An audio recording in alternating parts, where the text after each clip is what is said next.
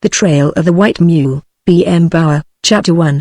Casey Ryan, hunched behind the wheel of a large, dark blue touring car with a kinked front fender and the glass gone from the left headlight, slid out from the halted traffic, shied sharply away from a hysterically clanging streetcar, crossed the path of a huge red truck coming in from his right, missed it with 2 inches to spare and was halfway down the block before the traffic officer overtook him. The traffic officer was Irish too, and bigger than Casey, and madder. For all that, Casey offered to lick the living tar out of him before accepting a pale, expensive ticket which he grumbled and put into his pocket without looking at it. What I know about these here fancy city rules ain't sufficient to give a horn toad a headache, but it's a darn sight more I care, Casey declaimed hotly. I never was asked what I thought of them tin signs you stick up on the end of a telegraph pole, to tell folks when to go and when to quit going. Maybe it's alright for these here city drivers, this'll mean 30 days for you, spluttered the officer. I ought to call the patrol right now. Get the undertaker on the line first, Casey advised him ominously. Traffic was piling up behind them, and horns were honking a blatant chorus that extended 2 blocks up the street. The traffic officer glanced into the troubled grey eyes of the little woman beside Casey and took his foot off the running board. Better go put up your bail and then forfeit it, he advised in a milder tone. The judge will probably remember you. I do, and my memory ain't the best in the world. Twice you've been hooked for speeding through traffic, and parking by fireplugs and in front of the no park signs, and after 4, seems to be your big outdoor sport. Forfeit your bail, old boy, or it's 30 days for you. Sure, Casey Ryan made bitter retort, but the traffic cop had gone to untangle 2 furious Fords from a horse-drawn mail wagon, so he did not hear. Which was good luck for Casey. Why do you persist in making trouble for yourself? The little woman beside him exclaimed. It can't be so hard to obey the rules, other drivers do. I know that. I have driven this car all over town without any trouble whatever. Casey hogged the next safety zone line to the deep disgust of a young movie star in a cream and silver racer, and pulled into the curb just where he could not be passed. All right, Mom. You can drive, then. He slid out of the driver's seat to the pavement, his face a deeper shade of red than usual. For pity's sake, Casey. Don't be silly. His wife cried sharply, a bit of panic in her voice. You was in a hurry to get home, Casey pointed out to her with the mildness of manner which is not mild. I was hurrying, wasn't I? You aren't hurrying now, you are delaying the traffic again. Do be reasonable. You know it costs money to argue with the police. Police be damned. I'm trying to please a woman, and I'm up against a hard proposition. You can ask anybody if I'm the unreasonable one. You hustled me out of the show soon as the hugging commenced. You wouldn't even let me stay to see the first of Mutt and Jeff. You said you was in a hurry. I leaves the show without seeing the best part, gets the car and drills through the traffic trying to get you home quick. Now you're kicking because I did hurry. Hey. What do you mean, blocking the traffic? A domineering voice behind him bellowed. This ain't any reception hall, and it ain't no free auto park neither. Another traffic officer with another pencil and another pad of tickets such as drivers dread to see began to write down the number of Casey's car. This man did not argue. He finished his work briskly, presented another notice which advised Casey Ryan to report immediately to police headquarters, waved Casey peremptorily to proceed, and returned to his little square platform to the chorus of blatting automobile horns. The cops in this town hands out tickets like they was free excursion peddlers. Snorted Casey, his eyes a pale glitter behind his half-closed lids. They can go around me, or they can honk and be done to 'em. Get behind the wheel, Mom. Casey Ryans drove the last inch he'll ever drive in this darned town. If they pinch me again, it'll have to be for walking. The little woman looked at him, pressed her lips together and moved behind the wheel. She did not say a word all the way out to the white apartment house on Vermont which held the 4 rooms they called home. She parked the car dexterously in front and led the way to their apartment, ground floor, front, before she looked at me. It's coming to a showdown, Jack, she said then with a faint smile. He's on probation already for disobeying traffic rules of one sort and other, and his fines cost more than the entire upkeep of the car. I think he really will have to go to jail this time. It just isn't in Casey Ryan to take orders from anyone, especially when his own personal habits of driving a car are concerned. Town life is getting on his nerves. I tried to defend Casey, and at the same time to comfort the little woman. I didn't think it would work, his coming here to live, with nothing to do but spend money. This is the inevitable result of too much money and too much leisure. It sounds much better, putting it that way, murmured Mrs. Casey. I think you're right though, he did behave back there as if it were too much matrimony. Jack, he's been looking forward to your visit. I'm sorry this has happened to spoil it. It isn't spoiled, I grinned. Casey Ryan is, always and ever shall be Casey Ryan. He's running true to form, though tamer than one would expect. When do you think he'll show up? Mrs. Casey did not know. She ventured a guess or two, but there was no conviction in her tone. With 2 nominal arrests in 5 minutes chalked against him, and with his first rebellion against the little woman to rankle in his conscience and memory, she owned herself at a loss. With a cheerfulness that was only conversation deep, we waited for Casey and finally ate supper without him. The evening was enlivened somewhat by Babe's chatter of kindergarten doings, and was punctuated by certain pauses while steps on the sidewalk passed on or ended with the closing of another door than the Ryans. I fought the impulse to call up the police station, and I caught the eyes of the little woman straying unconsciously to the telephone in the hall while she talked of things remote from our inner thoughts. Margaret Ryan is game, I'll say that. We played cribbage for an hour or two, and the little woman beat me until finally I threw up my hands and quit. I can't stand it any longer, Mrs. Casey. Do you think he's in jail, or just sulking at a movie somewhere? I blurted. Forgive my butting in, but I wish you'd talk about it. You know you can, to me. Casey Ryan is a friend and more than a friend. He's a pet theory of mine, a fad, if you prefer to call him that. I consider him a perfect example of human nature in its unhampered, unbiased state, going straight through life without deviating a hair's breadth from the viewpoint of youth. A fighter and a castle builder, a sort of rough-edged Peter Pan. Till he comes soft food and hobbles with a stick because the years have warped his back and his legs, Casey Ryan will keep that indefinable, bubbling optimism of spiritual youth. So tell me all about him. I want to know who has licked, so far, luxury or Casey Ryan. The little woman laughed and picked up the cards, evening their edges with sensitive fingers that had not been manicured so beautifully when first I saw them. Well, sir, she drawled, making one word of the two and failing to keep a little twitching from her lips. I think it's been about a tie, so far. As a husband, Casey's a darned good bachelor. Her chuckle robbed that statement of anything approaching criticism. Aside from his insisting on cooking breakfast every morning and feeding me in bed, forcing me to eat fried eggs and sourdough hotcakes swimming in butter and honey when I crave grapefruit and thin toast and one French lamb chop with a white paper frill on the handle and garnished with fresh parsley, he's the soul of consideration. He wants 4 kinds of jam on the table every meal, when fresh fruit is going to waste. He's bullied the laundryman until the poor fellow's reached a point where he won't stop if the car's parked in front and Casey's liable to be home, but aside from that, Casey's all right. After serving time in the desert and rustling my own wood and living on bacon and beans and sourdough bread, I'm perfectly willing to spend the rest of my life doing painless housekeeping with all the modern built-in features ever invented, and buying my bread and cakes and salads from the delicatessen around the corner. I never want to see a sagebush again as long as I live, or feel the crunch of gravel under my feet. I expect to die in French-heeled pumps and embroidered silk stockings and the finest, silliest silk things ever put in a show window to tempt the soul of a woman. But it took just 2 weeks and 3 days to drive Casey back to his sourdough can. He craved luxury more than you seem to do, I remembered aloud. He did, yes. But his idea of luxury is sitting down in the kitchen to a real meal of beans and biscuits and all the known varieties of jam and those horrible whitewashed store cookies and having the noise of the phonograph drowned every 5 minutes by a passing streetcar. Casey wants 4 movies a day, and he wants them all funny. He brings home silk shirts with the stripes fairly shrieking when he unwraps them and he has to be thrown and tied to get a collar on him. He will get up at any hour of the night to chase after a fire engine, and every whipstitch he gets pinched for doing something which is perfectly lawful and right in the desert and perfectly awful in the city. You saw him, said the little woman, today.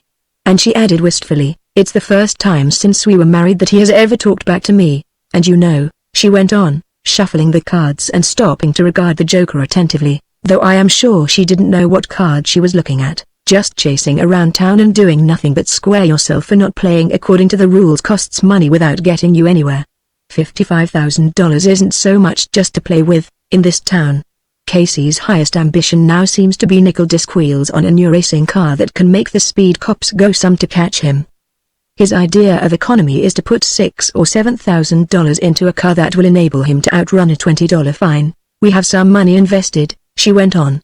We own this apartment house and fortunately it's in my name.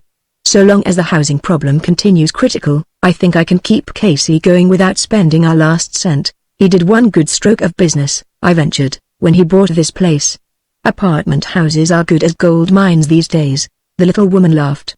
Well sir, it wasn't so much a stroke as it was a wallop.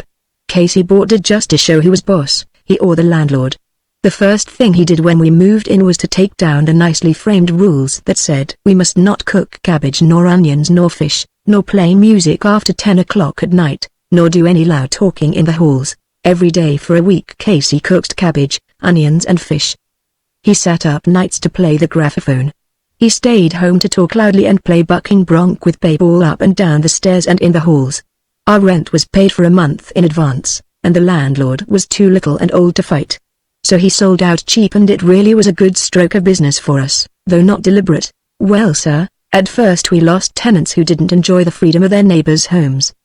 But really, Jack, you'd be surprised to know how many people in this city just love cabbage and onions and fish, and to have children they needn't disown whenever they go house hunting. I had ventilator hoods put over every gas range in the house, and turned the backyard into a playground with plenty of sand piles and swings. I raised the price, too, and made the place look very select, with a roof garden for the grown-ups. We have the house filled now with really nice families avoiding the garlic brand, and as an investment I wouldn't ask for anything better. Casey enjoyed himself hugely while he was whipping things into shape, but the last month he's been going stale. The tenants are also thankful to do as they please that they're excruciatingly polite to him, no matter what he does or says. He's tired of the beaches and he has begun to cuss the long, smooth roads that are signed so that he couldn't get lost if he tried. It does seem as if there's no interest left in anything, unless he can get a kick out of going to jail. And, Jack, I do believe he's gone there.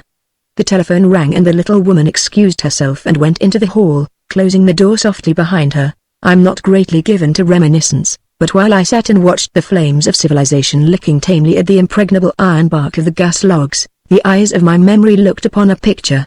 Desert, empty and with the mountains standing back against the sky, the Great Dipper up-tilted over a peak and the stars bending close for very friendliness. The licking flames of dry greasewood burning, with a pungent odor in my nostrils when the wind blew the smoke my way.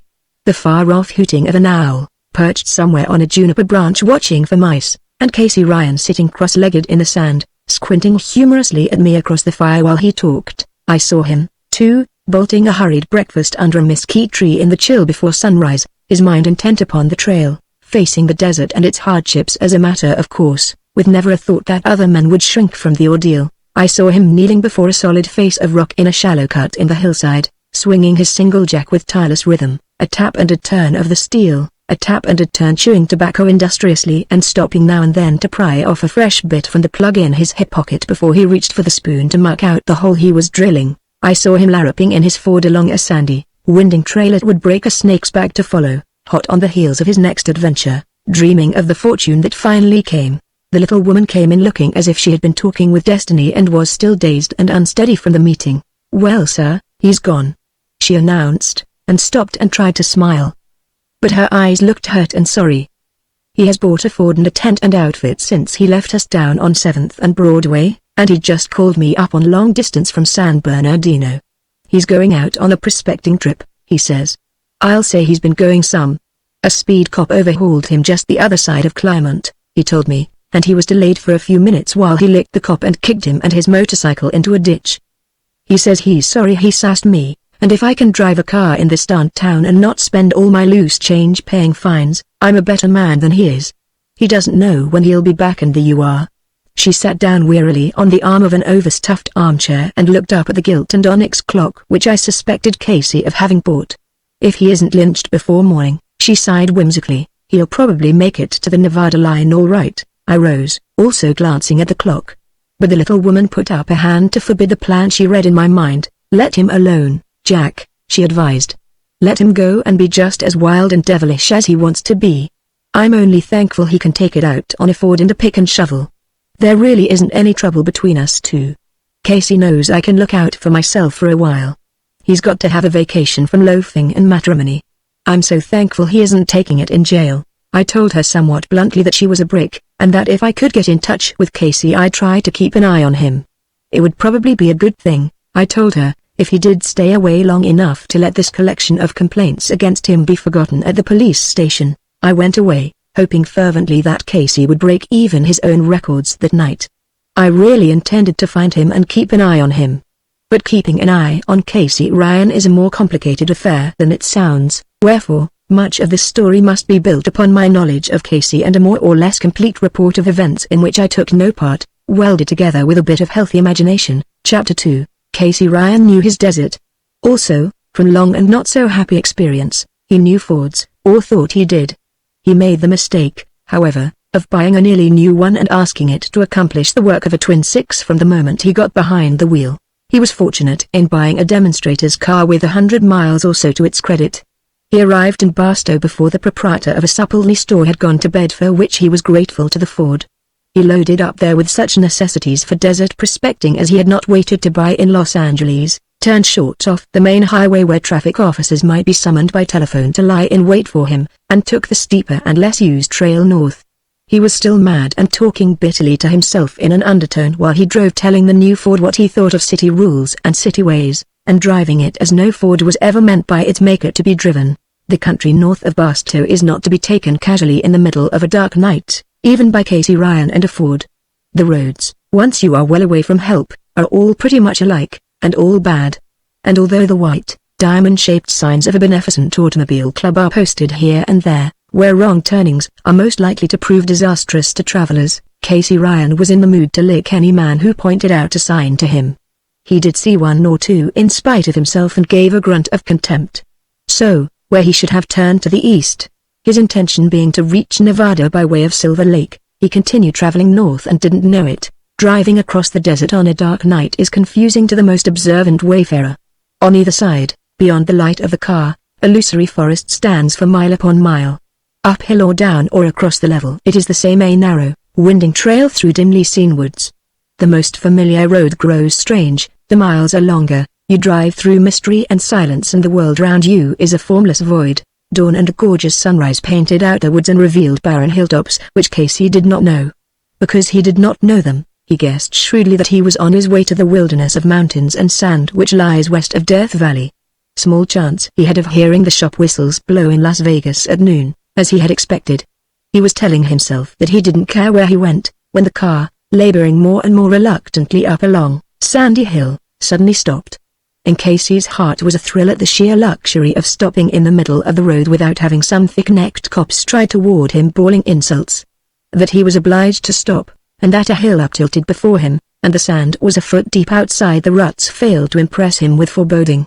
He gloried in his freedom and thought not at all of the Ford. He climbed stiffly out, squinted at the skyline, which was jagged, and at his immediate surroundings, which were barren and lonely and soothing to his soul that hungered for these things. Great, gaunt Joshua trees stood in grotesque groups all up and down the narrow valley, hiding the way he had come from the way he would go. It was as if the desert had purposely dropped a curtain before his past and would show him none of his future. Whereat Casey Ryan grinned, took a chew of tobacco and was himself again. If they want to come pinch me here, I'll meet 'em man to man. Back in town no man's got a show. They pile in 4 deep and gang a fella. Out here it's liquor get licked. They can all go teeth under. Tail with town, the odor of coffee boiling in a new pot which the sagebrush fire was fast blackening, the salty, smoky smell of bacon frying in a new frying pan that turned bluish with the heat, the sizzle of bannock batter poured into hot grease. These things made the smiling mouth of Casey Ryan water with desire. Hell, said Casey, breathing deep when, stomach full and resentment toward the past blurred by satisfaction with his present, he filled his pipe and fingered his vest pocket for a match. Gas stoves can't cook nothing so there's any taste to it. But there's the first real meal I've had in 6 months. Light a match and turn on the gas and call that a fire. Hewn. Good old sage grease would for Casey Ryan, from here on. He laid back against the sandy side of a hill, tilted his hat over his eyes and crossed his legs luxuriously. He was in no hurry to continue his journey. Now that he and the desert were alone together, haste and Casey Ryan held nothing in common. For a while he watched a Joshua palm that looked oddly like a giant man with one arm hanging loose at its side and another pointing fixedly at a distant, black-capped butte standing aloof from its fellows. Casey was tired after his night on the trail. Easy living in town had softened his muscles and slowed the little that untiring energy which had balked at no hardship. He was drowsy, and his brain stopped thinking logically and slipped into half-waking fancy. The Joshua seemed to move, to lift its arm and point more imperatively toward the peak. Its ungainly head seemed to turn and nod at Casey. What did the darn thing want? Casey would go when he got good and ready. Perhaps he would go that way, and perhaps he would not. Right here was good enough for Casey Ryan at present, and you could ask anybody if he were the man to follow another man's pointing, much less a Joshua tree. Battering rain woke Casey some hours later and drove him to the shelter of the ford. Thunder and lightning came with the rain, and a bellowing wind that rocked the car and threatened once or twice to overturn it. With some trouble Casey managed to button down the curtains and sat huddled on the front seat, watching through a streaming windshield the buffeted wilderness. He was glad he had not unloaded his outfit, gladder still that the storm had not struck which he was traveling. Down the trail toward him a small river galloped, washing deep gullies where the wheels of his car offered obstruction to its boisterousness. "She's a tough one," grinned Casey, in spite of the chattering of his teeth. "Looks like all the water in the world has been poured down this pass. Keeps on, I'll have to gouge out a couple of Josh and turn the old Ford into a boat, but Casey'll keep her going." Until inky dark it rained like the deluge. Casey remained perched in his one-man ark and tried hard to enjoy himself and his hard-won freedom.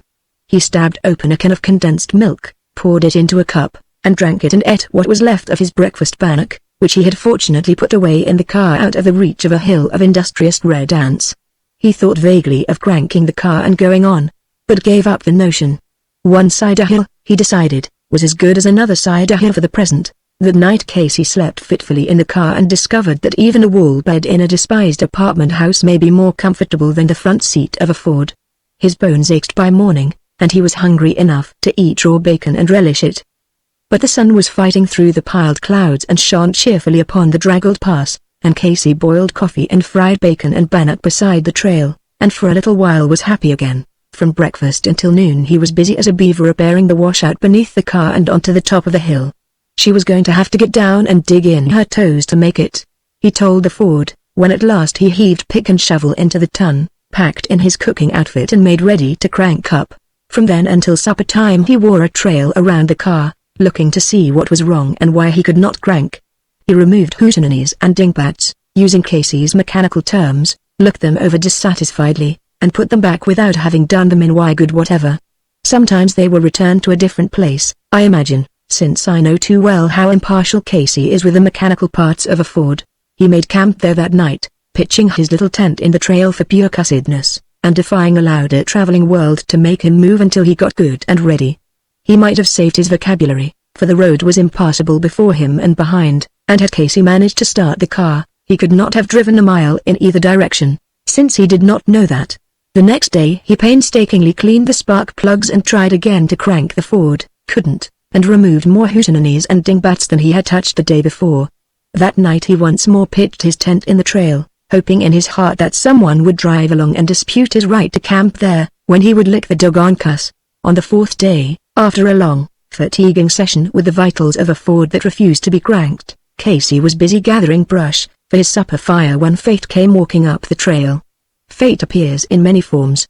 In this instance it assumed the shape of a packed burro that poked its nose around a group of Joshuas, stopped abruptly and backed precipitately into another burro which swung out of the trail and went careening awkwardly down the slope.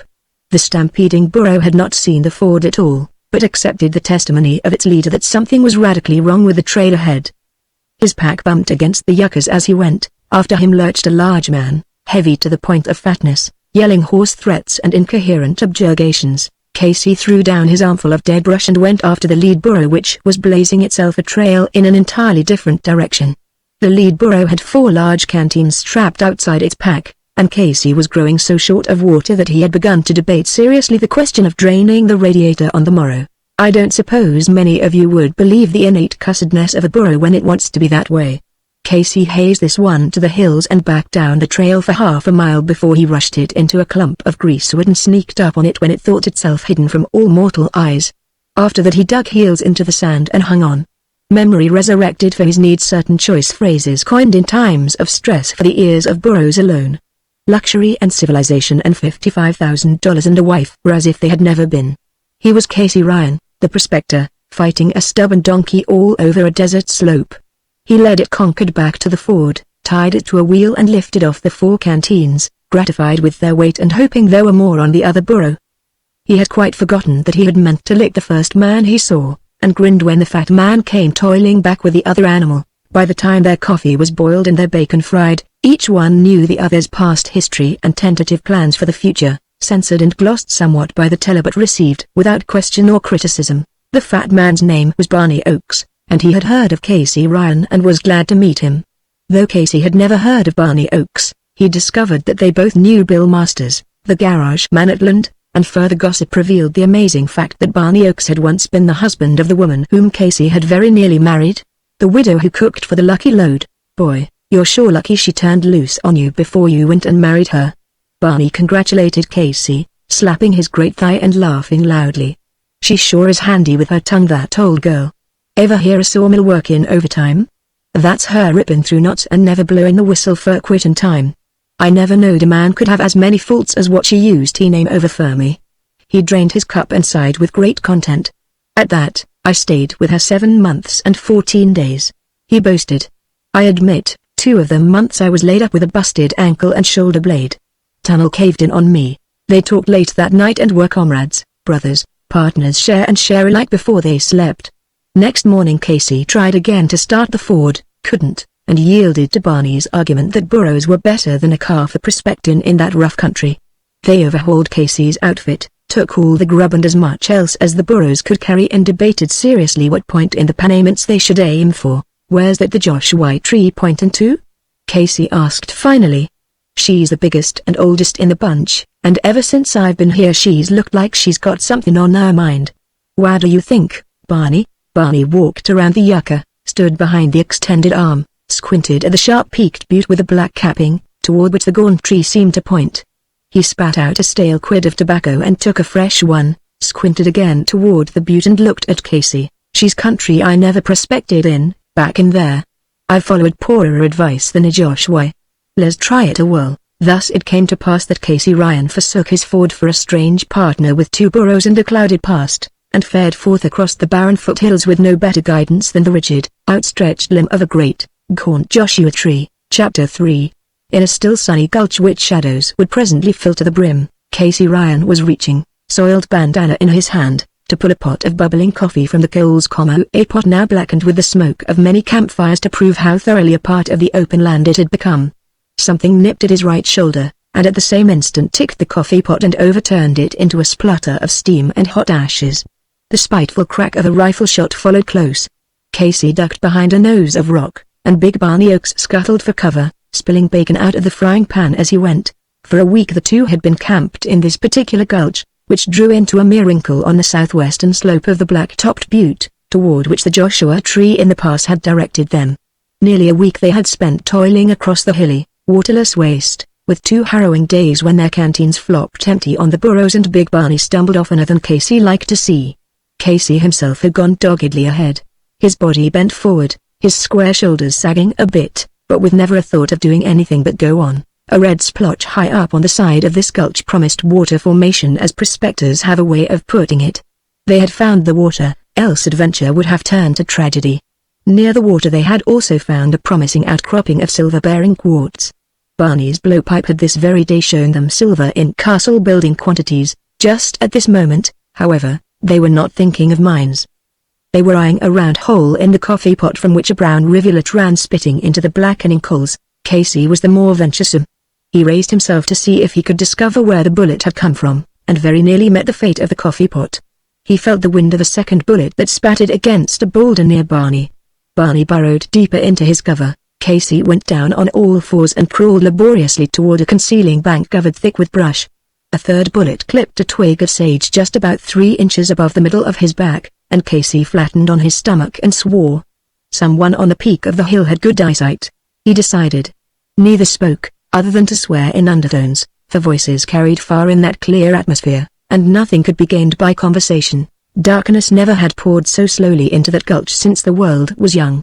The campfire had died to black embers before Casey ventured from his cover, and Barney Oakes seemed to have holed up for the season. Unless you have lived for a long while in a land altogether empty of any human life save your own, you cannot realize the effect of having mysterious bullets zip past your ears and ruin your supper for you. Somebody's gunning for us, looks like Timmy, Barney observed belatedly in a hoarse whisper, from his cover. Found that out, did you? Well, it ain't the first time Casey's been shot at and missed. Casey retorted peevishly in the lee of the bank. Say. I knowed the sing of bullets before I was old enough to carry a tune, so'd I, boasted Barney, but that ain't sayin' I learned to like the song. What I'm figuring out now, said Casey, is how to get up there and at 'em. And how we can do it without him seeing us. Going to be kinda ticklish, but it ain't the first ticklish job Casey Ryan ever tackled. It can't be did, Barney stated flatly. And if it could be did, I wouldn't do it. I ain't as easy to miss as what you be. I got bulk, a whole board through your tallow might maybe do good, Casey suggested harshly. Might let in a little sand. You can't never tell, my vitals, said Barney with dignity, is just as close to the surface as what your vitals be. I ain't so fat I'm big. And I got all the sand I need. I also have got sense, which some men lacks. What you figuring on doing? Casey wanted to know.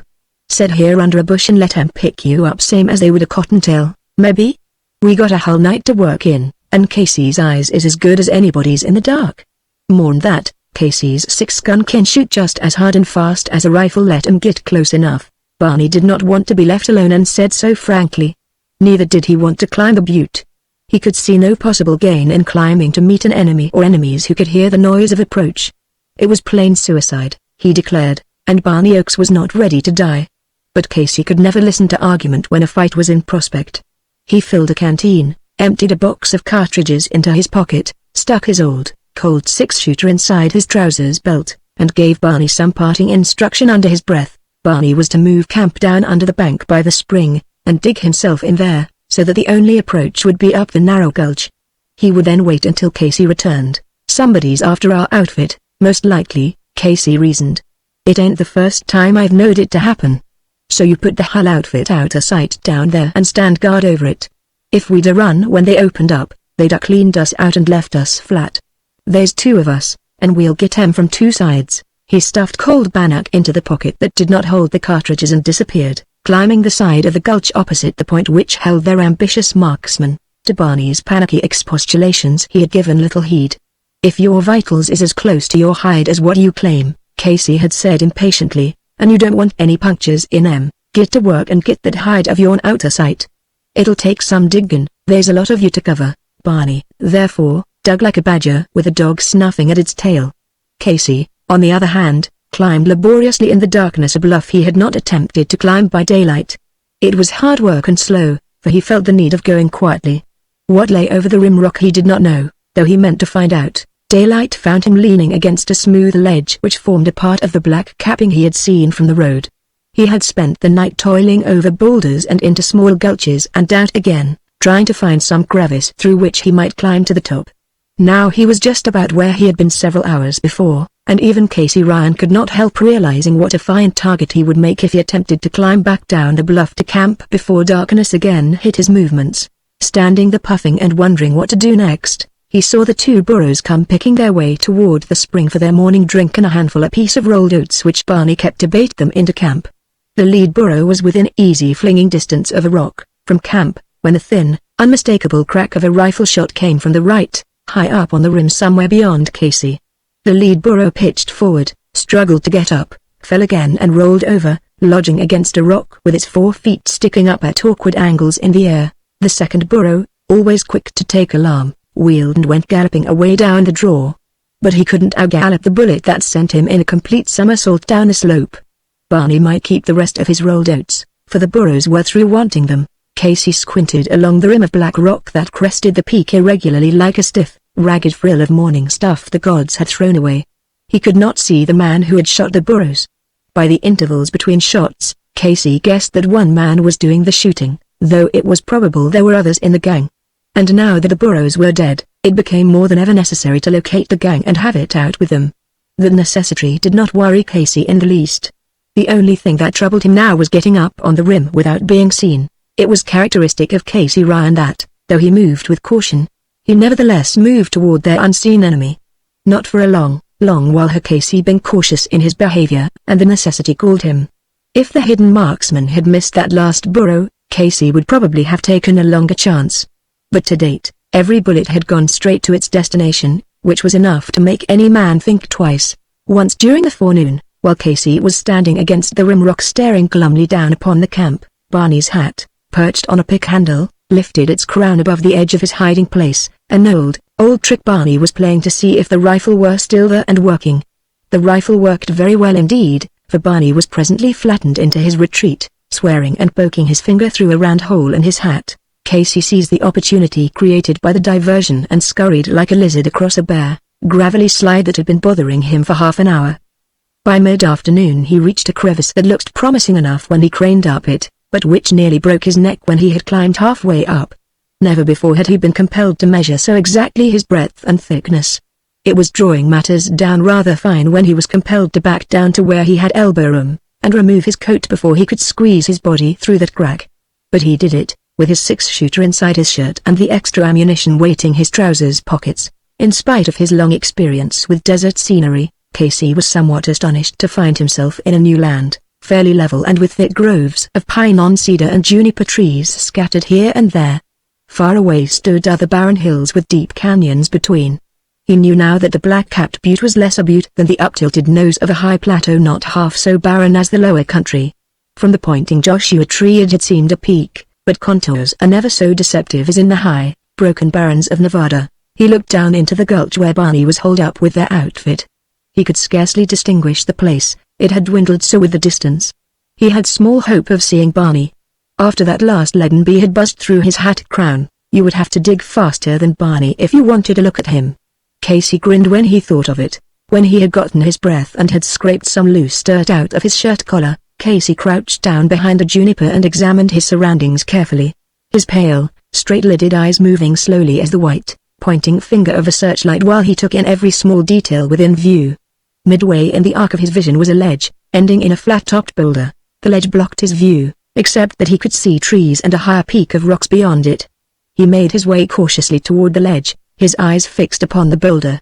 A huge, sloping slab of a granite outcropping it seemed, scaly with grey-green fungus in the cracks where moisture longest remained, granite ledge banked with low junipers warped and stunted and tangled with sage. The longer Casey looked at the boulder, the less he saw that seemed unnatural in a country filled with boulders and outcroppings and stunted vegetation. But the longer he looked at it, the stronger grew his animal instinct that something was wrong. He waited for a long time indeed for Casey Ryan to wait. There was no stir anywhere save the sweep of the wind blowing steadily from the west. He crept forward, halting often, eyeing the boulder and its neighboring ledge, distrust growing within him, though he saw nothing, heard nothing but the wind sweeping through branches and bush. Casey Ryan was never frightened in his life. But he was Irish-born and there's something in Irish blood that will not out, something that goes beyond reason into the world of unknown wisdom. It's a tricksy world, that realm of intuitions. For this is what befell Casey Ryan, and you may account for it as best pleases you. He circled the rock as a wolf will circle a coiled rattler which it does not see. Beyond the rock, built close against it so that the rear wall must have been the face of the ledge, a little rock cabin squatted secretively. One small window, with 2 panes of glass was set high under the eaves on the side toward Casey. Cleverly concealed it was, built to resemble the ledge. Visible from one side only, and that was the side where Casey stood. At the back the sloping boulder, untouched, impregnable, at the north and west, a twist of the ledge that hid the cabin completely in a niche. It was the window on the south side that betrayed it. So here was what the boulder concealed, and yet, Casey was not satisfied with the discovery. Unconsciously he reached for his gun. This, he told himself, must be the secret habitation of the fiend who shot from rim rocks with terrible precision at harmless prospectors and their burrows. Casey squinted up at the sun and turned his level gaze again upon the cabin. Reason told him that the man with the rifle was still watching for a pot shot at him and Barney, and that there was nothing whatever to indicate the presence of only one man in the camp below. Had he been glimpsed once during the climb, he would have been fired upon. He would never have been given the chance to gain the top and find this cabin. The place looked deserted. His practical, everyday mind told him it was empty for the time being. But he felt queer and uncomfortable, nevertheless. He sneaked along the ledge to the cabin, flattened himself against the corner next the grey boulder and waited there for a minute. He felt the flesh stiffening on his jaws as he crept up to the window to look in. By standing on his toes, Casey's eyes came on a level with the lowest inch of glass, the window was so high, just at first Casey could not see much. Then, when his eyes had adjusted themselves to the half-twilight within, his mind at first failed to grasp what he saw.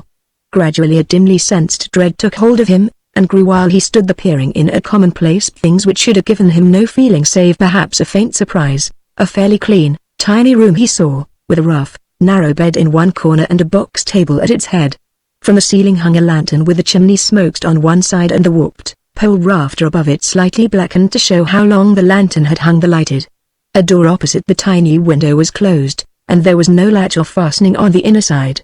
An Indian blanket covered half the floor space, and in the corner opposite the bed was a queer, drum-like thing of sheet iron with a pipe running through the wall, some heating arrangement, Casey guessed.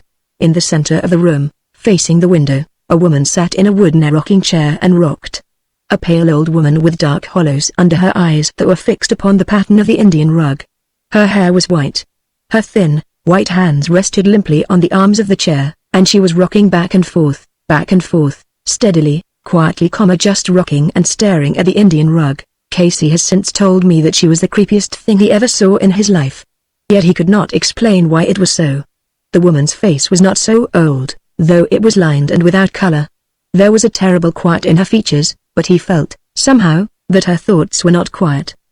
It was as if her thoughts were reaching out to him, telling him things too awful for her thin, hushed lips to let pass. But after all, Casey's main object was to locate the man with the rifle, and to do it before he himself was seen on the butte.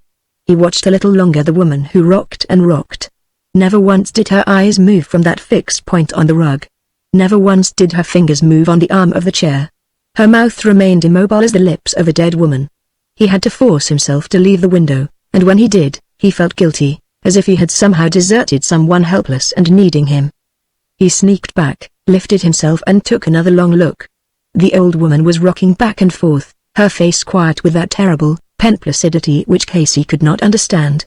Away from the cabin a pebble's throw, he shook his shoulders and pulled his mind away from her, back to the man with the rifle and to Barney.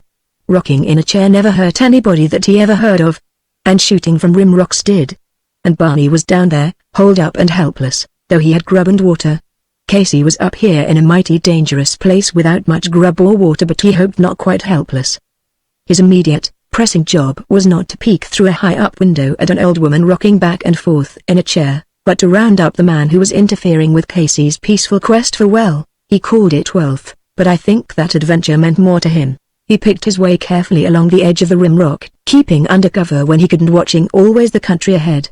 And without any artful description of his progress, I will simply say that Casey Ryan combed the edge of that rampart for 2 miles before dark, and found himself at last on the side farthest from Barney without having discovered the faintest trace of any living soul save the woman who rocked back and forth in the little, secret cabin. Casey sat down on a rock, took a restrained drink from his canteen, and said everything he knew or could invent that was profane and condemnatory of his luck, of the unseen assassin, of the country and his present predicament.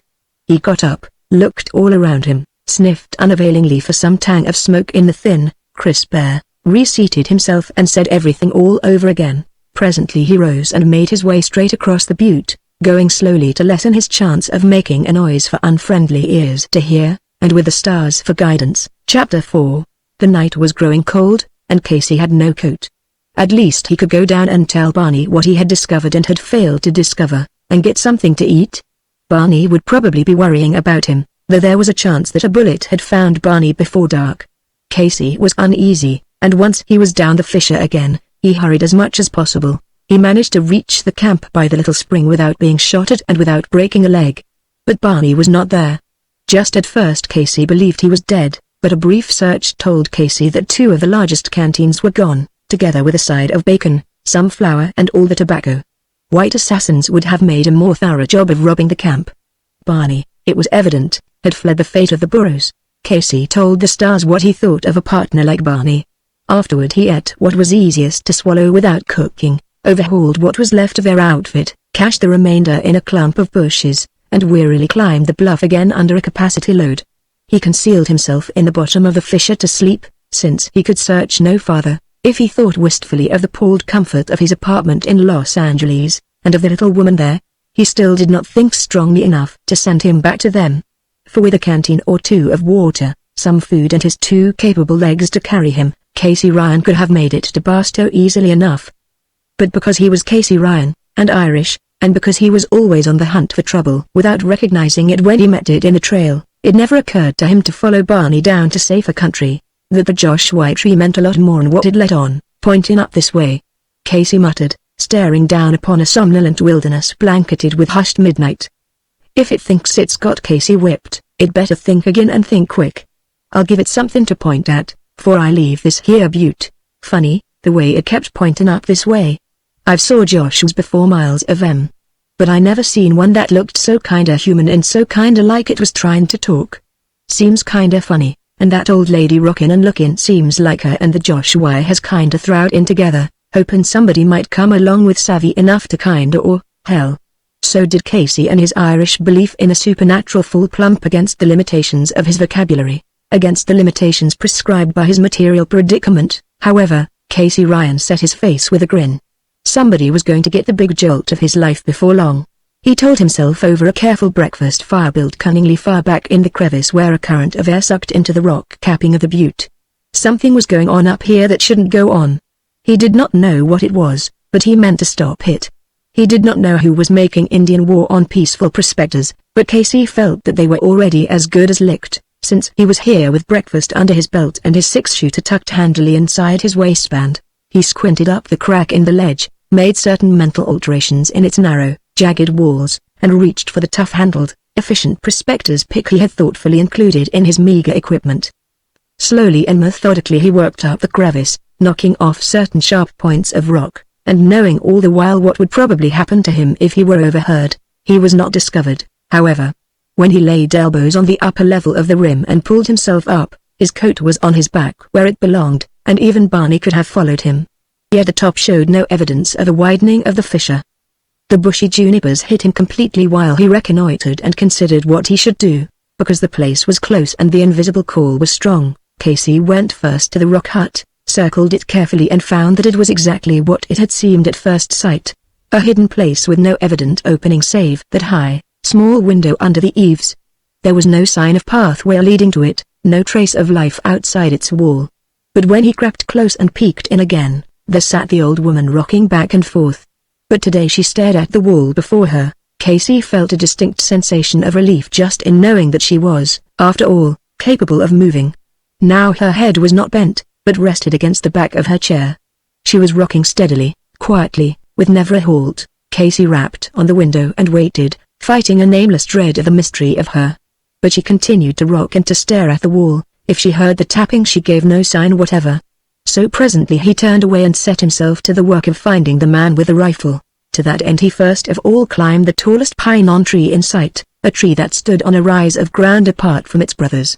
From the concealment of its branches, he surveyed his surroundings carefully, noting especially the notched unevenness of the butte's rim and how just behind him it narrowed unexpectedly to a thin ridge not more than a couple of 100 yards in breadth. A jagged outcropping cut straight across, and Casey saw how yesterday he had mistaken that ledge for the rim of the butte. His man must have been out on the point beyond him all the while. He was out there now, very likely, there, or down in the camp he had watched yesterday like a vulture. His search having narrowed to an area easily covered in an hour or two, Casey turned his head and examined as well as he could the deep canyon that had bitten into the butte and caused that narrow peak.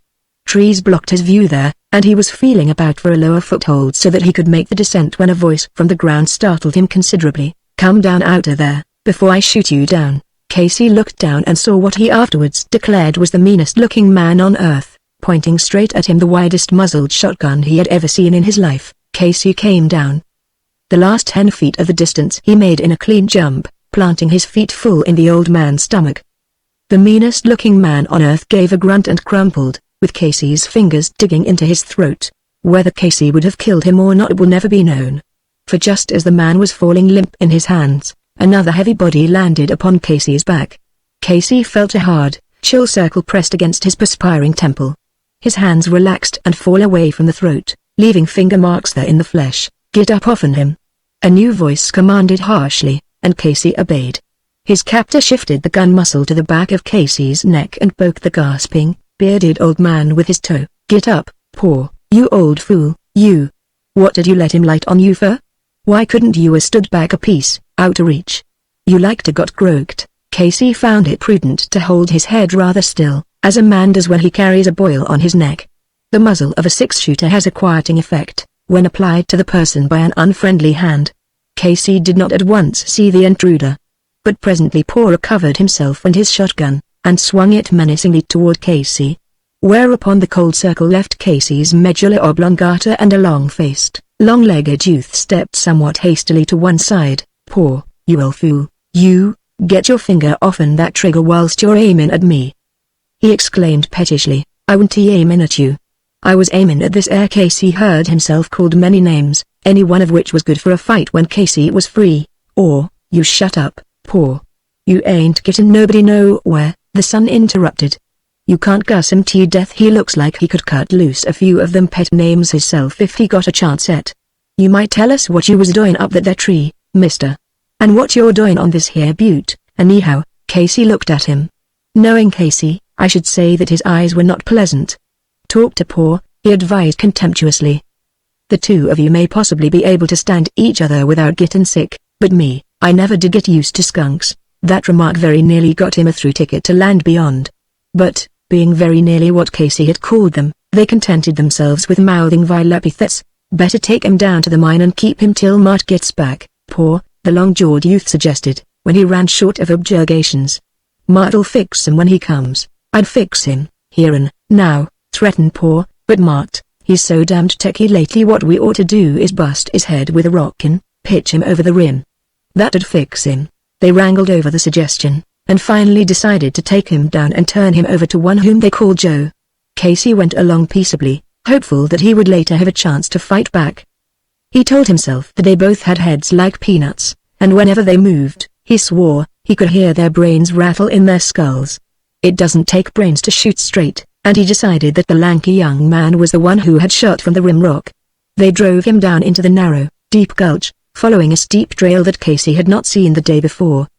The trail led them to the mouth of a tunnel, and by the size of the dump Casey judged that the workings were of a considerable extent. They were getting out silver ore, he guessed, after a glance or two at stray pieces of rock. Joe was a big, glum-looking individual with his left hand bandaged. He chewed tobacco industriously and maintained a complete silence while Hank, frequently telling Paul to shut up, told how and where they had found Casey spying up on the butte. "We don't fancy stray desert rats prowling around without no reason," said Joe. "Our boss that we're working for ain't at home. We're looking for him back any day now, and we'll just hold you till he comes. He can do as he likes about you. You'll have to work for your board. See him on and I'll show you how." Hank followed Casey and Joe into the tunnel. Casey made no objections whatever to going. The tunnel was a fairly long one, he noticed, with drifts opening out of it to left and right. At the end of the main tunnel, Joe turned, took Casey's candle from him and stuck it into a seam in the wall, as he had done with his own. "Ever drill in rock?" he asked shortly. "Maybe I have and maybe I ain't," Casey returned defiantly. "Here's a drill, and here's your single jack. Now get to work. There ain't any loafing around this camp, and spies never meant good to nobody. You needn't expect to be popular with us, but you'll get your grub if you earn it." Casey looked at the drill, took the double-headed, 4-pound hammer and hesitated. He has said that it was pretty hard to resist braining the two of them at once. But there would still be the old man with the shotgun, and he admitted that he was curious about the old woman who rocked and rocked. He decided to wait a while and see why these miners found it necessary to shoot harmless prospectors who came near the butte. So he spat into the dust of the tunnel floor, squinted at Joe for a minute and went to work. That day Casey was kept underground except during the short interval of shooting and waiting for the dynamite smoke to clear out of the tunnel, which process Casey assisted by operating a hand blower much against his will. Joe remained always on guard, eyeing Casey suspiciously. When at last he was permitted to pick up his coat and leave the tunnel, night had fallen so that the gulch was dim and shadowy. Casey was conducted to a dugout cabin where bacon was frying too fast and smoking suffocatingly. Paul was there, in a vile temper which seemed to be directed toward the three impartially and to have been caused chiefly by his temporary occupation as camp cook. Casey watched the old man place food for one person in little dishes which he set in a bake pan for want of a tray. He added a small tin teapot of tea and disappeared from the dugout. "Two of us waiting to see your boss, huh?"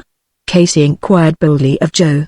"Can't we eat together? You can call yourself lucky if you eat at all," Joe retorted glumly. "The old man's pretty sore at the way you handled him. He's running this camp, I ain't." Casey let it go at that, chiefly because he was hungry and tired and did not want to risk losing his supper altogether. "Hounds like these," he told himself bitterly, were capable of any crime, from smashing a man's skull and throwing him off the rim rock to starving him to death. He was Casey Ryan, ready always to fight whether his chance of winning was even or merely microscopical. But even so, Casey was not inclined towards suicide. When the old man presently returned and the three sat down to the table, Casey obeyed a gesture and sat down with them. In spite of Joe's 6-shooter laid handily upon the table beside his plate, Casey ate heartily, though the food was neither well cooked nor over plentiful. After supper he rose and filled his pipe, which they had permitted him to keep. A stranger coming into the cabin might not have guessed that Casey was a prisoner. When the table was cleared and Hank set about washing the dishes, Casey picked up a grimy dish towel branded black in places where it had rubbed sooty kettles, and grinned cheerfully at Paul while he dried it in plate. Paul eyed him dubiously over a stinking pipe, spat reflectively into the wood box and crossed his legs the other way, loosely swinging an ill-shod foot. "You ain't told us yet what brung you up on the butte," Paul observed suddenly. "You want he lost, you ain't got a mark on no tenderfoot. What was you doing up in that tree?" "Maybe I might have been hunting mountain sheep," Casey retorted calmly. "Hunting mountain sheep up a tree is a new one," tittered Hank. "Wish you'd give me a swallow of that brand. Must have a kick like a brindle mule, more likely white mule." Casey cocked a knowing eye at Hank. "You're too late, young fella. I chewed the cork day before yesterday," he declared. While he fished another plate out of the pan, Casey observed that Paul looked at Joe inquiringly, and that Joe moved his head sidewise a careful inch, and back again. "Moonshine, huh?" Paul hazarded hopefully. "You peddling it, making it," Casey grinned secretively. "A man can't be pinched without the goods," he observed shrewdly. "I was raised in a country where they took fools out and brained them with an axe. You fellas ain't been none too friendly, recollect. When's your boss expected home, did you say?" "I'd kinda like to meet him." "He'll kinda like to meet you," Joe returned darkly. "Your actions has been plumb suspicious." "Nothing suspicious about my actions," Casey stated truculently, throwing discretion behind him. "The suspiciousness lays up here somewheres on this butte. If you want to know what brung me up here, Casey Ryan's the man that can tell you to your faces. I come up here to find out who's been getting busy with a high power on my camp down below. Ain't it natural the men want to know who'd shot his 2 burros and his partner?" Casey had impulsively decided to throw in Barney for good measure. Casey Ryan ain't the man to sit under a bush and be shot at like a rabbit. You can ask anybody if Casey ever backed up for a man or beast. "I come up here hunting." "Sure I did. It wasn't sheep I was after, that's my mistake. It was goats. Guess I got yawn." Hank cleared when stuck my gun in your back hair. "If anyone's been using a high power it wasn't on this butte," Joe growled. "None of this bunch done any shooting. Pap and Hank, they was up here hunting burros and I caught you up a tree spying. We got a little band antelope up here we're protecting. Our boss got himself made a deputy for just such cases as yourn appears to be providing. Your case ain't worse. Now you say your partner was shot down below in your camp. That sure looks bad for you, old-timer. The boss'll sure have to look into it when he gets here. Lucky we made up our minds to hold you a murderer, like as not." He filled his pipe with deliberation, while Casey, his jaw sagging, stared from one to the other. Casey had meant to accuse them to their faces of shooting Barney and the burros from the rim rock.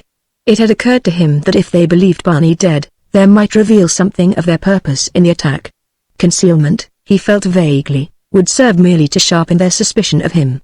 It had seemed very important to Casey that these 3 should not know that Barney was probably well on his way to Barstow by now. Barney in Barstow would mean Barney bearing news that Casey Ryan was undoubtedly murdered by outlaws in the Panamints, which would mean a few officers on the trail, with Barney to guide them to the spot. Paul and Hank and Joe outlaws all, he would have sworn would get what Casey called their needins.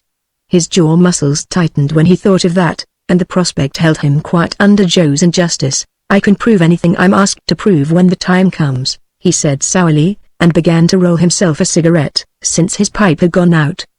"But I ain't in any courtroom yet, and you fellas ain't any judge and jury. We got to hold ye," Paul spoke up unctuously, as if the decision had been his. "If a crime's been committed, like you say it has, we got to do our duty and hold ye. The boss'll know what to do with ye, like I said all along, when I hauled ye down out of the tree, for instance. Or, shut up, Paul, you old fool, you," Hank commanded again with filial gentleness. "He had your tongue hanging out a foot when I come along and captured him. Don't go ducking no credit to yourself, you ain't got none coming. Mart'll know what to do with him, all right. But you needn't go and try to let on to Mart that you was the one that caught him. He had you caught. And he'd a killed you if I hadn't showed up and pulled him off on you. Well now, when it comes to killing, Casey interjected spitefully, I guess I coulda put the two of you away if I'da wanted to write bad. Casey Ryan ain't no killer, because he don't have to be. Gwin and hold me if you feel that way. Grub ain't none too good, but I can stand it till your boss comes. I want a man-to-man talk with him, anyway. Chapter 5. That night Casey slept soundly in a bunk built above Joe's bed in the dugout, with Hank and Paw on the opposite side of the room with their guns handy. In the morning he thought well enough of his stomach to get up and start breakfast when Hank had built the fire. He was aware of Joe's suspicious gaze from the lower bunk, and of the close presence of Joe's six-shooter eyeing him balefully from underneath the top blanket. Hank, too, was watchful as a coyote, which he much resembled, in Casey's opinion. But Casey did not mind trifles of that kind, once his mind was at ease about the breakfast and he was free to slice bacon the right thickness, and mix the hot cake batter himself. For the first time in many weeks he sang, if you could call it singing, over his work. When Casey Ryan sings over a breakfast fire, you may expect the bacon fried exactly right. You may be sure the hot cakes will be browned correctly with no uncooked dough inside, and that the coffee will give you heart for whatever hardship the day may hold. Even Paw's surliness lightened a bit by the time he had speared his 10th cake and walloped it in the bacon grease before sprinkling it thick with sugar and settling the 11th cake on top. Casey was eyeing the 14th cake on Hank's plate when Joe looked up at him over a loaded fork. Save out enough dough for 3 good uns, Joe ordered, and fill that little coffee pot and set it to keep hot, before Hank hogs the whole thing. Dad, seems like you're too busy to think of some things Mart wouldn't want forgot. Paw looked quickly at Casey, but Casey Ryan had played poker all his life, and his weathered face showed no expression beyond a momentary interest, which was natural. Other fella hurt bad? He inquired carelessly, looking at Joe's bandaged hand. He almost grinned when he saw the relieved glances exchanged between Joe and Paw. Leg broke, Joe mumbled over a mouthful. Dad, he set it and it's doing all right. He's up in another cabin. Through Hank's brainless titter, Joe added carefully, bad ground in the first right-hand drift. We had to abandon it. Rocks big as your head comin' in on you unexpected. None of them right-hand drifts is safe for a man to walk in, much less work. Thereupon Casey related a thrilling story of a cave-in, and assured Joe that he and his partner were lucky to get off with mere broken bones. Casey, you will observe, was running contrary to his nature and leaning to diplomacy. For himself, I am sure he would never have troubled to placate them. He would have taken the first slim chance that offered or made one and fought the 3 to a finish, but there was the old woman in the rock hut above them, rocking back and forth and staring at a wall that had no visible opening save one small window to let in the light of outdoors. Prisoner she must be, though why, Casey could only guess. Perhaps she was some desert woman, the widow of some miner who had been shot as these 3 had tried to shoot him and Barney Oakes. Mean, malevolent as they were, they would still lack the brutishness necessary to shoot an old woman. So they had shut her up there in the rock hut, not daring to take her back to civilization where she would tell of the crime. It was all plain enough to Casey. The story of the crippled miner made him curl his lip contemptuously when his back was safely turned from Joe. That day Casey thought much of the old woman in the hut, and of Paw's worse than inferior cooking. Though he did not realize the change in himself, 6 months of close companionship with the little woman had changed Casey Ryan considerably. Time was when even his soft-heartedness would not have impelled him to patient scheming that he might help an old woman whose sole claim upon his sympathy consisted of 4 rock walls and a look of calm despair in her eyes. Now, Casey was thinking and planning for the old woman more than for himself, wherefore, Casey chose the time when he was putting in an upper, which is miner's parlance for drilling a hole in the upper face of the tunnel. He gritted his teeth when he swung back the single jack and landed a glancing blow on the knuckles of his left hand instead of the drill end. No man save Casey Ryan or a surgeon could have told positively whether the metacarpal bones were broken or whether the hand was merely skinned and bruised. Joe came up, regarded the bleeding hand sourly, led Casey out to the dugout and bandaged the hand for him. There would be no more tunnel work for Casey until the hand had healed. That was accepted without comment. That night Casey proved to Paw that, with one hand in a sling much resembling Joe's, he could nevertheless cook a meal that made eating a pleasure to look forward to. After that the old woman in the little stone hut had pudding, sometimes, and cake made without eggs, and pie, and the potatoes were mashed or baked instead of plain boiled. Casey had the satisfaction of seeing the dishes return empty to the dugout, and know that he was permitted to add something to her comfort and well-being. The little woman would be glad of that, Casey thought with a glow. She might never hear of it. But Casey liked to feel that he was doing something that would please the little woman. For the first few days after Casey was installed as cook, one of the three remained always with him, making it plain that he was under guard. Two were always busy elsewhere. Casey saw that he was expected to believe that they were at work in the tunnel, driving it into a certain contact of which they spoke frequently and at length. At supper they would mention their footage for that day's work, and Casey would hide a grin of derision. Casey knew rock as he knew bacon and beans and his sourdough can.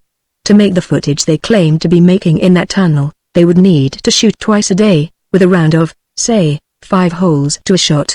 As a matter of fact, 2 holes a day, 1 shot at noon and 1 at night, were the most Casey ever heard fired in the tunnel or elsewhere about the mine. But he did not tell them any of the things he thought. Not even Joe, who had intelligence far above Paul and Hank, ever guessed that Casey listened every day for their shots and could tell, almost to an inch, what progress they were actually making in the tunnel. Nor did he guess that Casey Ryan with his mouth shut was more unsafe than giant powder laid out in the sun until it sweated destruction. Persistent effort, directed by an idea based solely upon an abstract theory, must be driven by a trained intelligence.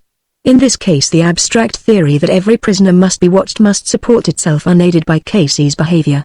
Not even Joe's intelligence was trained to a degree where the theory in itself was sufficient to hold him to the continuous effort of watching Casey, wherefore Paul, Hank and Joe presently slipped into the habit of leaving Casey alone for an hour or so, being careful to keep the guns out of his reach, and returning to the dugout at unexpected intervals to make sure that all was well. Casey Ryan knew his pots and pans, and how to make them fill his days if need be. With savory suppers and his carefree, Casey Ryan grin, he presently lulled them into accepting him as a handy man around camp, and into forgetting that he was at least a potential enemy. Afoot and alone in that unfriendly land, with his left hand smashed and carried in a sling, and on his tongue an Irish joke that implied content with his captivity, Casey Ryan would not have looked dangerous to more intelligent men than these three. They should have looked one night under the bedding in Casey's bunk. More important still would have been the safeguarding of their giant powder and caps and fuse. They should not have left it in a gouged, open hollow under a boulder near the dugout. They were not burdened by the weight of their brains, I imagine. Just here I should like to say a few words to those who are wholly ignorant of the devastating power contained in giant powder, which is dynamite. If you have never had any experience with the stuff, you are likely to go out with a bang and a puff of bluish-brown smoke when you go. On the other hand, you may believe the weird tales one reads now and then, of how whole mountainsides have been thrown down by the discharge of a few sticks of dynamite. Or of one man striking terror to the very souls of a group of mutinous miners by threatening to throw a piece at them. Very well, now this is the truth without any frills of exaggeration or any belittlement. Dynamite may go off by being thrown so that it lands with a jar, but it is not likely to be so hasty as all that. Whole boxes of it have been dropped off wagons traveling over rough trails, with no worse effect than a nervous chill down the spine of the driver of the wagon. It is true that old stuff, after lying around for months and months through varying degrees of temperature, may perform erratically, exploding when it shouldn't and refusing to explode when it should. The average miner refuses to take a chance with stale giant if he can get hold of fresh, one stick the size of an ordinary candle, and from that to a maximum amount of 4 sticks, may be used to load a hole 18 to 24 inches long, drilled into living rock. The amount of dynamite used depends upon the quality of rock to be broken and the skill and good judgment of the miner. In average hard rock mining, from 3 to 5 of these holes are drilled in a space 4 by 6 feet in area. A stick of dynamite is exploded by inserting in one end of the stick a high-power detonating cap which will deliver a 20-pound blow per X, whatever that means. From 3 to 6X caps are used in ordinary mining. 3X caps sometimes fail to explode a stick of dynamite. A 6X cap, delivering a 120-pound blow, may be counted upon to do the work without fail. The cap itself is exploded by a spark running through a length of fuse, the length depending altogether upon the time required to reach a point of safety after the fuse is lighted. The cap is really more dangerous to handle than is the dynamite itself. The cap is a tricky thing that may go off at any jar or scratch or at a spark from pipe or cigarette. You can, if you are sufficiently careless of possible results, light the twisted paper end of a stick of dynamite and watch the dynamite burn like wax in your fingers. It may go off and set your friends to work retrieving portions of your body. More likely, it will do nothing but burn harmlessly. Well, then, a piece of fuse is inserted in the open end of the cap, and the metal pressed tight against the fuse to hold it in place. Pressed down by the miner's teeth, sometimes, if he has been long in the business and has grown careless about his head. Otherwise he crimps the cap on with a small pair of pliers or the back of his knife blade and feels a bit easier when it is done without losing a hand. You would think, unless you are accustomed to the stuff, that when 5 holes are loaded with, probably, 10 or 12 sticks of dynamite to the lot, each hole containing a 6x exploding cap as well, that the first shot would likewise be the last shot and that the whole tunnel would cave in and the mountain behind it would shake. Nothing like that occurs. If there are 5 loaded holes in the tunnel face, and you do not hear, one after the other, 5 muffled booms, you will know that one hole failed to go off and that the miner is worried. It happens sometimes that 4 holes loaded with 8 sticks of dynamite explode within a foot or so of the 5th hole, and yet the 5th hole remains dead and a menace to the miner until it is discharged. So please don't swallow those wild tales of a stick of dynamite that threw down a mountainside. I once read a story, it was not so long ago, of a Chinaman who wiped out a mine with a little piece of dynamite which he carried in his pocket. I laughed. Casey Ryan, on the first day when he was left alone with his crippled hand and his pots and pans for company, did nothing whatever that he would not have done had one of the 3 been present. He was suspicious of their going and thought it was a trap set to catch him in an attempted escape. On the second day when the 3 went off together and left him alone, Casey went out gathering wood and discovered just where the powder, fuse and caps were kept under a huge, black boulder between the tunnel portal and the dugout. On the third day he also gathered wood and helped himself to 2 sticks of dynamite, 3 caps and 18 inches of fuse. Not enough to be missed unless they checked their supply more carefully than Casey believed they did, but enough for Casey's purpose nevertheless. That night, while the moon shone in through the dingy window at the head of his bunk and gave him a little light to work by, Casey sat up in bed and snored softly and with a soothing rhythm while he cut a stick of dynamite in 2, capped 5 inches of fuse for each piece, working awkwardly with his one good hand and pinching the caps tight with his teeth, which might have sent him with a bang into Kingdom Come, and very carefully worked the caps into the powder until no more than 3 inches of fuse protruded from the end of the half stick. It would have been less dangerous to land with a yell in the middle of the floor and fight the 3 men with one bare hand, but Casey's courage never turned a hair. Still snoring mildly, he held up to the moonlight 2 deadly weapons and surveyed them with much satisfaction. They would not be so quick, as fiction would have them, but if his aim was accurate in throwing, they would be deadly enough. Moreover, he could count with a good deal of certainty upon a certain degree of terror which the sight of them in his hand would produce. When Casey Ryan cooked breakfast next morning, he carried 2 half sticks of loaded dynamite under his hand in a sling. Can you wonder that even he shied at standing over the stove cooking hot cakes and complained that his broken hand pained him a lot and that the heat made it worse? But a shrewd observer would have noticed on his face the expression of a cat that has been shut in the pantry overnight. Joe volunteered to take another look at the hand and see if blood poison was setting in. But Casey said it didn't feel like blood poison. He had knocked it against the bunk edge in his sleep, he declared. He'd dose her with iodine after a while, and she'd be all right. Joe let it go at that, being preoccupied with other matters at which Casey could only guess.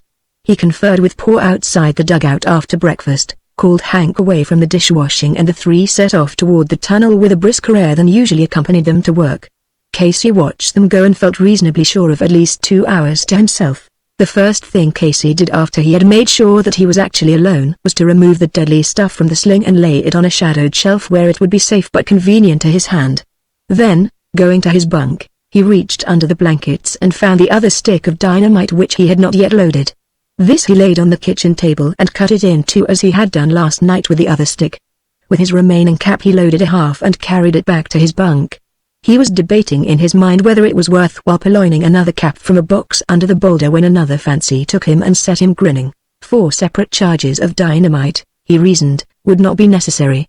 It was an even chance that the sight of a piece with the fuse in his hand would be sufficient to tame Paul or Hank or Joe or the 3 together, for that matter, without going further than to give them a sight of it.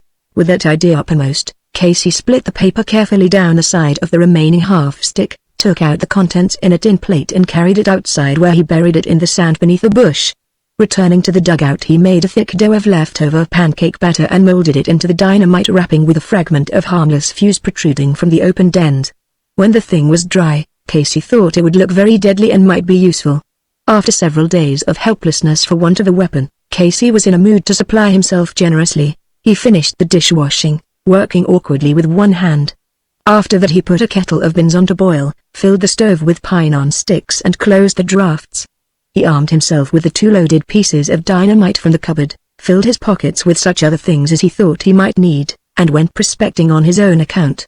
At the portal of the tunnel he stopped and listened for the ping G of a single jack striking steadily upon steel. But the tunnel was silent. The ore car up-tilted at the end of its track on the dump.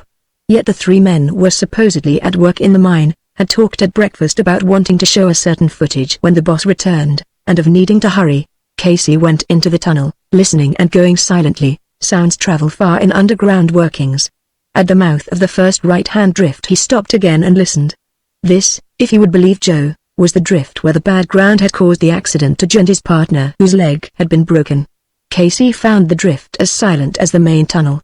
He went in 10 feet or so and lighted the candle he had pulled from inside his shirt.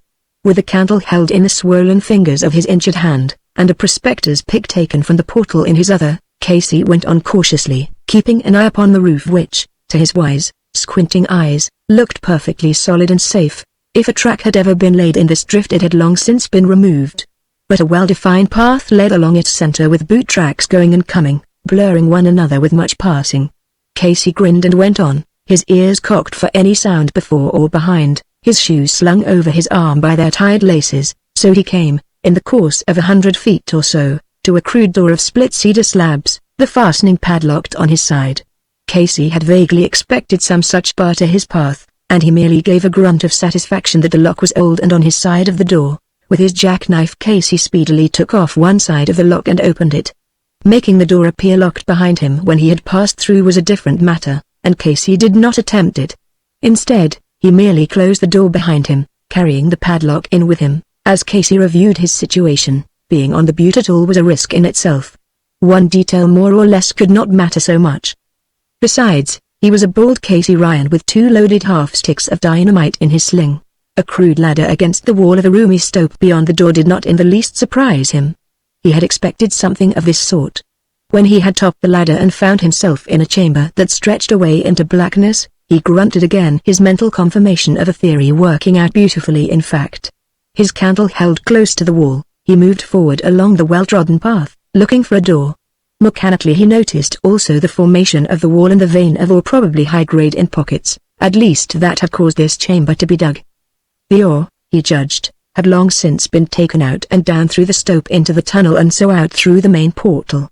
These workings were old and for mining purposes abandoned. But just now Casey was absorbed in solving the one angle of the mystery which he had stumbled upon at first, and he gave no more than a glance and a thought to the silent testimony of the rock walls. He found the door, fastened also on the outside just as he had expected it would be. Beside it stood a rather clever heating apparatus which Casey did not examine in detail. His Irish heart was beating rather fast while he unfastened the door. Beyond that door his thoughts went questing eagerly, but he hesitated nevertheless before he lifted his knuckles and rapped. There was no reply. Casey waited a minute, knocked again, then pulled the door open a crack and looked in. The old woman sat there rocking back and forth, steadily, quietly. But her thin fingers were rolling a corner of her apron hem painstakingly, as if she meant to hem it again. Her eyes were fixed absently upon the futile task. Casey watched her as long as he dared and cleared his throat twice in the hope that she would notice him. But the old woman rocked back and forth and rolled her apron hem, unrolled it and carefully rolled it again. "Good morning, Mom," said Casey, clearing his throat for the third time and coming a step into the room with his candle dripping wax on the floor. For just an instant the uneasy fingers paused in their rolling of the apron hem. For just so long the rockers hesitated in their motion. But the old woman did not reply nor turn her face toward him, and Casey pushed the door shut behind him and took 2 more steps toward her. "I come to see if you needed anything, Mom, a friend, maybe." Casey grinned amiably, wanting to reassure her if it were possible to make her aware of his presence. "They had you locked in, Mom. That don't look good to Casey Ryan. If you want to get out, if they got you held a prisoner here, or anything like that, you can trust Casey Ryan any old time. Can I do anything for you, Mom?" The old woman dropped her hands to her lap and held them there, closely clasped. Her head swung slowly round until she was looking at Casey with that awful, fixed stare she had heretofore directed at the wall or the floor. "Tell those hellhounds they have 1,000 years to burn, every one of them," she said in a deep, low voice that had in it a singing resonance like a chant. "Every cat, every rat, every mouse, every louse, has 1,000 years to burn. Tell Ma the hounds of hell must burn." Her voice carried a terrible condemnation far beyond the meaning of the words themselves. It was as if she were pronouncing the doom of the whole world. Every cat, every rat, every mouse, every louse. Casey Ryan's jaw dropped an inch. He backed until he was against the door. He had to swallow twice before he could find his voice, and those of you who know Casey Ryan will appreciate that. He waited until she had finished her declaration. "No, Mom, you're wrong. I come up here to see if I could help you. Hounds of hell, black as the bottomless pit that spewed you forth to prey upon mankind. The world will have to burn. Tell those hounds of hell that bay at the gibbous moon the world will have to burn. Every cat, every rat, every mouse, every louse has 1,000 years to burn." Casey Ryan, with his mouth half open and his eyes rather wild, furtively opened the door behind him.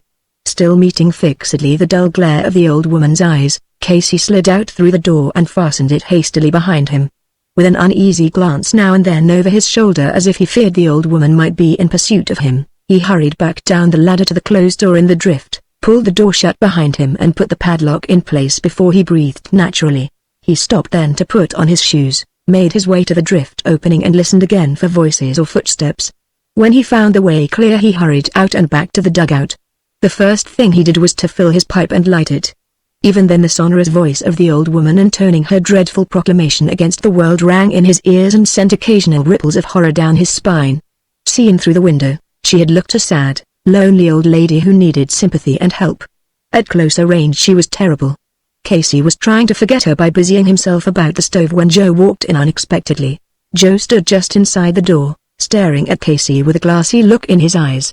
Something in Joe's face warned Casey of impending events, but with that terrible old woman still fresh in his mind, Casey was in the mood to welcome distraction of any sort. He shifted his hand in the sling so that his concealed weapons lay more comfortably therein, secure from detection, and waited. Joe leaned forward, lifted an arm slowly and aimed a finger at Casey accusingly. "Pap says that you're a federal officer," he began, waggling his finger at Casey. "Pap thinks you come here spying around to see what we're up to on this here butte. Now, you can't pull nothing like that. You can't get away with it, Hank. He wants to bump you off and say nothing to anybody. Now, I come to have it out with you. If you're a federal officer we're going to settle with you and take no chances. Mart, he's more easygoing in some ways, on account of having his crazy ol' mother on his hands to take care of. Mart don't want no killin' on account of his mother going loony when his dad got killed. But Mart ain't here. Pap and Hank, they been at me all morning to let 'em bump you off, but Pap and Hank, they're drunk, see? I'm the only sober man left on the job. So I come up here to settle with you myself. Takes a sober man with a level head to settle these things. Now, if you come up here spying and snooping, you get bumped off and no argument about it. Mart's got his mother to take care of and we aim to protect Mart. If you're a federal officer, I want to know it here and now. If you ain't, I want you to sample some of the outkickinest white mule you ever swallowed. Now which are you, and what are you going to do? I want my answer here and now, and no argument and no foolin'. Casey blinked but his mouth widened in a grin. Me, I never went looking for nothing. I wouldn't put under my vest, Joe, he declared convincingly. So that was it. He was thinking against time. Moonshiners as well as would-be murderers they weren't, Joe drunk and giving them away like a fool. Casey wished that he knew where Hank and Paul were at this moment. He hoped, too, that Joe was right that Hank and Paul were drunk. He'd have the three of them tied in a row before dark, in any case. The thing to do now was to humor Joe along, leave it to Casey Ryan. Joe was uncorking a small, flat bottle of pale liquor. Now he held it out to Casey. Casey took it, thinking he would pretend to drink, would urge Joe to take a drink. It would be simple, once he got Joe started. But Joe had a few ideas of his own concerning the celebration. He pulled a gun unexpectedly, leaned against the closed door to steady himself and aimed it full at Casey. In just 2 minutes I'm going to shoot if the bottle ain't empty, he stated gravely, nodding his head with intense pride in his ability to handle the situation. If you're a federal officer, you won't dast to drink. If you ain't, you'll be almighty glad to. Anyway, it'll be settled one way or t'other. Drink her down. Casey blinked again, but this time he did not grin. He debated swiftly his chance of scaring Joe with the dynamite before Joe would shoot. But Joe had his finger crooked with drunken solemnity upon the trigger. The time for dynamite was not now. Pap and Hank, they lap up anything and call it good. I claim that's got a back action kick to it. Drink her down." Casey drank her down. It was like swallowing flames. It was a half-pint flask, and it was full when Casey, with Joe's eyes fixed upon him, tilted it and began to drink. Under Joe's baleful glare, Casey emptied the flask before he stopped. Joe settled his shoulders comfortably against the doorway and watched Casey make for the water bucket. "I claim that's the outkickinest stuff that ever was made on Black Butte. How do you like it?" "All right," Casey bore witness, keeping his eyes fixed on Joe and the gun and trying his best to maintain a nonchalant manner.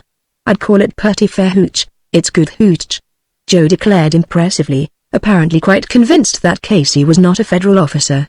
"Can you feel the kick to it?" Casey backed until he sat on the edge of the table, his good right hand supporting his left elbow outside the sling. He grinned at Joe, and while he still keenly realized that he was playing a part for the sole purpose of gaining somehow an advantage over Joe, he was conscious of a slight giddiness.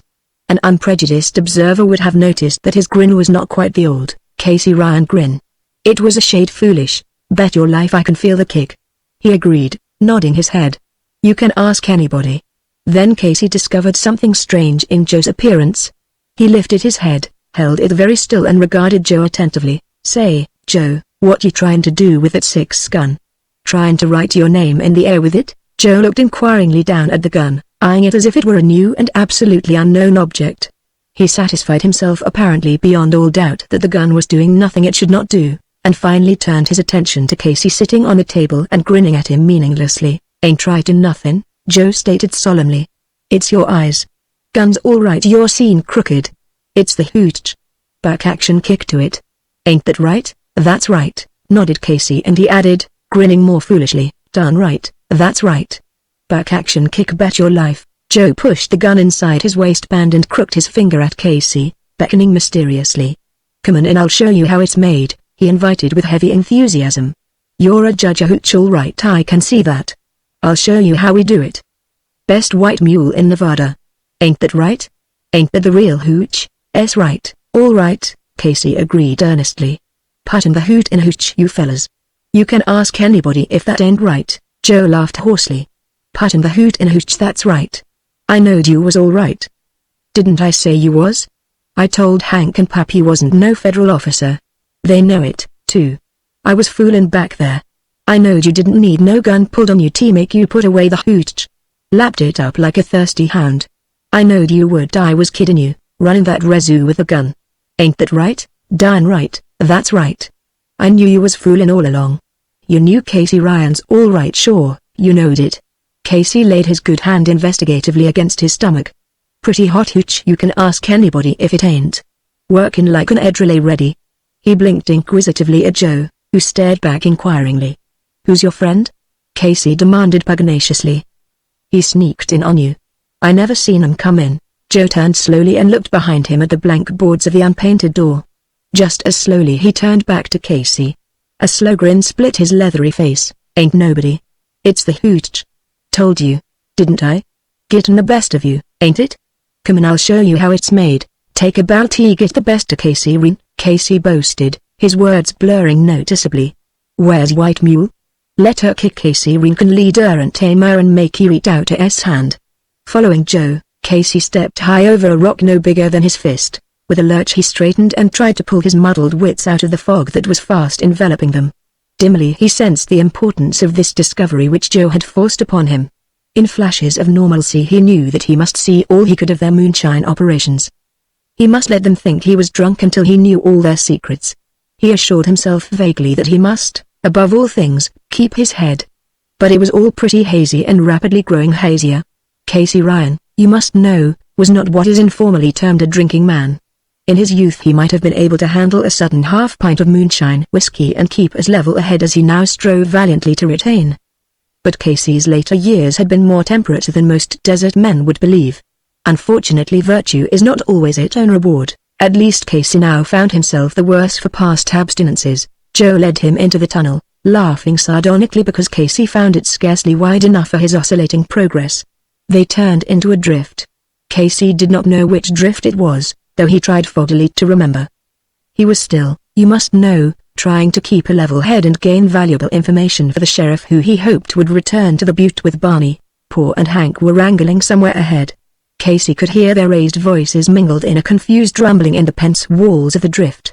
Casey thought they passed through a doorway, and that Joe closed a heavy door behind them, but he was not sure. Memory of the old woman intoning her horrible anathema surged back upon Casey with the closing of the door. The voices of Hank and Paul he now mistook for the ravings of the woman in the stone hut. Casey balked and would not go on. He did not want to face the old woman again, and he said so repeatedly or believed that he did. Joe caught him by the arm and pulled him forward by main strength. The voices of Paul and Hank came closer and clarified into words, or did Casey and Joe walk farther and come into their presence? They were all standing together somewhere, in a large, underground chamber with a hole letting in the sunlight high up on one side. Casey was positive there was a hole up there, because the sun shone in his eyes and to avoid it he moved aside and fell over a bucket or a keg or something. Hank laughed loudly at the spectacle, and Paul swore because the fall startled him, but it was Joe who helped Casey up. Casey knew that he was sitting on a barrel or something and telling a funny story. He thought it must be very funny indeed, because everyone was laughing and bending double and slapping legs while he talked. Casey realized that here at last were men who appreciated Casey Ryan as he deserved to be appreciated. Tears ran down his own weathered cheeks, tears of mirth. He had never laughed so much before in all his life. He thought. Everyone, even Paul, who was normally a mean, cantankerous old Gus, was having the time of his life. They attempted to show Casey certain intricacies of their still, which made it better than other stills and put a greater kick in the white mullet bread. Somewhere back in the dim recesses of Casey's mind, he felt that he ought to listen and remember what they told him. Vaguely he knew that he must not take another drink, no matter how insistent they were. In the brief glow of that resolution Casey protested that he could hoot without any more hooch. But he hated to hurt Paul's feelings, or Hank's or Joe's. They had made the hooch with a new and different twist, and they were honestly anxious for his judgment and approval. He decided that perhaps he really ought to take a little more just to please them, not much, a couple of drinks maybe. Wherefore, he graciously consented to taste the run of the day before. Thereafter Casey Ryan hooted to the satisfaction of everybody, himself most of all. After an indeterminate interval the four left the still, taking a bottle with them so that it might be had without delay, should they meet a snake or a hydrophobia skunk or some other venomous reptile. It was Casey who made the suggestion, and he became involved in difficulties when he attempted the word venomous. Once started, Casey was determined to pronounce the word and pronounce it correctly, because Casey Ryan never backed up when he once started. The result was a peculiar humming which accompanied his reeling progress down the drift, now so narrow that Casey scraped both shoulders frequently, to the portal. They stopped on the flat of the dump and argued over the advisability of taking a drink apiece before going farther, as a sort of preventive. Joe told them solemnly that they couldn't afford to get drunk on the dance stuff. It had too hard a back-action kick, he explained, and they might forget themselves if they took too much. It was important, Joe explained at great length, that they should not forget themselves. The boss had always impressed upon them the grim necessity of remaining sober whatever happened. We never have got drunk, Joe reiterated, and we can't afford to get drunk now. We've got to keep level heads, snakes or no snakes. Casey Ryan's head was level. He wobbled up to Joe and told him so to his face, repeating the statement many times and in many forms. He declaimed it all the way up the path to the dugout, and when they were standing outside. Beyond all else, Casey was anxious that Joe should feel perfectly certain that he, Casey Ryan, knew what he was doing, knew what he was saying, and that his head was and always had been perfectly level. Just he prove it, I seen kill that jack over there without no gun. Casey bragged bubblingly, running his words together as if they were being poured in muddy liquid from his mouth. Believe it? Think I can't? The three turned circumspectly and stared solemnly at a grey burro with a crippled front leg that had limped to the dump heap within easy throwing distance from the cabin door. Hobbling on three legs it went nosing painfully amongst a litter of tin cans and bent paper cartons, hunting garbage. As if conscious that it was being talked about, the burro lifted its head and eyed the four mournfully, its ears loosely flopping. How? Questioned Paul, waggling his beard disparagingly. Spit en his eye, talk empty death, Hank guessed with imbecile shrewdness. Think I can't? What'll you bet? They disputed the point with drunken insistence and mild imprecations, Hank and Paul and Joe at various times siding impartially for and against Casey. Casey gathered the impression that none of them believed him. They seemed to think he didn't know what he was talking about. They even questioned the fact that his head was level. He felt that his honor was at stake and that his reputation as a truthful man and a level-headed man was threatened. While they wrangled, the fingers of Casey's right hand fumbled unobserved in the sling on his left, twisting together the two short lengths of fuse so that he might light both as one piece.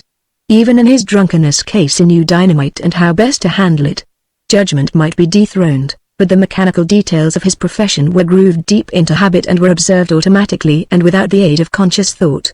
He braced himself against the dugout wall and raised his hand to the cigarette he had with some trouble rolled and lighted. A spitting splutter arose, that would have claimed the attention of the three, had they not been unanimously engaged in trying to outtalk one another upon the subject of Casey's ability to kill a burro 75 feet away without a gun. Casey glanced at them cunningly, drew back his right hand and pitched something at the burro. "Why watch him?" he barked, and the three turned around to look, with no clear conception of what it was they were expected to watch. The burro jerked its head up, then bent to sniff at the thin curl of powder smoke rising from amongst the cans. Paul and Hank and Joe were lifted some inches from the ground with the explosion. They came down in a hail of gravel, tin cans and fragments of burro. Casey, flattened against the wall in preparation for the blast, laughed exultantly. Paul and Hank and Joe picked themselves up and clung together for mutual support and comfort. They craned necks forward, goggling incredulously at what little was left of the burro and the pile of tin cans. "Zed that a bum?" Paul cackled nervously at last, clawing gravel out of his uncombed beard. "Zed got me all shook up. Was that our bottle? Zed going to eat a bum'll fool burro?" Hank chortled weakly, feeling tenderly certain nicks on his cheeks where gravel had landed. "Paul, you will fool, you, don't hog the whole thing, gimme a drink." "Casey's sure all right," came Joe's official okay of the performance. "Casey said he'd do it and Casey done it." He turned and slapped Casey somewhat uncertainly on the back, which toppled him against the wall again. "Good on us, Casey. Darn good joke on us and on the burro," whereupon they drank to Casey solemnly, and one and all. They proclaimed that it was a very good joke on the burro. A merciful joke, certainly, as you would agree had you seen the poor brute hungry and hobbling painfully, hunting scraps of food amongst the litter of tin cans. After that, Casey wanted to sleep. He forced admissions from the three that he, Casey Ryan, was all right and that he knew exactly what he was doing and kept a level head. He crawled laboriously into his bunk, shoes, hat and all, and, convinced that he had defended his honor and preserved the Casey Ryan reputation untarnished, he blissfully skipped the next 18 hours. Chapter 6. Casey awoke under the vivid impression that someone was driving a gadget into his skull with a double jack. The smell of bacon scorching filled his very soul with the loathing of food. The sight of Joe calmly filling his pipe roused Casey to the fighting mood with no power to fight. He was a sick man, and to remain alive was agony. The squalid disorder and the stale aroma of a drunken orgy still pervaded the dugout and made it a nightmare hole to Casey. Hank came tittering to the bunk and offered him a cup of coffee, muddy from too long boiling, and Joe grinned over his pipe at the colorful language with which Casey refused the offering. "Better take a brace of hooch," Joe suggested with no more than his normal ill nature. "I got some over at the still we made a while back that ain't quite so kicky. Been again at Inwood and Charcoal. That tones her down. I'll go get you some after we eat. Kinda want a brace, myself." "That new hooch sure is a kickin' fool." Paul accepted this remark as high praise, and let 3 hot cakes burn until their edges curled while he bragged of his skill as a maker of moonshine. Paul himself was red-eyed and loose-lipped from yesterday's debauch. Hank's whole face, especially in the region of his eyes, was puffed unbecomingly. Casey, squinting an angry eye at Hank and the cup of coffee, spared a thought from his own misery to acknowledge surprise that anything on earth could make Hank more unpleasant to look upon. Joe had a sickly palate to prove the potency of the brew, for such is the way of moonshine when fuse oil abounds, as it does invariably in new whiskey distilled by furtive amateurs working in secret and with neither the facilities nor the knowledge for its scientific manufacture. There is grim significance in the sardonic humor of the man who first named it White Mule. The kick is certain and terrific, frequently it is fatal as well. The worst of it is, you never know what the effect will be until you have drunk the stuff, and after you have drunk it, you are in no condition to resist the effect or to refrain from courting further disaster. That is what happened to Casey. The poison in the first half pint, swallowed under the eye of Joe's 6-shooter, upset his judgment. The poison in his further potations made a wholly different man of Casey Ryan, and the after effect was so terrific that he would have swallowed cyanide if it promised relief. He gritted his teeth and suffered tortures until Joe returned and gave him a drink of whiskey in a chipped granite cup. Almost immediately he felt better. The pounding agony in his head eased perceptibly and his nerves ceased to quiver. After a while he sat up, gazed longingly at the water bucket and crawled down from the bunk.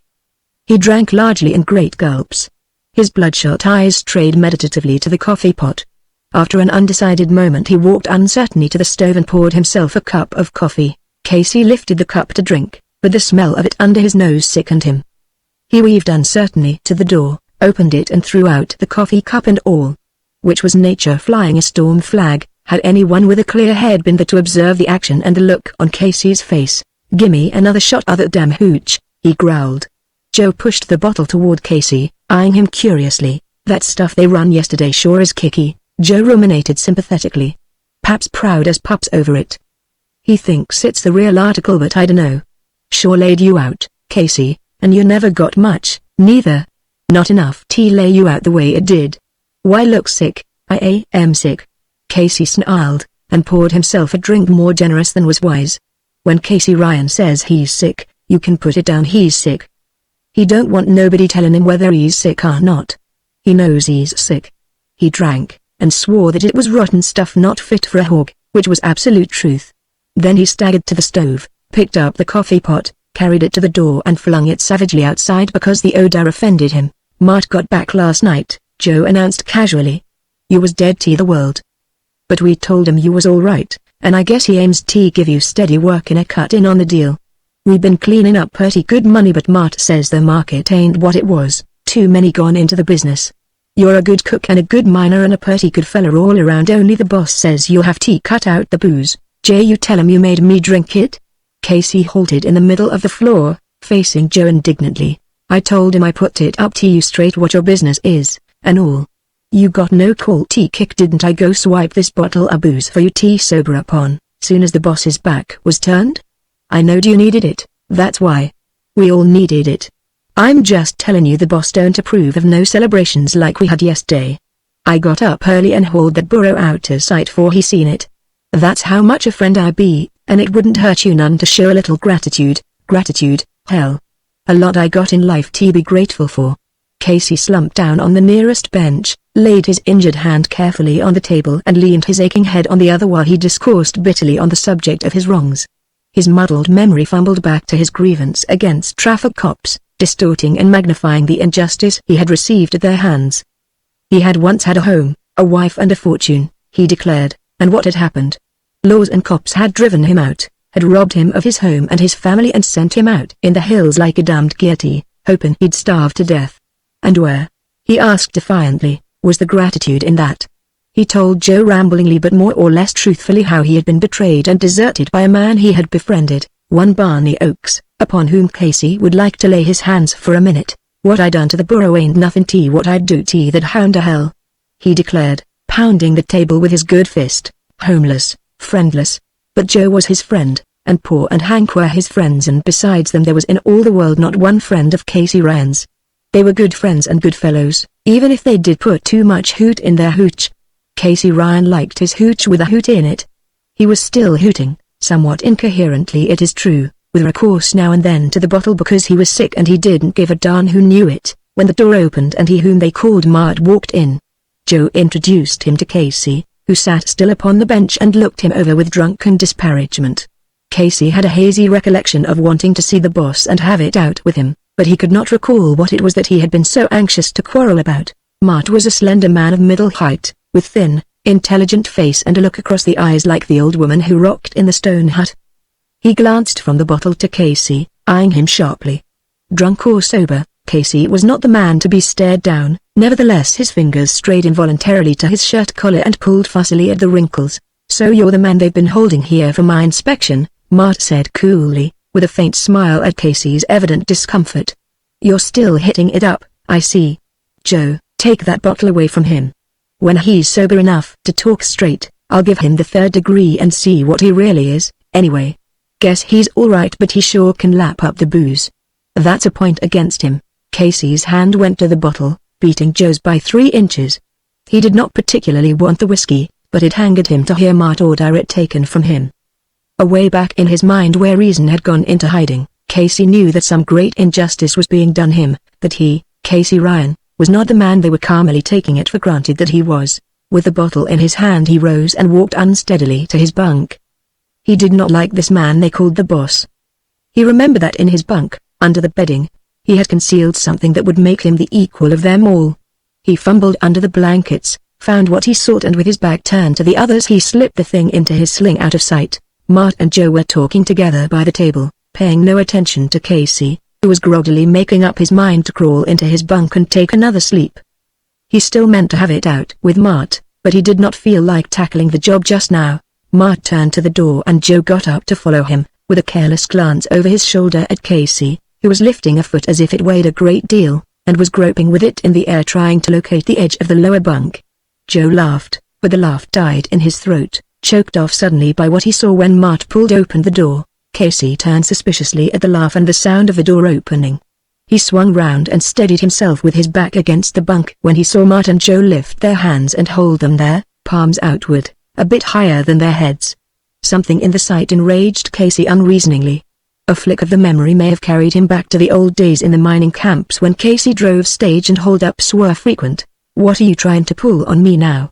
he bawled, and rushed headlong toward them, pushing them forcibly out into the open with a collision of his body against Joe. Outside, a voice harshly commanded him to throw up his hands, and it was then that Casey Ryan's Irish fighting blood boiled and bubbled over.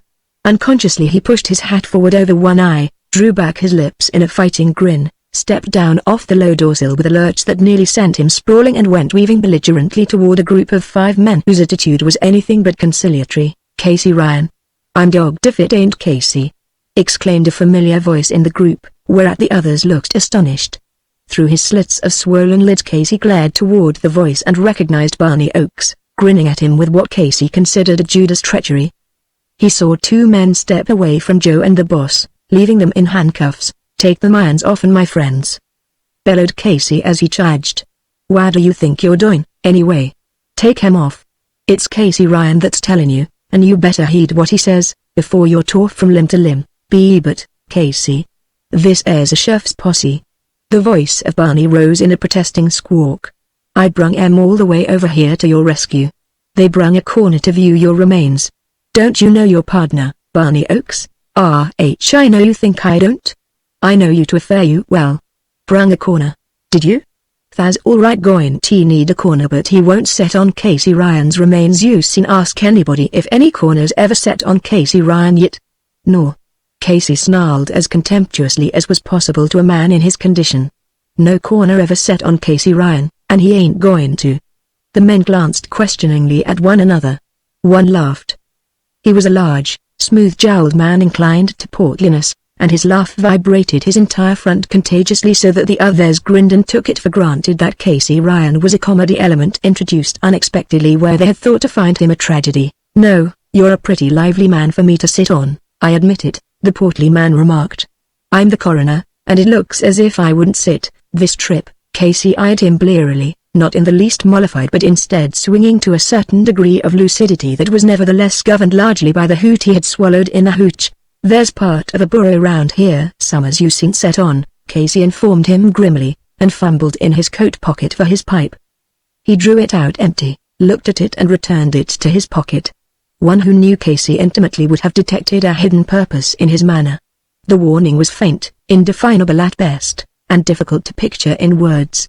One might say that an intimate acquaintance would have detected a false note in Casey's defiance. His manner was restrained just when violence would have been more natural. "Damn a pipe," Casey grumbled with drunken petulance. "Anybody got a cigarette?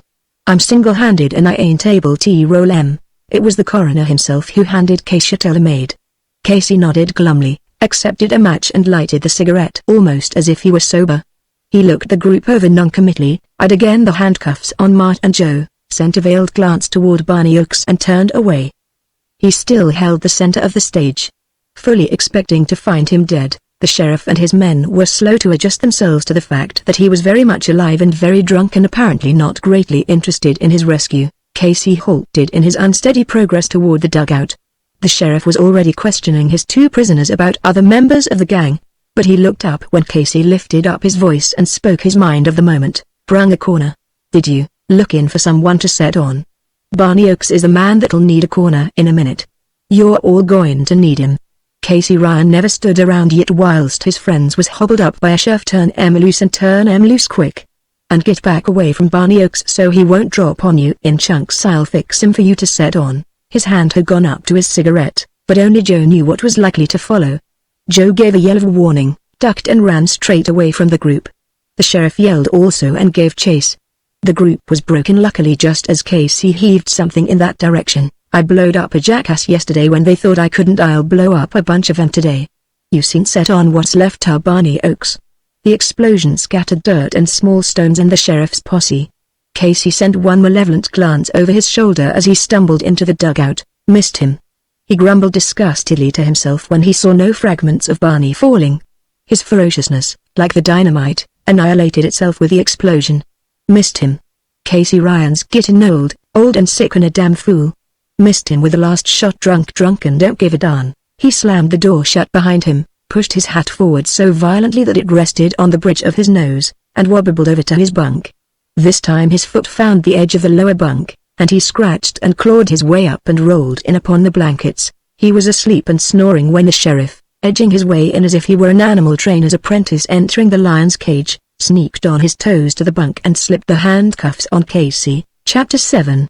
Casey awoke almost sober and considerably surprised when he discovered the handcuffs. His injured hand was throbbing from the poison in his system and the steel band on his swollen wrist. His head still ached frightfully and his tongue felt thick and dry as flannel in his mouth. He rolled over and sat up, staring uncomprehendingly at the cabin full of men. The sight of Barney Oaks recalled in a measure his performance with the dynamite. At least, he felt a keen disappointment that Barney was alive and whole and grinning. Casey could not see what there was to grin about, and he took it as a direct insult to himself. Mart and Joe sat sullenly on a bench against the wall, and Paul reclined in his bunk at the farther end of the room. A blood-stained bandage wrapped Paul's head turban-wise, and his little, deep-set eyes gleamed wickedly in his pallid face. Casey looked for Hank, but he was not there. A strange man was cooking supper, and Casey wanted to tell him that he was slicing the bacon twice as thick as it should be. The corpulent man, whom he dimly remembered as a coroner, was talking with a big, burly individual whom Casey guessed was the sheriff. A man came in and announced to the big man that the car was fixed and they could go any time. Mart, who had been staring morosely down at his shackled wrists, lifted his head and spoke to the sheriff. "You'll have to do something about my mother," he said, and bit his lip at the manner in which every head swung his way. "What about your mother?" the sheriff asked, moving toward him. "Is she here?" His eyes sent a quick glance around the room which obviously had 4 outside walls. Mart swallowed. "She has a cabin to herself," he explained constrainedly. She isn't quite right. Strangers excite her. She hasn't been well since my father was killed in the mine. She's quiet enough with us. She knows us. I don't know how she'll be now. I'm afraid but she can't be left here alone. All I ask is, be as gentle as you can." The sheriff looked from him to Joe. Joe nodded confirmation. "Plumb harmless," he said gruffly. "It is kinda pitiful. Thinks everybody in the world is damned and going to hell on a long lope." He gave a snort that resembled neither mirth nor disgust. "Maybe she's right at that," he added grimly. The sheriff asked more questions, and Mart stood up. "I'll show you where she is, sure. But can't you leave her be till we're ready to start? It ain't right to bring her here. She'll want her supper," the sheriff reminded Mart. "We'll be driving all night." "Is she sick abed?" Casey lay down again and turned his face to the wall. He remembered the old woman now, and he hoped sincerely they would not bring her into the cabin. But whatever they did, Casey wanted no part in it whatever. He wanted to be left alone, and he wanted to think. More than all else he wanted not to see again the old woman who chanted horrible things while she rocked and rocked. He was roused from uneasy slumber by 2 officious souls, one of whom was Barney Oaks. Their intentions were kindly enough, they only wanted to give him his supper. But Casey wanted neither supper nor kindly intentions, and he was still unregenerately regretful that Barney Oaks was not lying out on the garbage heap in a more or less fragmentary condition. They raised him to a sitting posture, and Casey swung his legs over the edge of the bunk and delivered a ferocious kick at Barney Oaks. He caught Barney under the chin, and Barney went down for several counts. After that Casey wore hobbles on his feet, and was secretly rather proud of the fact that they considered him so dangerous as all that. Had his mood not been a sulky one which refused to have speech with anyone there, they would probably have found it wise to gag him as well. That is one night in Casey's turbulent life which he never recalled if he could help it. 2 cars had brought the sheriff's party, and one was a 7-passenger.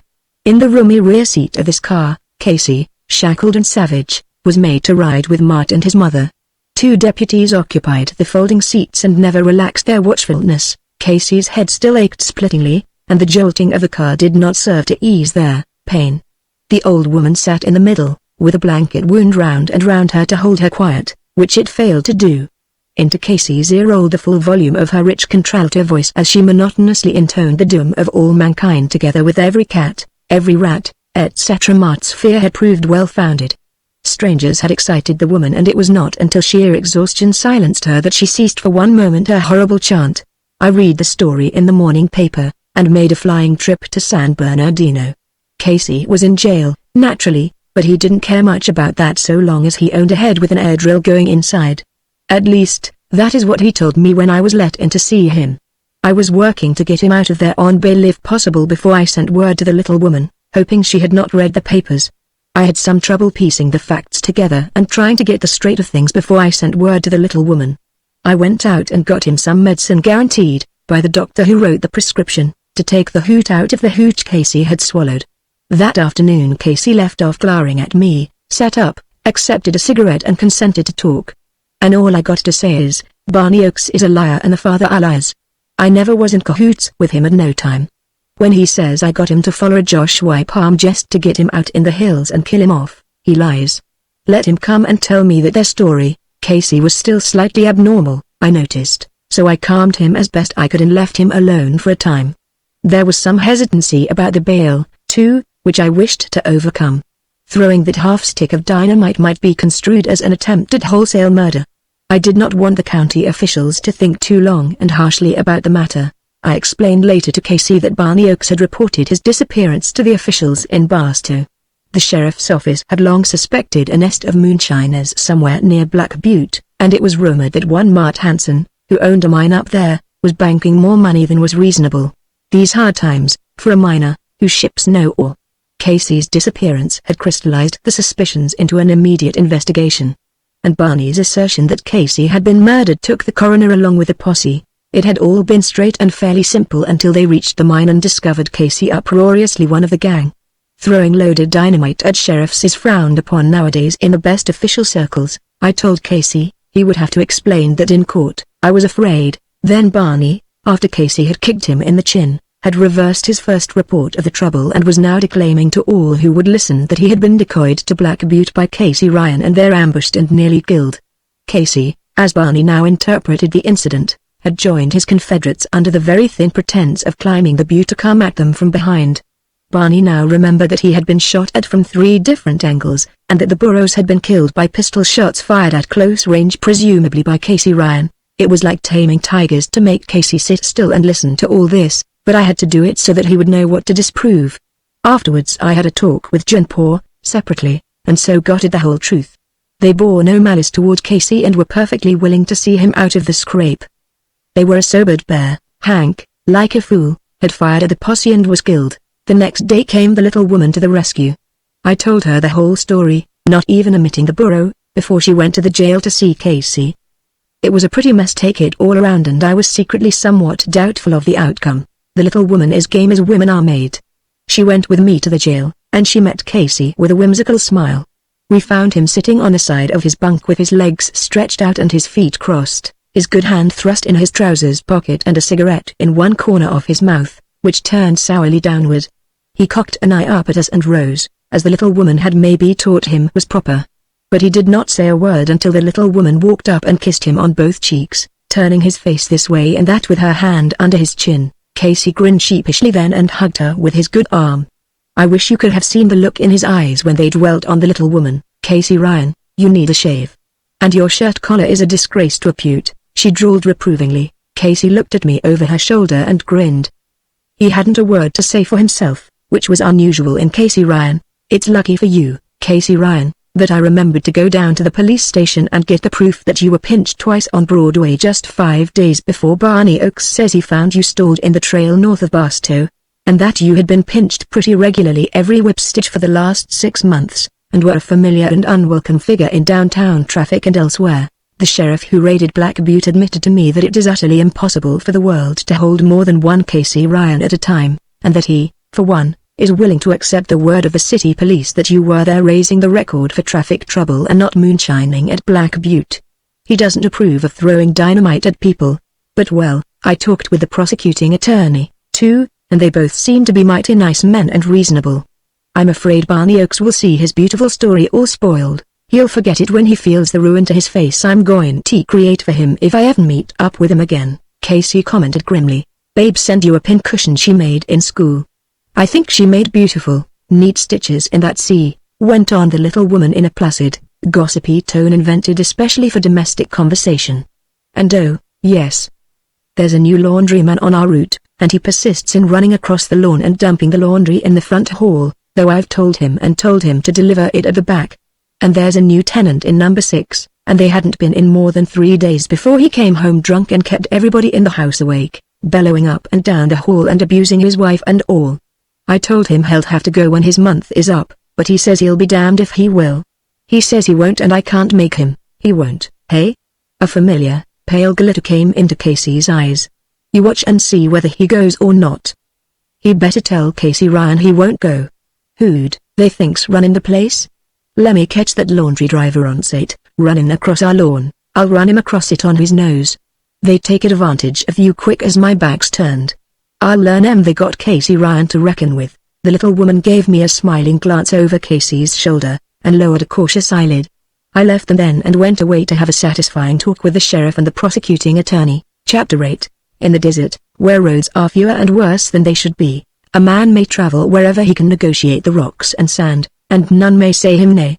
If any man objects, the traveler is by custom privileged to whip the objector if he is big enough, and afterwards go on his way with the full approval of public opinion. He may blaze a trail of his own, return that way a year later and find his trail an established thoroughfare. In the desert case he gave trail to none nor asked reprisals if he suffered most in a sudden meeting. In Los Angeles Casey was halted and rebuked on every corner, so he complained, hampered and annoyed by rules and regulations which desert dwellers never dreamed of. Since he kept the optimistic viewpoint of a child, experience seemed to teach him little. Like the boy he was at heart, he was perfectly willing to make good resolutions, all of which were more or less theoretical and left to a kindly providence to keep intact for him. So here he was, after we had pried him loose from his last predicament, perfectly optimistic under his fresh haircut, and thinking the traffic cops would not remember him. Thinking, too, as he confided to the little woman, that Los Angeles looked pretty good, after all. He was resolved to lead henceforth a blameless life. It was time he settled down, Casey declared virtuously. His last trip into the desert was all wrong, and he wanted you to ask anybody if Casey Ryan wasn't ready at any and all times to admit his mistakes, if he ever happened to make any. He was starting in fresh now, with a new deal all around from a new deck. He had got up and walked around his chair, he told us, and had thrown the ash of a left-handed cigarette over his right shoulder. He'd show the world that Casey Ryan could and would keep out of gunshot of trouble. He was rehearsing all this and feeling very self-righteous while he drove down West Washington Street. True, he was doing 25 where he shouldn't, but so far no officer had yelled at him and he hadn't so much as barked a fender. Down across Grand Avenue he larruped, never noticing the terrific bounce when he crossed the water drains there, being still fresh from desert roads. He was still doing 25 when he turned into Hill Street. Busy with his good resolutions and the blameless life he was about to lead, Casey forgot to signal the left-hand turn. In the desert you don't signal, because the nearest car is probably 40 or 50 miles behind you and collisions are not imminent. West Washington and Hill Street crossing is not desert, however. A car was coming behind Casey much closer than 50 miles, one of those scuttling Ford delivery trucks. It locked fenders with Casey when he swung to the left. The two cars skidded as one toward the right-hand curb, caught amidships a bright yellow, torpedo-tailed runabout coming up from Main Street, and turned it neatly on its back, its four wheels spinning helplessly in the quiet, sunny morning. Casey himself was catapulted over the runabout, landing abruptly in a sitting position on the corner of the vacant lot beyond, his self-righteousness considerably jarred. A new traffic officer had been detailed to watch that intersection and teach a driving world that it must not cut corners. A bright, new traffic button had been placed in the geographical center of the crossing, and woe be unto the right-hand pocket of any man who failed to drive circumspectly around it. New traffic officers are appointed to be keenly conscientious in their work. At $25 per cut, 16 unhappy drivers had been taught where the new button was located and had been informed that 12 miles per hour at that crossing would be tolerated, and that more would be expensive. Not all drivers take their teaching meekly, and the new traffic officer near the end of his shift had pessimistically decided that the driving world is composed mostly of blamed idiots and hardened criminals. He gritted his teeth ominously when Casey Ryan came down upon the crossing at double the legal speed. He held his breath for an instant during the crash that resounded for blocks. When the dust had settled, he ran over and yanked off the dented sand of the vacant lot. A dazed and hardened malefactor who had committed 3 traffic crimes in 3 seconds, he had exceeded the speed limit outrageously, cut 15 feet inside the red button, and failed to signal the turn. "You damned, drunken boob!" shouted the new traffic cop and shook Casey Ryan, not knowing him. Shaking Casey will never be safe until he is in his coffin with a lily in his hand. He was considerably jolted, but he managed a 4th crime in the next 5 minutes. He licked the traffic cop rather thoroughly, I suppose because his onslaught was wholly unexpected. Kicked an expostulating minister in the pit of the stomach, and was profanely volunteering to lick the whole darned town when he was finally overwhelmed by numbers and captured alive, which speaks well for the L.A.P. Wherefore Casey Ryan continued his ride downtown in a dark car that wears a clamoring bell the size of a breakfast plate under the driver's foot, and a dark red LA Police Patrol sign painted on the sides. 2 uniformed, stern-lipped cops rode with him and didn't seem to care if Casey's nose was bleeding all over his vest. A uniformed cop stood on the steps behind, and another rode beside the driver and kept his eye peeled over his shoulder, thinking he would be justified in shooting if anything started inside. Boys on bicycles pedaled furiously to keep up, and many an automobile barely escaped the curb because the driver was goggling at the mussed-up prisoner in the Black Maria. The little woman telegraphed me at San Francisco that night. The wire was brief but disquieting. It merely said, "Casey in jail, serious, need help." But I caught the lark an hour later and thanked God it was running on time. The little woman and I spent 2 frantic days getting Casey out of jail. The traffic cop's defeat had been rather public, and just as soon as he could stand up straight in the pulpit, the minister meant to preach a series of sermons against the laxity of a police force that permits such outrages to occur in broad daylight. More than that, the thing was in the papers, and people were reading and giggling on the streetcars and in restaurants. Wherefore, the L.A.P. was on its tin ear. Even so, much may be accomplished for a man so wholesomely human as Casey Ryan. On the 3rd day the charge against him was changed from something worse to reckless driving and disturbing the peace. Casey was persuaded to plead guilty to the charge, which was harder to accomplish than mollifying the L.A.P. He paid 2 $50 fines and was forbidden to drive a car in the county of Los Angeles, state of California, during the next succeeding period of 2 years. He was further advised, unofficially but nevertheless with complete sincerity, to pay all damages to the 2 cars he had wrecked and to ask the minister's doctor what was his fee. A new uniform for the traffic cop was also suggested, since Casey had thrust his foot violently into the cop's pocket, which was not tailored to resist the strain. The judge also observed, in the course of the conversation, that desert air was peculiarly invigorating and that Casey should not jeopardize his health and well-being by filling his lungs with city smoke. I couldn't blame Casey much for the mood he was in after a setback like that to his good resolutions. I was inclined to believe with Casey that Providence had lain down on the job. Chapter 9.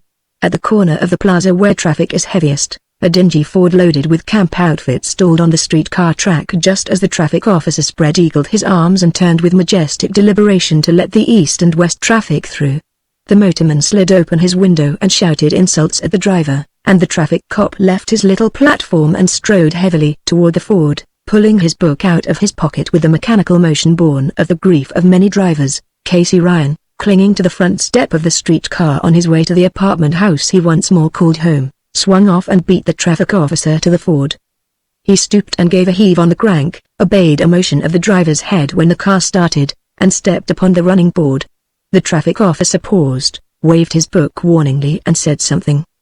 The motorman drew in his head, clanged the bell, and the afternoon traffic proceeded to untangle. "Get in, old-timer," invited the driver whom Casey had assisted. Casey did not ask whether the driver was going in his direction, but got in chuckling at a small triumph over his enemies. "The police, Fords, are mean cusses," he observed sympathetically. "They like nothing better than to get a fella in bad. But they can't pull nothing on me. I know 'em to a fare you well." Notice how this one changed her mind about getting you tagged, soon as Casey Ryan took her by the nose? Are you Casey Ryan? The driver took his eyes off the traffic long enough to give Casey an appraising look that measured him mentally and physically. Say, I've heard quite a lot about you. Bill Masters, up at Lund, has spoke of you often. He knows you, don't he? Bill Masters sure had ought to know me, Casey grinned. In a big, roaring, unfriendly city, here sounded a friendly, familiar tone, a voice straight from the desert, as it were. Casey forgot what had happened when Barney Oakes crossed his path claiming acquaintance with Bill Masters, of Lund.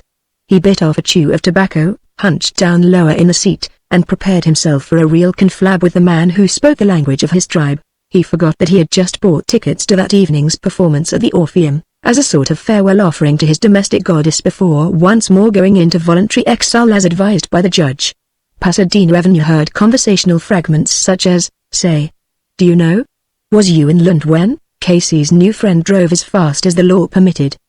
He talked of many places and men familiar to Casey, who was in a mood that hungered for those places and men in a spiritual revulsion against the city and all its ways. Pasadena, Lamandra Park, Monrovia. It was not until the car slowed for the Glendora speed limit sign that Casey lifted himself off his shoulder blades, and awoke to the fact that he was some distance from home and that the shadows were growing rather long. Say, I better get out here and phone to the missus, he exclaimed suddenly.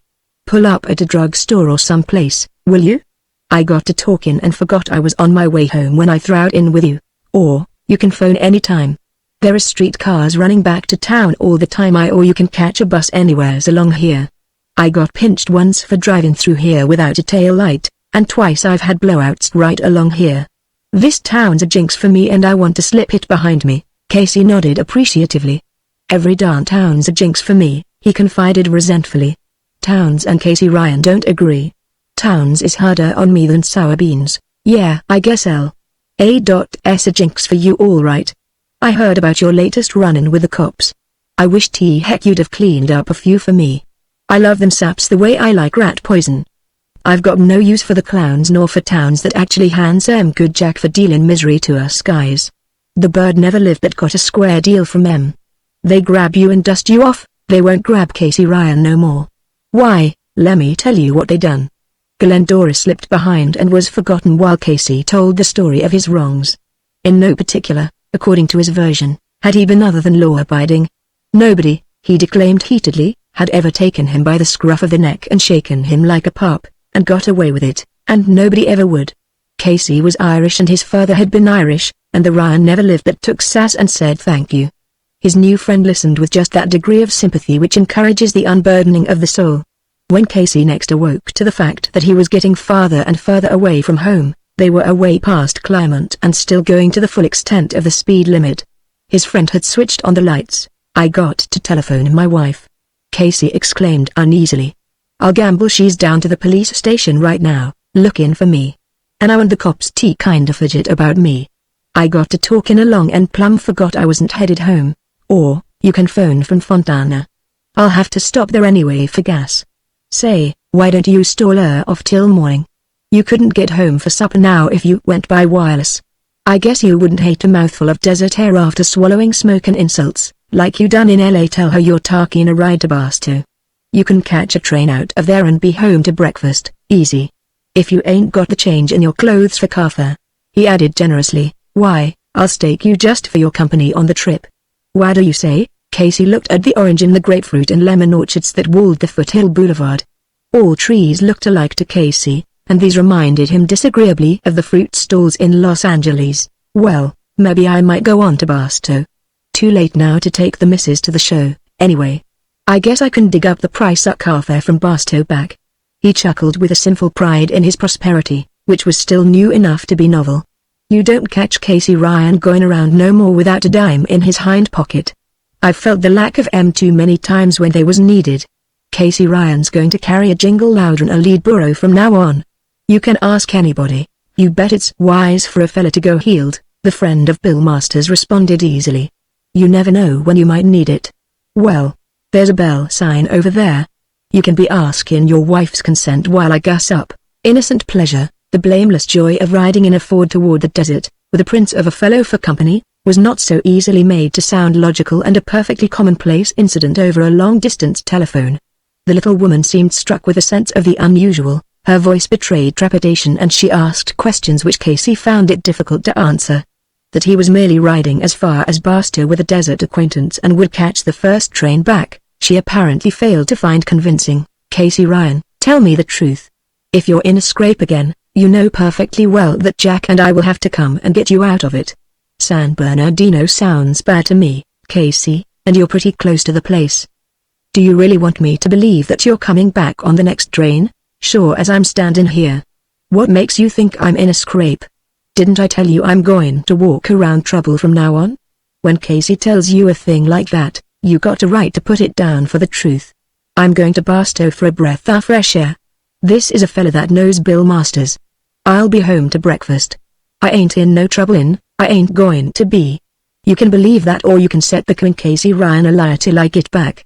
Gubby. Whatever the little woman thought of it, Casey really meant to do exactly what he said he would do. And he really did not believe that trouble was within 100 miles of him. Chapter 10. Want to drive? Casey's friend was rolling a smoke before he cranked up. They tell me up inland that no man living ever got the chance to look back and see Casey Ryan swallowing dust. I've heard of some that stride. But I reckon, he added pensively, while he rubbed the damp edge of the paper down carefully with a yellowed thumb, Ford's is out of your line, now. Maybe you don't toy with nothing cheaper than a twin six. Well, you can ask anybody if Casey Ryan's the man to get big-headed. Money don't spoil me none. There ain't anybody seen say it does. Casey Ryan is Casey Ryan wherever and whenever you meet up with him. You might maybe see me next, haze in a burrow over a ridge. Or you might see me with 10 pounds of flour, a quart of beans and a sourdough bucket on my back. Whichever way the game breaks you'll be seeing Casey Ryan, and you'll see him certain in the game and ready to push his last white chip to the center. I believe it, Casey. Darned if I don't. Well, you drive her a while, till you get tired, anyway. He bent to the crank, gave a heave and climbed in, with Casey behind the wheel, looking pleased to be there and quite ready to show the world he could drive. Say, if I drive till I'm tired, he retorted, I'm liable to soak her hubs in the Atlantic Ocean before I quit. And then, maybe I'll back her out and drive her to the end of Venice Pier just for pastime. Up inland they're talking yet about your driving. His new friend flattered him. They say there's no stops when you get the wheel cuddled up to your chest. No quitting and no passing you by with a merry laugh and a cloud of alkali dust. I guess it's right. I've been wanting to meet you. The last remark sounds like a traffic cop I had a run-in with once. Casey snorted merely to hide his gratification. You sound good, just to listen to, but you ain't altogether believable. There's men inland that'd give an ear to meet me in a narrow trail with a hairpin turn and me on the outside and drunk. They'd like it to be about a 4,000-foot drop, straight down. Land as a town ain't so crazy about me that they'd close up whilst I was been planted, and stop all traffic for 5 minutes. A show benefit was sprung on land once, to help Casey Ryan that was supposed to be crippled. And I had to give a good Ford a darn good Ford to the benefiters, so as they could get out to town ahead of the howlin' mob. That's how I know the Wayland loves Casey Ryan. You can't kid me, young fella. Meanwhile, Casey swung north into Cajun Pass, up that long, straight, cement-paved highway to the hills. He showed his new friend how a Ford could travel when Casey Ryan juggled the wheel. The full moon was pushing up into a cloud bank over a high peak beyond the pass. The few cars they met were gone with a whistle of wind as Casey shot by. He raced a passenger train from the mile whistling post to the crossing, made the turn and crossed the track with the white finger of the headlight bathing the Ford blindingly. He completed that S-turn and beat the train to the next crossing half a mile farther on, where he spiked her tail, as he called it, stopping dead still and waiting jeeringly for the train to pass. The engineer leaned far out of the cab window to bellow his opinion of such driving, which was unfavorable to the full extent of his vocabulary. Nothing the matter with the Ford, as I can see, Casey observed carelessly, when he was underway again. You sure are some driver. His new friend praised him, letting go the edge of the car and easing down again into the seat. Give you a Ford and all the gas you can burn and I can't see that you'd need to worry none about any of them saps that makes it their business to interfere with traveling. I'm glad that Moon's quit the job. Gives the headlights a show. Hit her up now, fast as you like. After that crossing back there I ain't expecting to tremble on no curves. I see you're qualified to spin air on a plate if need be. And for a Ford, she sure can travel. Casey therefore let her out, and the Ford went like a scared lizard up the winding highway through the pass. At Cajun Camp he slowed, thinking they would need to fill the radiator before attempting to climb the steep grade to the summit. but the young man shook his head and gave the highball. Which, if you don't already know it, is the signal for full speed ahead. Full speed ahead Casey gave him, and they roared on up the steep, twisting grade to the summit of the pass. Casey began to feel a distinct admiration for this particular Ford. The car was heavily loaded. He could gauge the weight by the feel of the car as he drove, yet it made the grade at 25 miles an hour and reached the top without boiling the radiator, which is better than many a more pretentious car could do. Too bad you've made your pile already. The young man broke a long silence. I'd like to have a guy like you for my partner. The desert ain't talkative none when you're out in the middle of it, and you know there ain't another human in a day's drive. I've been going it alone. 9/10 of these birds that are eager to throw in with you thinks that 50-50 means you do the work and they take the jack. I'm plumb fed up on them partnerships. But if you didn't have your jack stored away a whole mountain of it, I reckon I'd invite you to set into the game with me. I sure would. Casey spat into the dark beside the car. There's never a pile so big a fella ain't willing to make it bigger, he replied sententiously. As I'm concerned, Casey's never backed up from $1 yet.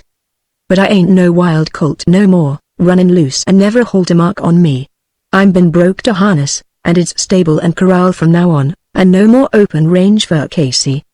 The missus hopes to high school me in time. She's a good hand, gentle but firm, as the preacher says. And I guess it's time for Casey Ryan to quit helling around the country and settle down and behave himself. I could put you in the way of adding some easy money to your bankroll, the other suggested tentatively. But Casey shook his head. 20 years ago you needn't have asked me twice, young fella. I'd have drawed my chair right up and stacked my chips a mile high. Any game that come along, I played down to the last chip. 20 years ago, yes, 10 exclamation mark. Casey Ryan would tore the towel. Jail down rock by rock and give the roof to the kids to make a playhouse. Them cops never would hauled me to jail in no wagon. I might loaded 'em in behind, and dropped 'em off at the first Morgan drove on whistlin'. That there would have been Casey Ryan's gate a few years back. Take me now, married to a good woman and gettin' great. Casey sighed, gazing wishfully back at the Casey Ryan he had been and might never be again. No, sir, I ain't so darned rich I ain't willin' to add a few more Iron Men to the bunch. But on account of the missus I've got to kinda pick my chances. I ain't had money so long, but what it feels good to remind myself I got it. I carry $1,000 or so in my inside pocket, just to count over now and then to convince myself I needn't worry about a grub stake. I've got to soak it into my bones gradual that I can afford to settle down and live tame, like the missus wants.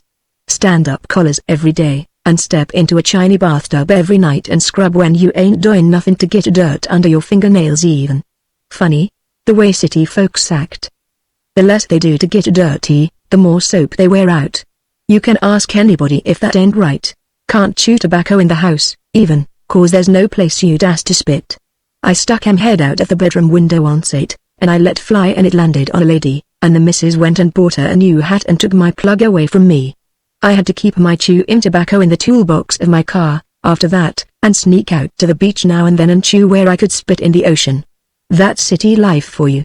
When I get to thinking about hitting out into the hills prospecting, or something, that Rolado I pack stands right on its hind legs and says I got no excuse. I've got enough to keep me in bacon and beans, anyway. And the missus gets down in the mouth when I so much as mention minin'. A guy grows old fast when he quits the game and sets down to do the grandpa by the fire. First you know, a clown that thinks it's time he took it easy is gummin' his grub, and shivering when you open the door, and ducking naps in the daytime same as babies. Let a guy once preach he's getting old. Casey jerked the gas lever and jumped the car ahead viciously. Well, now, any time you see Casey Ryan gummin' his grub and needin' a nap after dinner, a clown gets that way once he pulls out of the game. I've saw it happen time and again. The young man laughed rather irritatingly. Say, when I tell it to Bill Masters that Casey Ryan has plumb played out his string and laid down and quit, by hock, and can be seen hereafter sat in with a shawl over his shoulders, Casey nearly turned the Ford over at that insult. He jerked it back into the road and sent it ahead again at a faster pace. Well, now, any time you see Casey Ryan settin' with a shawl over his shoulders, well, maybe not you, but the bird sure comes to it that thinks he's too old to play the game. Why, you'll never be ready to settle down. Take you 20 years from now I'd rather bank on a partner like you'd be than some young clown that ain't had the experience. From the yarns I've heard about you, you don't back down from nothing. And you're willing to give a partner a chance to get away with his hide on him. I'd rather be held up by the law than by some clown that's working with me." He paused, and when he spoke again his tone had changed to meet a prosaic detail of the drive. "Stop here in Victorville, will you, Casey?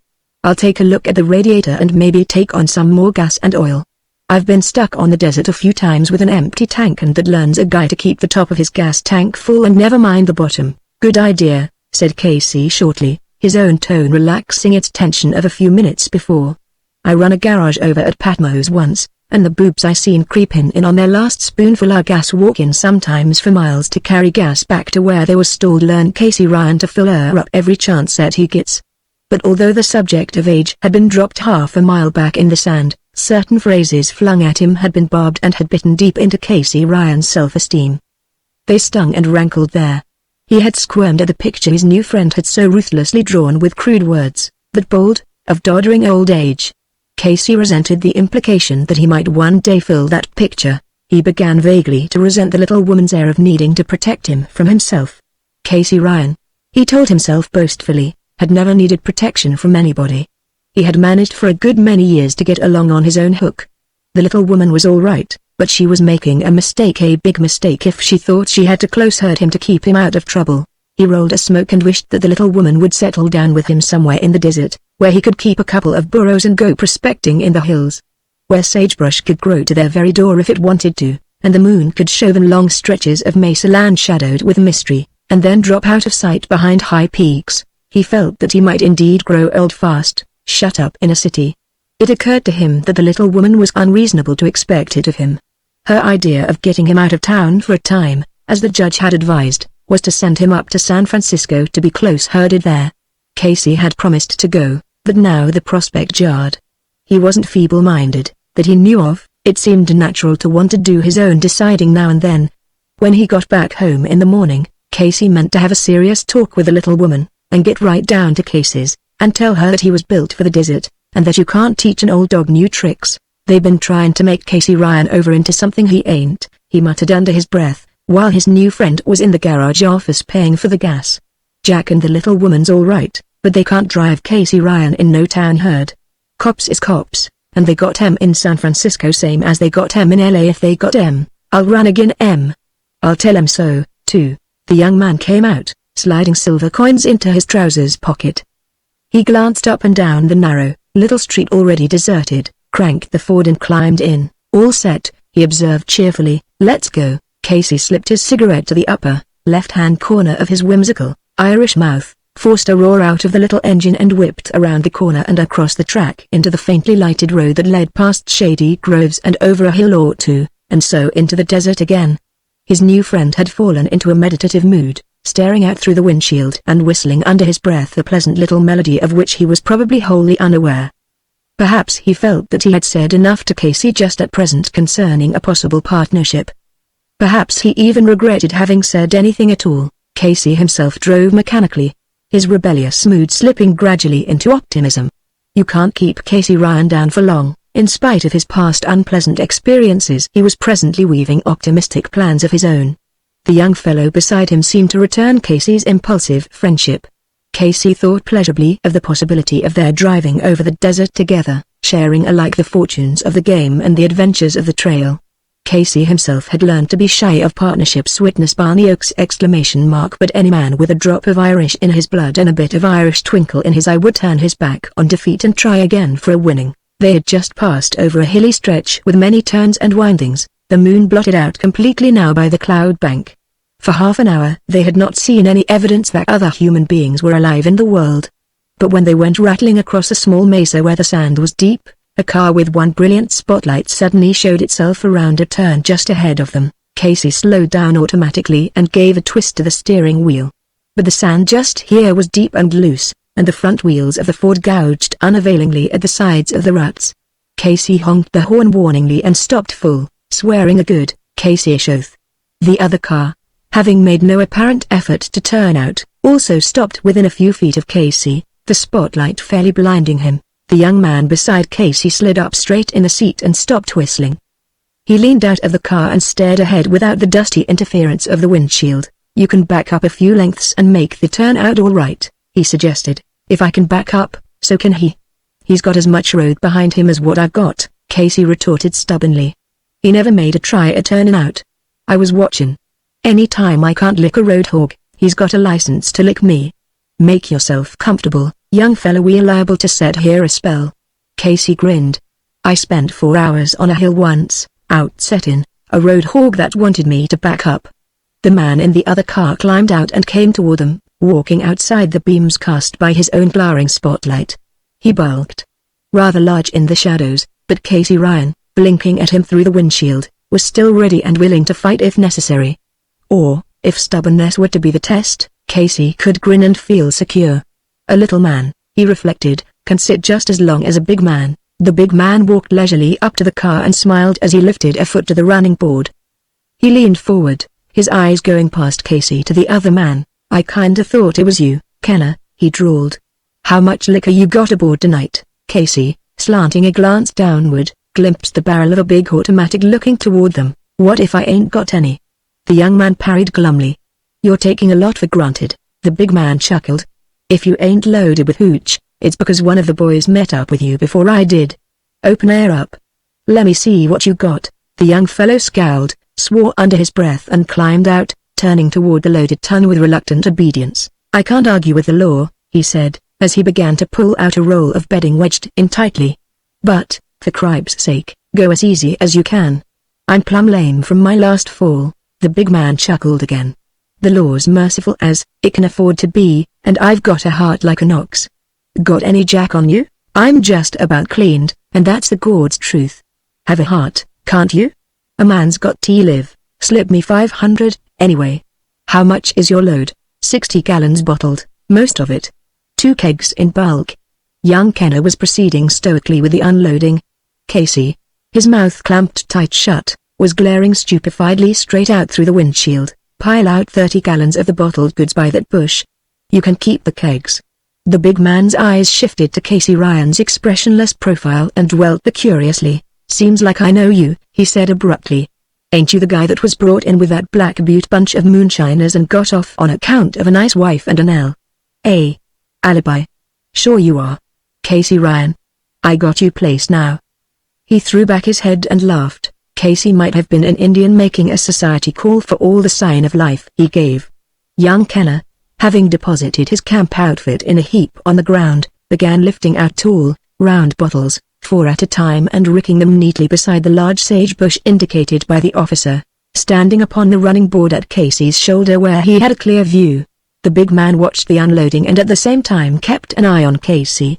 It was perfectly evident that for all his easy good nature, he was not a man who could be talked out of his purpose. All right, pile in your blankets, the big man ordered at last, and young Kenna unemotionally began to reload the camp outfit. The big man's attention shifted to Casey again.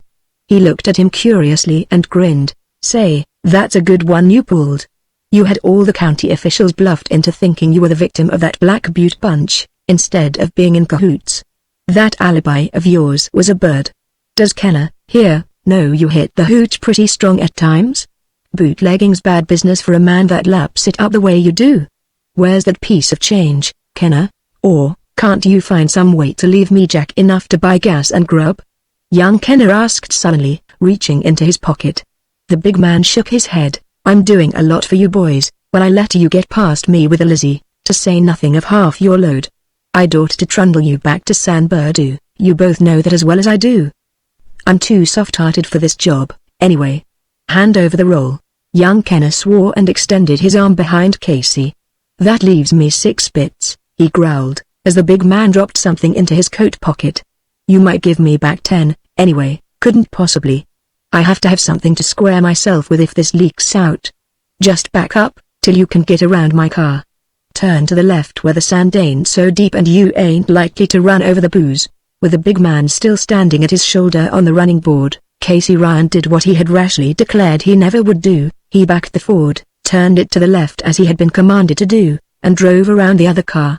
It was bitter work for Casey, but even he recognized the fact that the setting was not good that evening. Back in the road again, he stopped when he was told to stop, and waited, with a surface calm altogether strange to Casey, while the officer stepped off and gave a bit of parting advice. Better keep right on going, boys. I'd hate to see you get in trouble, so you'd better take this old road up ahead here. That'll bring you out at Daggett and you'll miss Barstow altogether. I just came from there. There's a hard gang hanging around on the lookout for anything they can pick up. Don't get caught again. On your way, Casey drove for half a mile still staring straight before him. Then young Kenner laughed shortly. That's Smilin' Lou, he said. He's a mean boy to monkey with. Talk about roadhogs, he's one you can't outset. Chapter 11. So that's the kind of game you asked me to set in on. Casey broke another long silence. He had felt in his bones that young Kenner was watching him secretly, waiting for him to take his stand for or against the proposition. I'd like to know who passed the word around amongst outlaws that Casey Ryan is the only original easy mark left running wild, and that he can be caught and made a goat of any time it's handy. Look at the crowd of folks bunched on that crossing this afternoon. Why didn't you pick someone else for the goat? Out of all them hundreds of people, why hell did you have to go and pick on Casey Ryan? Ain't he had trouble enough trying to keep out of trouble? No. Casey Ryan's went and blowed hisself to show tickets, and he's headed home, peaceful and on time, so's he can shave and put on a clean collar and slick up to please his wife and take her to the show. Nothing again the law in that. Not a damn thing you can haul him to jail for. So you had to come along, loaded to the guards with hooch, stall your Ford on the car track right under em nose, and tell Casey Ryan to get in. Couldn't leave him to go home peaceful to his wife nor. You had to haul him away out here and get him in wrong with a cop again. That's a fine game you're playing. That's a darned fine game, sure, it is. It's better than the game you've been playing, young Kenner stated calmly. Take your own story, for instance. You've been dubbing along, trying to play the way the law tells you to. And the saps has been flocking to you like a bunch of hornets, every bird trying to sink his stinger in first. Ain't that right? Keeping the law has laid you in jail twice in the last month, by your own tell. Why, a clown like you, that's aimin' to keep the law and live honest, is the easiest mark in the world. Them's the guys that do the most harm, they make graftin' so darned easy. Them's the guys the saps lay for and dust off regular in the shape of fines and taxes and the like of that. On sate in a while they'll snatch you for something you never done at all and lay you away for a day or two, just to keep you scared and easy to handle next time. Now, you take me, for instance.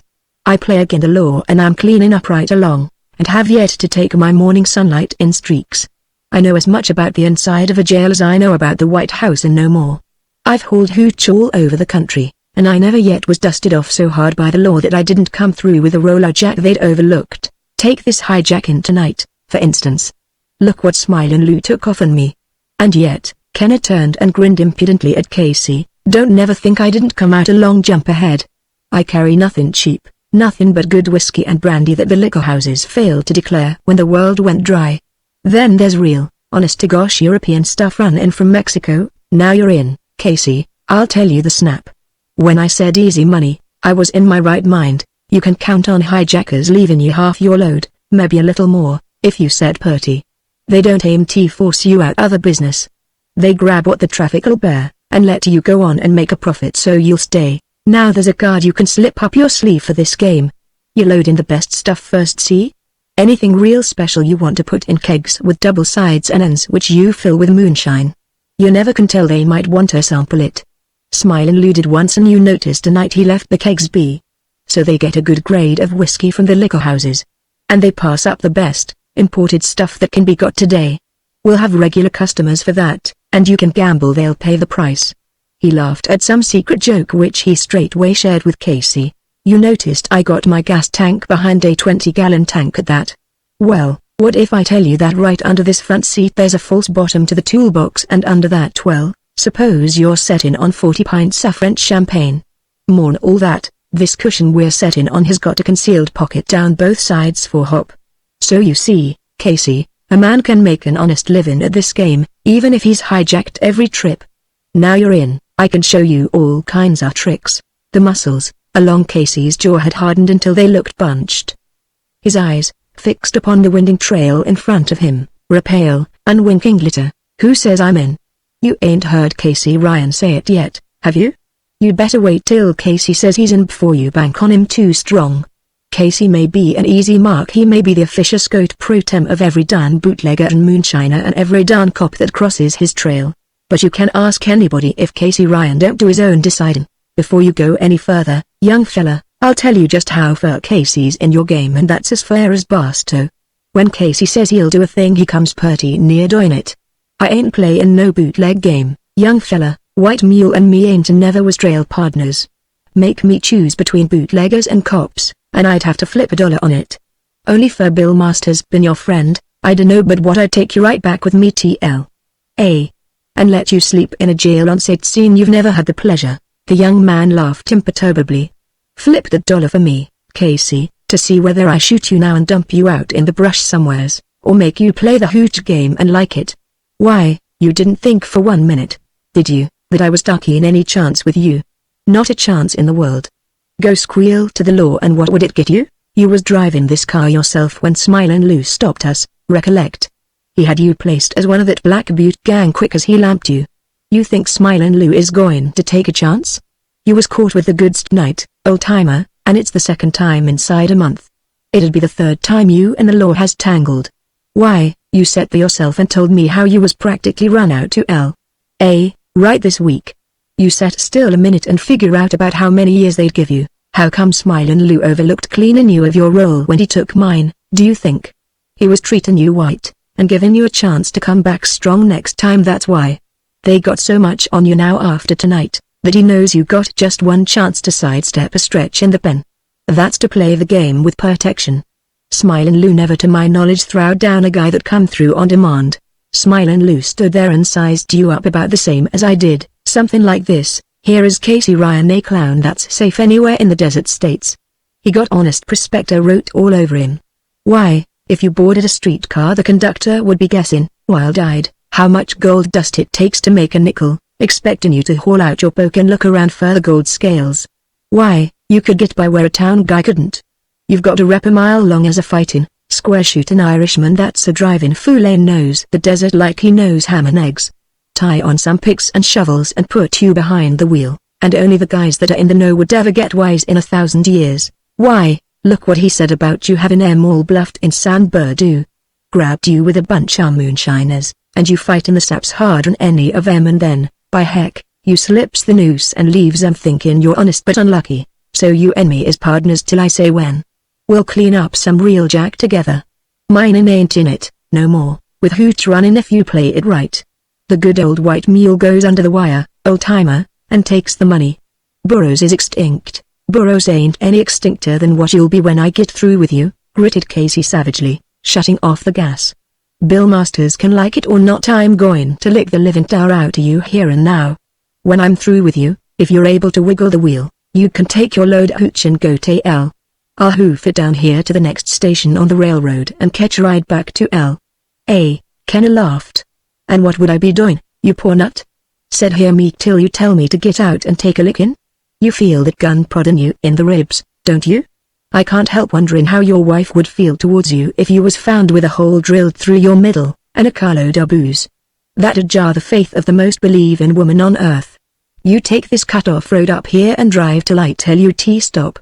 As you may know, a man can't be chicken-hearted and peddle hooch, and I'm called an expert. So you think that over, Casey, and drive purty? See, Casey drove as purty as was possible with a 6-shooter pressed irritatingly against his lowest floating rib, but he did not dwell upon the spectacle of himself found dead with a carload of booze. He wished to heaven he hadn't let the little woman talk him out of packing a gun, and waited for his chance. Young Kenner was thoughtful, brooding through the hours of darkness with his head slightly bent and his eyes, so far as Casey could determine, fixed steadily on the uneven trail where the headlights revealed every rut, every stone, every chuck hole. But Casey was not deceived by that quiescence. The revolver barrel never once ceased its pressure against his side, and he knew that young Kenner never for an instant forgot that he was riding with Casey Ryan at the wheel, waiting for a chance to kill him. By daylight, such was Casey's driving, they were well down the highway which leads to Needles and on through Arizona. Casey was just thinking that they would soon run out of gas, and that he would then have a fighting chance, when he was startled almost into believing that he had spoken his plan. I told you there's a 20-gallon tank on this car. Well, it holds 25. I've got a special carburetor that gives an actual mileage of 22 miles to the gallon on ordinary desert roads. I filled her till she run over at Victorville, and I notice you're easy on the gas with your driving. Figure it yourself, Casey, and don't be counting on a stop till I'm ready to stop. Casey grunted, more crestfallen than he would ever admit. But he hadn't given up. The give-up quality had been completely forgotten when Casey's personality was being put together. He drove on, around the rubbly base of a blackened volcano long since cold and bleak, and bored his way through the sandy stretch that leads through Patmos. Patmos was a place of unhappy memories, but he drove through the little hamlet so fast that he scarcely thought of his unpleasant sojourn there the summer before. Young Kenner had fallen silent again, and they drove the 60 miles or so to Goffs with not a word spoken between them. Casey spent most of that time in mentally cursing the Ford for its efficiency. He had prayed for blowouts, a fouled timer, for something or anything or everything to happen that could possibly befall a Ford. He couldn't even make the radiator boil. Worst and the most persistent of his discomforts was the hard pressure of that six-shooter against his side. Casey was positive that the imprint of it would be worn as a permanent brand upon his person for the rest of his life. Young Kenner's voice speaking to him came so abruptly that Casey jumped. "I've been thinking over your case," Kenner said cheerfully. "Stop right here while we talk it over." Casey stopped right there. "I've changed my mind about having you for a partner," young Kenner went on. "You'd be a valuable man all right, but when a harp like you gets stubborn bitter, my hunch tells me to break away clean. You're a Mick and Mix is all alike when they get a grudge. I can't be bothered keeping you under my eye all the time, and the way I've felt you ooze in venom all this while shows me I'd have to. And bumping you off would be neither pleasant nor safe. Now, the way I've doped this out, I'm going to sell you the outfit for just what jack you got in your clothes. Fork it over, and I'll give you the layer just as she stands. You'd better wait till Casey says he wants to buy." Swallowing resentment all night had made his voice husky, and it was bitter indeed to sit still and hear himself called a harp and a Mick. "Why wait? Hand over the roll, and that closes the deal. I didn't ask you would you buy, I'm giving you something for your money, is all. I could take it off you after you quit kicking and drive your remains into this little burg, with a tale of how I'd caught a bootlegger that resisted arrest. So fork over the jack, old-timer. I want to catch the train over there that's about ready to pull out." He prodded sharply with the gun, and Casey heard a click which needed no explanation. Casey fumbled for a minute inside his vest and glumly forked over. Young Kenner inspected the folded bank notes, smiled and slipped the flat bundle inside his shirt. "You're stronger on the bankroll than what you let on," he remarked contentedly. "I don't stand to lose so much, after all. 1,600, I make it. What's in your pants pockets?" Casey, still balefully silent, emptied first one pocket and then the other into Kenner's cupped palm. With heavy sarcasm he felt in his watch pocket and produced a nickel slip thereafter paying streetcar fare. He held it out to young Kenner between his finger and thumb, still gazing straight before him. Young Kenner took it and grinned. "Oh, well you are rich. Drive on now, and when you get about even with that caboose, slow to 12 miles whilst I hop off, and then hit her up again and keep her going. If you don't, I'll grab you for a bootlegger, sure. And I'd have the Hull train crew to help me wrestle you down. They'd be willing to sample the evidence, I guess, and be witnesses against you. And bear in mind, Casey, that you got a darn good Ford and all its valuable contents for 1,600 and some odd bucks. If you meet up with the law, you can treat 'em white and still break even on the deal you just consummated with me, like hell I consummated the deal." Casey was goaded into muttering. He drove abreast of the caboose, and at a final prod in the ribs Casey slowed down. Young Kenner dropped off the running board, alighted running with his body slanted backwards and his lips smiling friendly wise. "Don't take any bad money and don't let 'em catch you," he cried mockingly, as he headed for the caboose. At a crossing, 2 miles farther on, Casey came larruping out of the sandhills and was forced to wait while the freight train went rattling past, headed east on a downhill grade. Young Kenner, up in the cupola, leaned far out and waved his hat as the caboose flicked by. Chapter 12. The highway north from the Santa Fe Railroad just west of Needles climbs an imperceptible grade across barren land to where the mesa changes and becomes potentially fertile. Up this road, going north, a cloud of yellow dust rolled swiftly. See at close range, the nose of a dingy Ford protruded slightly in front of the enveloping cloud, and behind it Casey Ryan, hard-eyed and with his jaw set to the fighting mood, gripped the wheel and drove as if he had a grudge against the road. At the first signpost Casey canted a malevolent eye upward and went lurching by at top speed. The cab bulked black for a moment, dimmed, and merged into the fleeing cloud that presently seemed no more than a dust devil whirling across the mesa. At the second signpost Casey slowed, his eyes dwelling speculatively upon the legend. Juniper Wells, 3M. The arrow pointed to the right where a narrow, little-used trail angled crookedly away through the greasewood. Casey gave a deciding twist to the steering wheel and turned into the trail. Juniper Wells is not nearly so nice a place as it sounds. But it is the first water north of the Santa Fe, and now and then a wayfarer of the desert leaves the main highway and turns that way, driven by necessity. It is a secluded spot, too unattractive to tempt people to linger. Because of its very seclusion it therefore tempted Casey Ryan. When a man has driven a Ford 15 hours without once leaving the wheel or taking a drink of water or a mouthful of food, however great his trouble or his haste, his first thought will be of water, food and rest. Even Casey's deadly rage at the diabolical trick played upon him could not hold his thoughts from dwelling upon bacon and coffee and a good sleep afterwards.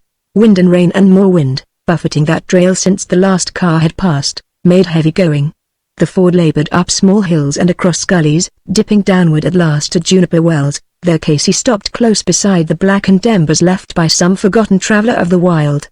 He slid stiffly from behind the wheel to the vacant seat beside him, and climbed out like the old man he had last night determined never to become.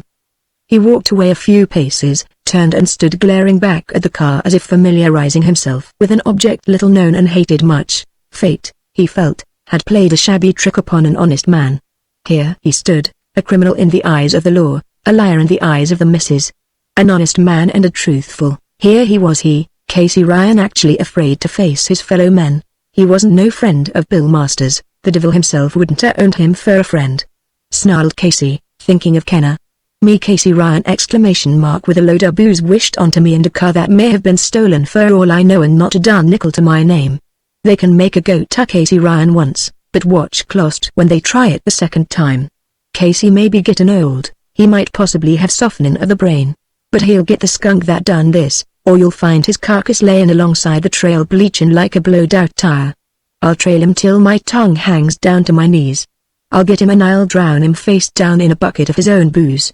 Whipped by emotion, his voice rose stridently until it cracked just under a shout. That sounds pretty businesslike, old man. A strange voice spoke whimsically behind Casey.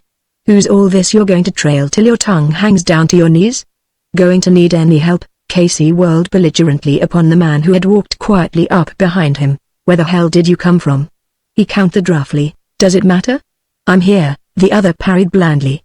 But by the way, if you've got the makings of a meal in your car and you look too old a hand in the desert to be without grub, I won't refuse to have a snack with you. I hate to invite myself to breakfast, but it's that or go hungry, and an empty belly won't stand on ceremony. The hard-bitten features of Casey Ryan, tanned as they were by wind and sun to a fair imitation of leather, were never meant to portray mixed emotions. His face, therefore, remained impassive except for a queer, cornered look in his eyes. With a sick feeling at the pit of his stomach he wondered just how much of his impassioned soliloquy the man had overheard, who and what this man was, and how he had managed to approach within 6 feet of Casey without being overheard. With a sicker feeling, he wondered if there were any grub in the car, and if so, how he could get at it without revealing his contraband load to this stranger. But Casey Ryan was nothing if not game. He reached for his trusty plug of tobacco and pried off a corner with his teeth. He lifted his left hand mechanically to the back of his head and pushed his black felt hat forward so that it rested over his right eyebrow at a devil-may-care angle. These preparations made involuntarily and unconsciously, Casey Ryan was himself again. All right, if you're willing to rustle the wood and start a fire, I'll see if I can dig up something. He cocked an eye up at the sun. I ate my breakfast long enough ago, so I guess it's settled. I reckon maybe I'd take on some bacon and coffee myself. Feller I had along with me I ditched, back here at the railroad. He done the packing up and I'd hate to swear to what he put in and what he left out. Onery cuss, I wouldn't put nothing past him. But maybe we can make out a meal. The stranger seemed perfectly satisfied with this arrangement and studied preamble. He started off to gather dead branches of greasewood, and Casey, having prepared the way for possible disappointment, turned toward the car. Fear and Casey Ryan have ever been strangers, yet he was conscious of a distinct, prickly chill down his spine. The glance he cast over his shoulder at the stranger betrayed uneasiness. Best he could do. He turned over the roll of bedding and cautiously began a superficial search which he hoped would reveal grub in plenty without revealing anything else. He wished now that he had taken a look over his shoulder when young Kenner was unloading the car at Smiling Lou's command. He would be better prepared now for possible emergencies. He remembered, with a bit of comfort, that the bootlegger had piled a good deal of stuff upon the ground before Casey first heard the clink of bottles. A grunt of relief signaled his location of a box containing grub. A moment later he lifted out a gunny sack bulging unevenly with cooking utensils. He fished a little deeper, turned back a folded up and laid naked to his eyes the top of a whiskey keg. With a grunt of consternation he hastily replaced the top, his heart flopping in his chest like a fresh-landed fish. The stranger was kneeling beside a faintly crackling little pile of twigs, his face turned inquiringly toward Casey. Casey, glancing guiltily over his shoulder, felt the chill hand of discovery reaching for his very soul. It was as if a dead man were hidden away beneath the top. It seemed to him that the eyes of the stranger were sharp, suspicious eyes, and that they dwelt upon him altogether too attentively for a perfectly justifiable interest. Even in the box of grub, black coffee, drunk hot and strong, gave the world a brighter aspect. Casey decided that the situation was not so desperate, after all. Easy enough to bluff it out, easiest thing in the world. He would just go along as if there wasn't a thing on his mind heavier than his thinning, sandy hair. No man living had any right or business snooping around in his car, unless he carried a badge of an officer of the law. Even with a badge, Casey told himself sternly, a man would have to show a warrant before he could touch a finger to his outfit. Over his third cup of coffee Casey eyed the stranger guardedly. He did not look like an officer. He was not big and burly, with arrogant eyes and the hint of leashed authority in his tone. Instead, he was of medium height, owned a pair of shrewd grey eyes and an easy drawl, and was dressed in the half-military style so popular with mining men, surveyors and others who can afford to choose what garb they will adopt for outdoor living. He had shown a perfect familiarity with cooking over a campfire, and had fried the bacon in a manner which even Casey could not criticize. Before the coffee was boiled he had told Casey that his name was Magneon. Immediately afterward he had grinned and added the superfluous information that he was Irish and didn't care who knew it. "Well, I'm Irish, myself," Casey returned approvingly and with more than his usual brogue. You can ask anybody if Casey Ryan has ever showed shame for the blood that's in him. 'Tis the Irish that never backs up from a rough trail or a fight. He poured a fourth cup of coffee into a chipped enamel cup and took his courage in his two hands. Magneon, he assured himself optimistically, couldn't possibly know what lay hidden under the camp outfit in the Ford. Until he did know, he was harmless as anybody, so long as Casey kept an eye on him. Chapter 13.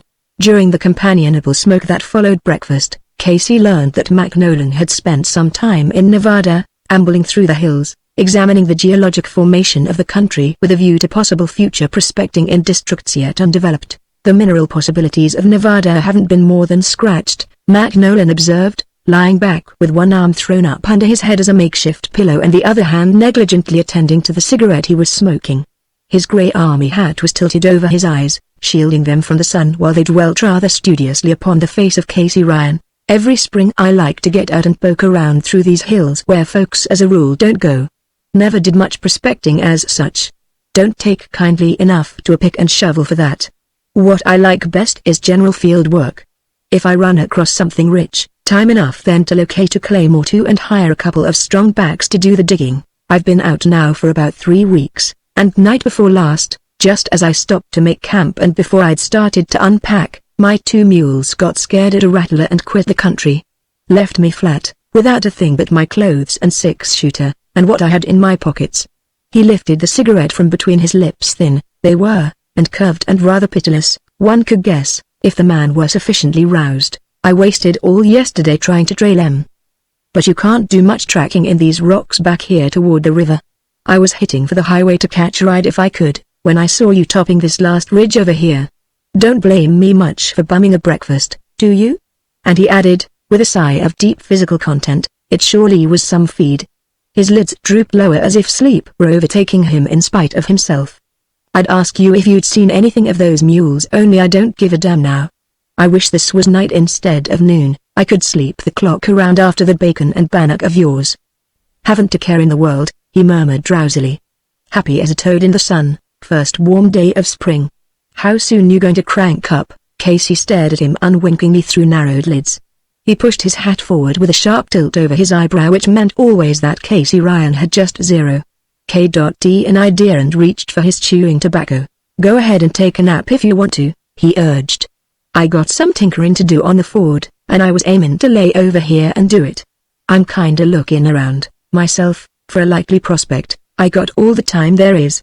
I guess I'll back the car down the drawer piece where she'll set level, and clean up her dingbats whilst you take a sleep." Casey left the breakfast things where they were, as a silent reassurance to Magneon that the car would not go off without him. It was a fine, psychological detail of which Casey was secretly rather proud. A box of grub, a smoked coffee pot and dirty breakfast dishes left beside a dead campfire establishes evidence, admissible before any jury, that the only means to return. Casey went over and cranked the Ford, grimly determined to make the coffee pot lie for him if necessary. He backed the car down the draw a good 75 yards, to where a wrinkle in the bank hid him from the breakfast camp. He stopped there and left the engine running while he straddled out over the side and went forward to the dip of the front fender to see if the Ford were still visible to Magneon. He was glad to find that by crouching and sighting across the fender he could just see the campfire and the top of Nolan's hat beyond it. The man need only lift his head off his arm to see that the Ford was standing just around the turn of the draw. The corner was never yet so tight that Casey Ryan couldn't find a crack somewhere to crawl through. He told himself vaingloriously. And I hope to thunder the fella sleeps long and sleeps solid. For 15 minutes the mind of Casey Ryan was at ease. He had found a shovel in the car, placed conveniently at the side where it could be used for just such an emergency as this. For 15 minutes he had been using that shovel in a shelving bank of loose gravel just under an outcropping of rhyolite a rod or so behind the car and well out of sight of Nolan. He was beginning to consider his excavation almost deep enough to bury 2 10-gallon kegs and 40 bottles of whiskey, when the shadow of a head and shoulders fell across the hole. Casey did not lift the dirt and rocks he had on his shovel. He froze to a tense quiet, goggling at the shadow. "What are you doing, Casey? Trying to outdig a badger?" Magneon's chuckle was friendliness itself. Casey's head snapped around so that he could cock an eye up at Nolan. He grinned mechanically. "No. Picked up a rich-looking piece afloat. Thought I'd just see if it didn't maybe come from this ledge." Magneon stepped forward interestedly and looked at the ledge. "Where's the piece you found?" he very naturally inquired. "The formation just here wouldn't lead me to expect gold-bearing rock, but of course, anything is possible with gold. Let's have a look at the specimen." Casey had once tried to bluff a stranger with 2 deuces and a pair of 5s, and 2 full stacks of blue chips pushed to the center to back the bluff. The stranger had called him, with 3 queens and a pair of jacks. Casey felt like that now. He had laughed over his loss then, and he grinned now and reached carelessly to the bank beside him as if he fully expected to lay his hand on the specimen of gold-bearing rock. He went so far as to utter a surprised oath when he failed to find it. He felt in his pockets. He went forward and scanned the top of the ledge almost convincingly.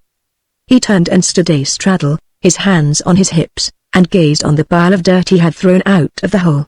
Last, he pushed his hat back so that with the next movement he could push it forward again over his eyebrow. "Now if that lump of high-grade ain't went and slid down the bank and got covered up with the muck," he exclaimed disgustedly. "I'm a son of a gun if fate ain't playin' again." Casey Ryan with a flock of aces under its vest. Magneon laughed, and Casey slanted a look his way. "Thought I left you talking a nap," he said brazenly. "What's the matter? Didn't your breakfast set good?" Magneon laughed again. It was evident that he found Casey Ryan very amusing. "The breakfast was fine," he replied easily. "A couple of lizards got to playing tag over me. That woke me up, and the sun was so hot I just thought I'd come down and crawl into the car and go to sleep there." "Go ahead with your prospecting, Casey, I won't bother you." Casey went on with his digging, but his heart was not in it. With every laggard shovelful of dirt, he glanced over his shoulder apprehensively, watching Magneon crawl into the back of the car and settle himself, with an audible sigh of satisfaction, on top of the load. He had one wild, wicked impulse to lengthen the hole and make it serve as a grave for more than bootleg whiskey, but it was an impulse born of desperation, and it died almost before it had lived. Chapter 14. Casey left his digging and returned to the Ford, still determined to carry on the bluff and pretend that much tinkering was necessary before he could travel further. With a great show of industry he rummaged for pliers and wrenches, removed the hood from the motor and squinted down at the little engine. By that time Magneon was snoring softly in deep slumber. Casey listened suspiciously, knowing too well how misleading a snore could be. But his own eyelids were growing exceeding heavy, and the soporific sound acted hypnotically upon his sleep-hungry brain. He caught himself yawning, and suddenly threw down the wrench. "Oh, hell," he muttered disgustedly, and went and crawled under the back of the car where it was shady. The sun was nearly down when Casey awoke and crawled out. Magneon was still curled comfortably in the car, his back against the bedroll. He opened his eyes and yawned when Casey leaned and looked in upon him. "By Jove, that was a fine sleep I had," he announced cheerfully, lifting himself up and dangling his legs outside the car. "Strike anything yet?" "No." Casey's grunt was eloquent of the mood he was in. "Get the car fixed all right?" Nolan's cheerfulness seemed nothing less than diabolical to Casey, nor. Then Casey added grimly, "I'm stuck. I dunno what ails the damned thing. Have to send to Vegas for new parts, I guess. It's only 3 miles out here to the road. Maybe you better hike over to the highway and catch a ride with somebody. I might send in for a timer and some things, too. No use waiting for me. Nolan can't tell how long I'll be held up here." Nolan climbed out of the car. Casey's spirits rose instantly. Nolan came forward and looked down at the engine as casually as he would glance at a nickel alarm clock. "She was hitting all right when you backed down here," Nolan remarked easily. "I'll just take a look at her myself. Fords are cranky sometimes. But I've assembled too many of them in the factory to let one get the best of me in the desert." Casey could almost hear his heart when it slumped down into his boots. "But he wasn't licked yet. Or, let the darn thing alone till we eat," he said, pushing his hat forward to hurry his wits. "Well, I can throw a Ford together in the dark, if necessary," smiled Nolan. "Eat, it is, if you want it that way. That breakfast I put away seems to have sharpened my appetite for supper. Tell you what, Ryan. I'll do a little troubleshooting here while you cook supper." "How'll that be?" "That wouldn't be, if Casey could prevent it." His pale, narrow-lidded eyes dwelt upon Nolan unwinkingly. "Well, maybe I'm kind of a crank about my car," he hedged, with a praiseworthy calmness. "Fords is like horses, to me. I drove stage all life till I took to prospecting and I never could stand around and let anybody else monkey with my teams. I ain't a doubt in the world, Mr. Nolan. But what you know as much about Fords as I do. More, maybe. But Casey Ryan's got his little ways, and he can't seem to ditch 'em. We'll eat, and then maybe we'll look her over together. At the same time," he went on with rising courage, "I'm liable to stick around here for a while and prospect a little. If you want to find the mules an outfit, don't bank too strong on Casey Ryan. He's liable to change his mind any old time. Day or night, you can't tell what Casey might take a notion to do. That there's a fact. You can ask anybody if it ain't." Nolan laughed and slapped Casey unexpectedly on the shoulder. "You're a man after my own heart, Casey Ryan," he declared enigmatically. "I'll stick to you and take a chance. Darn the mules. Somebody will find them and look after them until I show up." Casey's spirits, as he admitted to himself, were rising and falling like the hammer of a piledriver, and like the piledriver, the hammer was driving him deeper and deeper into hopelessness. He would have given an ear to know for certain whether Nolan were as innocent and friendly as he seemed. Until he did know, Casey could see nothing before him but to wait his chance to give Nolan the slip. Sitting cross-legged in the glow of the campfire after supper, with a huge pattern of stars drawn over the purple night sky, Casey pulled out the old pipe with which he had solaced many an evening and stuffed it thoughtfully with tobacco. Across the campfire, Nolan sat with his hat tilted down over his eyes, smoking a cigarette and seeming at peace with all the world. Casey hoped that Nolan would forget about fixing the Ford. He hoped that Nolan would sleep well tonight. Casey was perfectly willing to sacrifice a good roll of bedding and the cooking outfit for the privilege of traveling alone.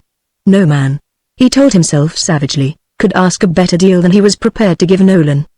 He bent to reach a burning twig for his pipe, and found Nolan watching him steadily from under his hat brim. "What sort of looking fellows were those, Ryan, that left a load of booze on your hands?" Nolan asked casually when he saw that he was observed. Casey burned his fingers with the blazing twig. "Who said anything about any fellas leaving me booze?" he evaded sharply.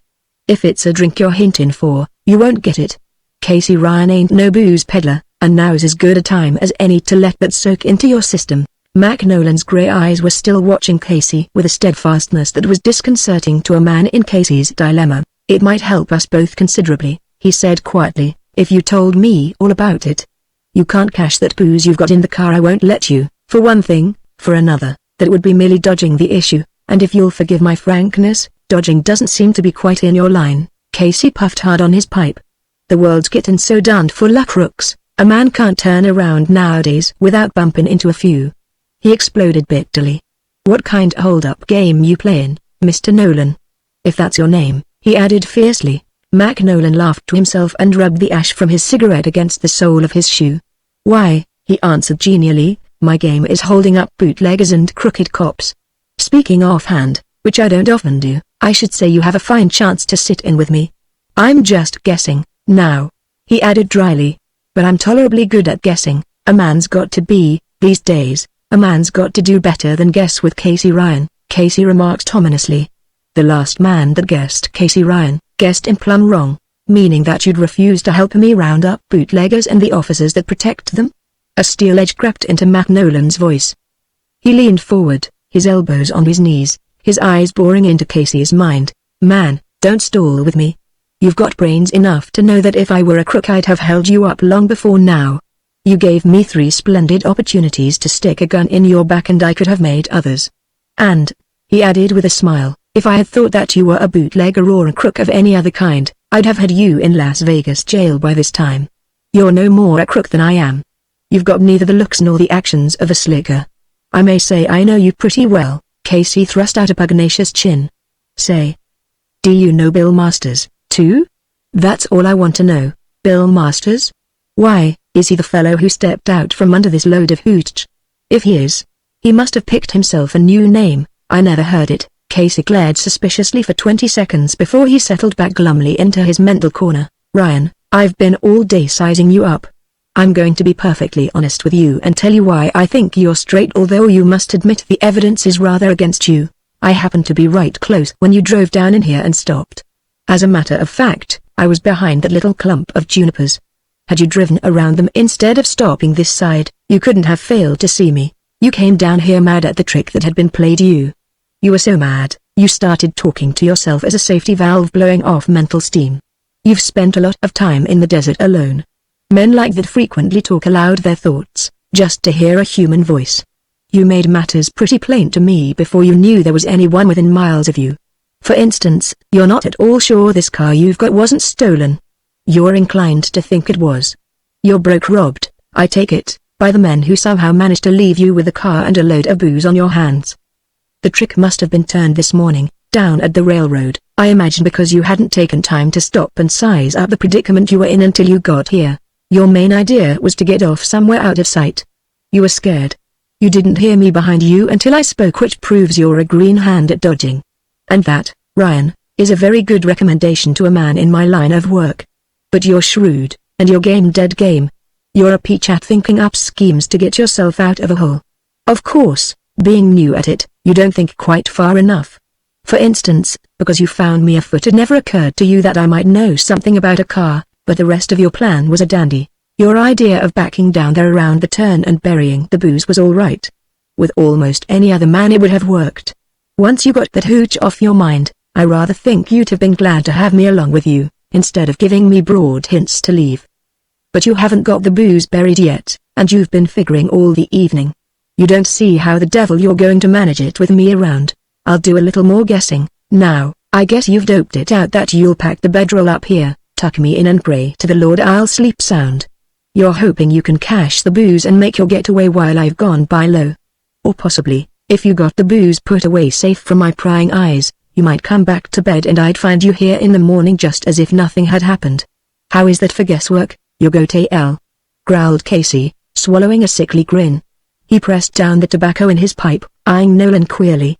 If them damn lizards had I let you alone, I wouldn't have nothing on mind now but my hat. He looked across the fire and grinned again. Keep on. You'll be telling me what the missus and I was arguing about last night over long distance. I've heard tell of this 4-bit mind reading and forecast in your horoscope for a dime, but I never met up with it before. If you're aiming to take up a collection after the show, you'll fare slim. I've been what a fella called dusted off. He added, after a pause that was eloquent, they done it thorough. Magnion laughed. They usually are thorough, when they're dusting off a chump, as I believe they call it. Casey grunted. Chump is right, maybe.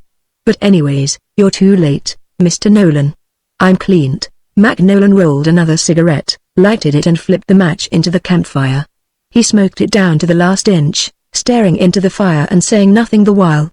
When the cigarette stub followed the match, he leaned back upon one elbow and began tracing a geometrical figure in the sand with a stick. Ryan, he said abruptly, you're square and I know it. The very nature of my business makes me cautious about trusting men, but I'm going to trust you.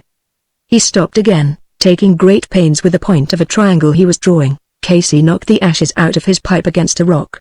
Putting it that way, Mr. Nolan, the man's yet to live that Casey Ryan ever double-crossed. Cops I got no use for, nor yet bootleggers. Whether I got any use for you, Mr. Nolan, I can say better when I've heard you out.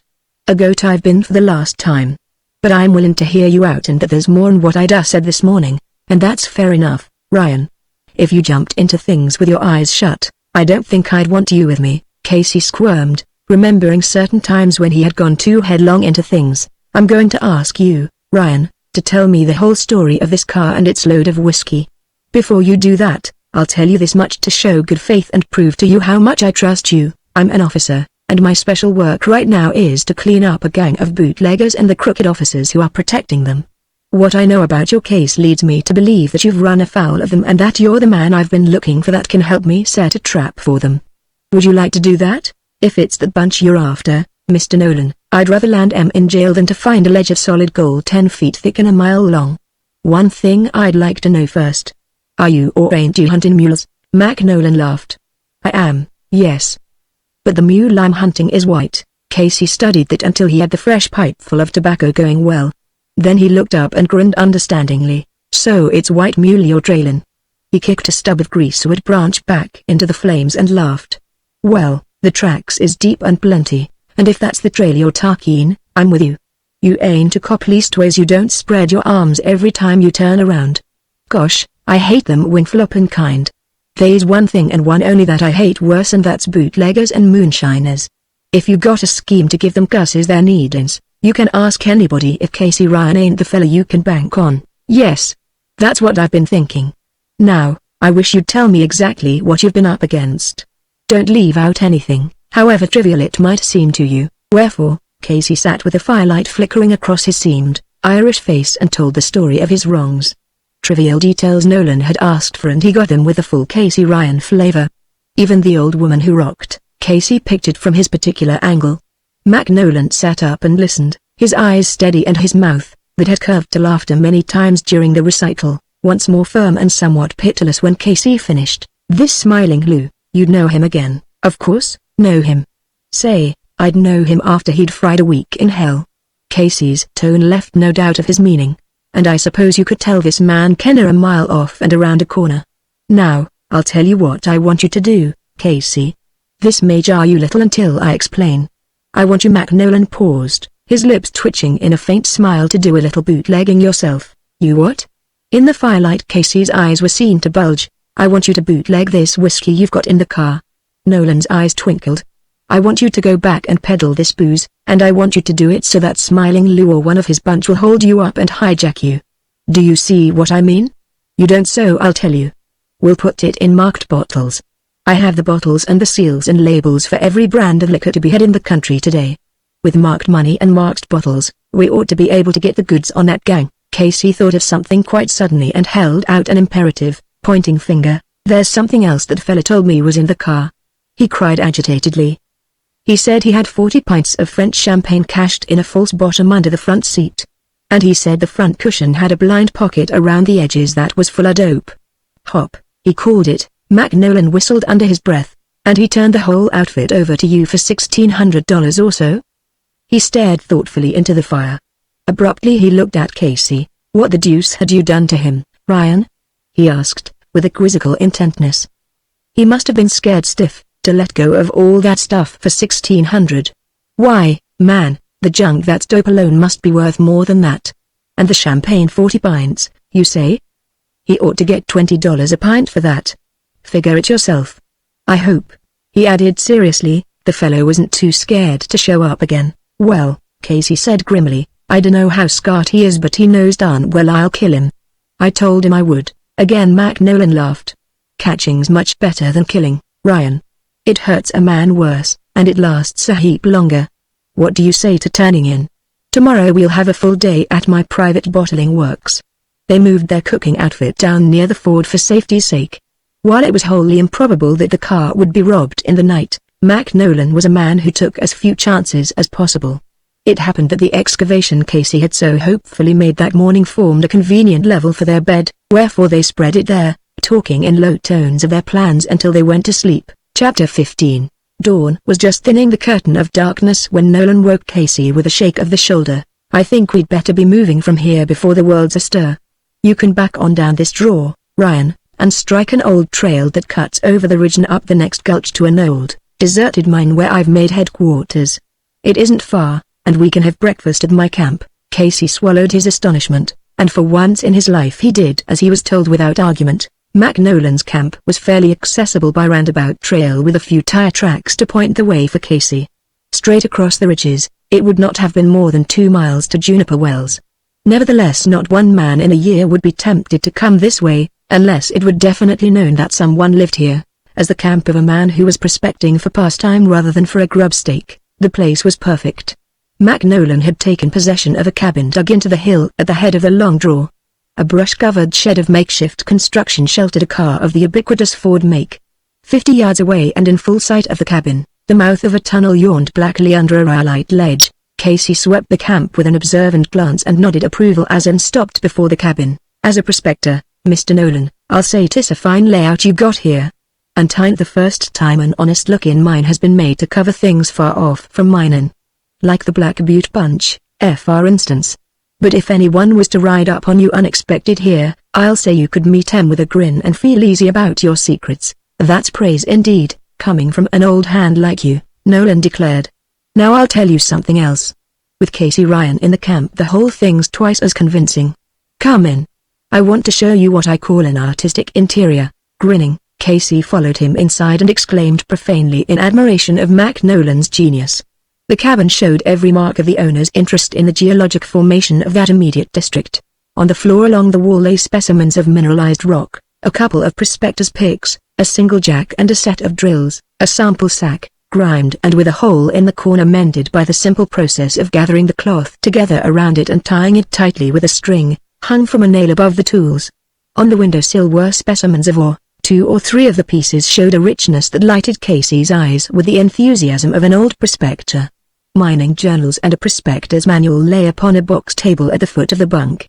For the rest, the cabin looked exactly what it was, the orderly home of a man quite accustomed to primitive living far off from his fellows. They had a very satisfactory breakfast cooked by Magneon from his own supplies and eaten in a leisurely manner while Nolan talked of primary formations and secondary, and of mineral intrusions and breaks. Casey listened and learned a few things he had not known, for all his years of prospecting. Magneon, he decided, could pass anywhere as a mining expert, and now, said Nolan briskly, when he had hung up the dishpan and draped the dishcloth over it to dry, "I'll show you the bottling works. We'll have to do the work by lantern light. There's not one chance in 50 that anyone would show up here, but you never can tell. We could get the stuff out of sight easily enough while the car was coming up the gulch. But the smell is a different matter. We'll take no chances." At the head of the bunk, a curtained space beneath a high shelf very obviously did duty as a wardrobe. A leather motor coat hung there, one sleeve protruding beyond the curtain of flowered calico. Other garments bulged the cloth here and there. Nolan, smiling over his shoulder at Casey, nodded and pushed the clothing aside.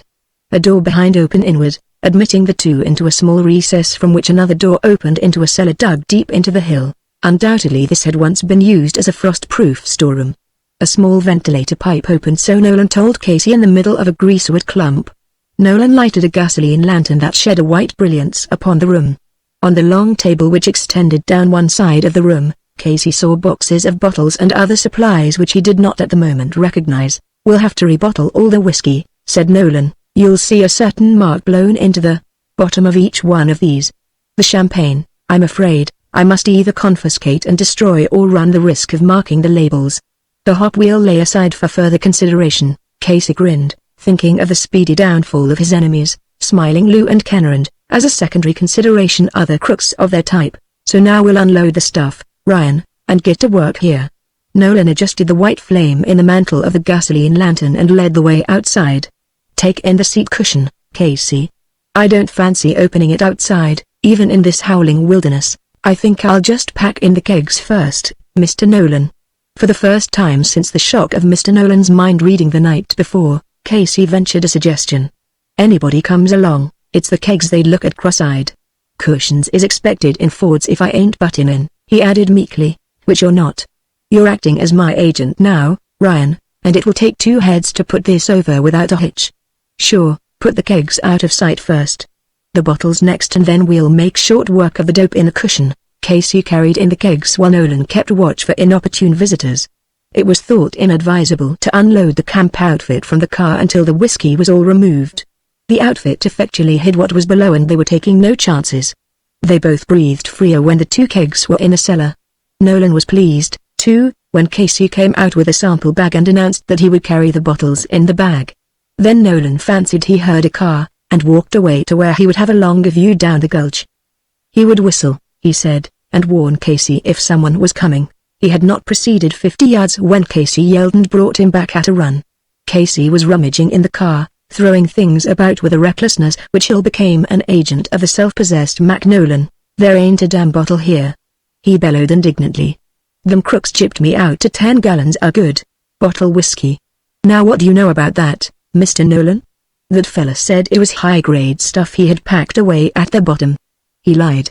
"There ain't nothing here but a set of skid chains and a jack. And the champagne, maybe, under the front seat." Mac Nolan's eyes narrowed. "I think, Ryan, I'll have a look under that front seat." He had a look, several looks, in fact. There was the false bottom under the seat, but there was nothing in it. He took his pocket knife, opened a blade and split the edge of the seat cushion at the bottom. He inserted a finger and thumb and drew out a bit of hair stuffing. He stood up and eyed Casey sharply, and Casey stared back defensively. He was a darned laugh from start to finish. "He said there was champagne and he said there was hop," Casey stated flatly. "I wondered at his letting go of stuff as valuable as that," said Nolan. "I think we'd better take a look at those kegs." They went into the cellar and took a look at the kegs. Both kegs. Afterward they stood and looked at each other. Casey's hands went to his hips, and the muscles along his jaw hardened into lumps. He spat into the dirt of the cellar floor. "Water." He snorted disgustedly. Casey Ryan with the devil and all scut out to him, thinking he had ownership of a load of booze and hop sufficient to hang him. His hand slid into his trousers pocket, reaching for the comforting plug of tobacco. "Stuck up and robbed is what happens to Casey. You can ask anybody if it ain't highway robbery." Nolan stopped whistling under his breath.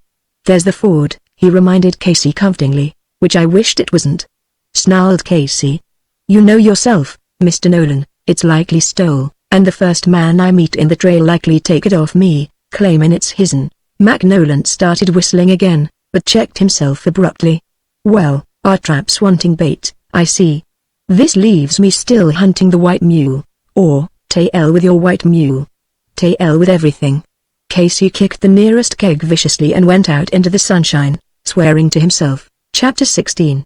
In the shade of a juniper that grew on the highest point of the gulch's rim, Mac Nolan lay sprawled on the flat of his back, one arm for a pillow, and stared up into the serene blue of the sky with cottony flakes of clouds swimming steadily to the northeast.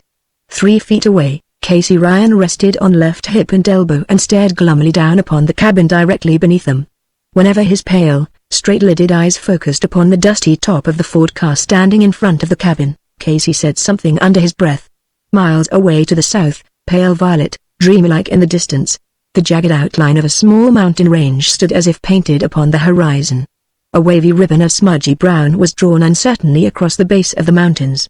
This, Casey knew, when his eyes lifted to look that way, marked the line of the Santa Fe and a train moving heavily up grade to the west. Toward it dipped the smooth stretch of barren mesa cut straight down the middle with a yellow line that was the highway up which Casey had driven the morning before. The inimitable magic of distance and high desert air veiled greasewood, sage and sand with the glamour of unreality. The mountains beyond, unspeakably desolate and forbidding at close range, and the little black buttes standing afar, off small spewings of age-old volcanoes dead before man was born seemed fascinating, unknown islets anchored in a sea of enchantment. Across the valley to the west nearer mountains, all amethyst and opal-tinted, stood bold and inscrutable, with jagged peaks thrust into the blue to pierce and hold the little clouds that came floating by. Even the gulch at hand had been touched by the enchanter's wand and smiled mysteriously in the vivid sunlight. The very air ate quiver with that indescribable beauty of the high mesa land which holds desert dwellers in thrall.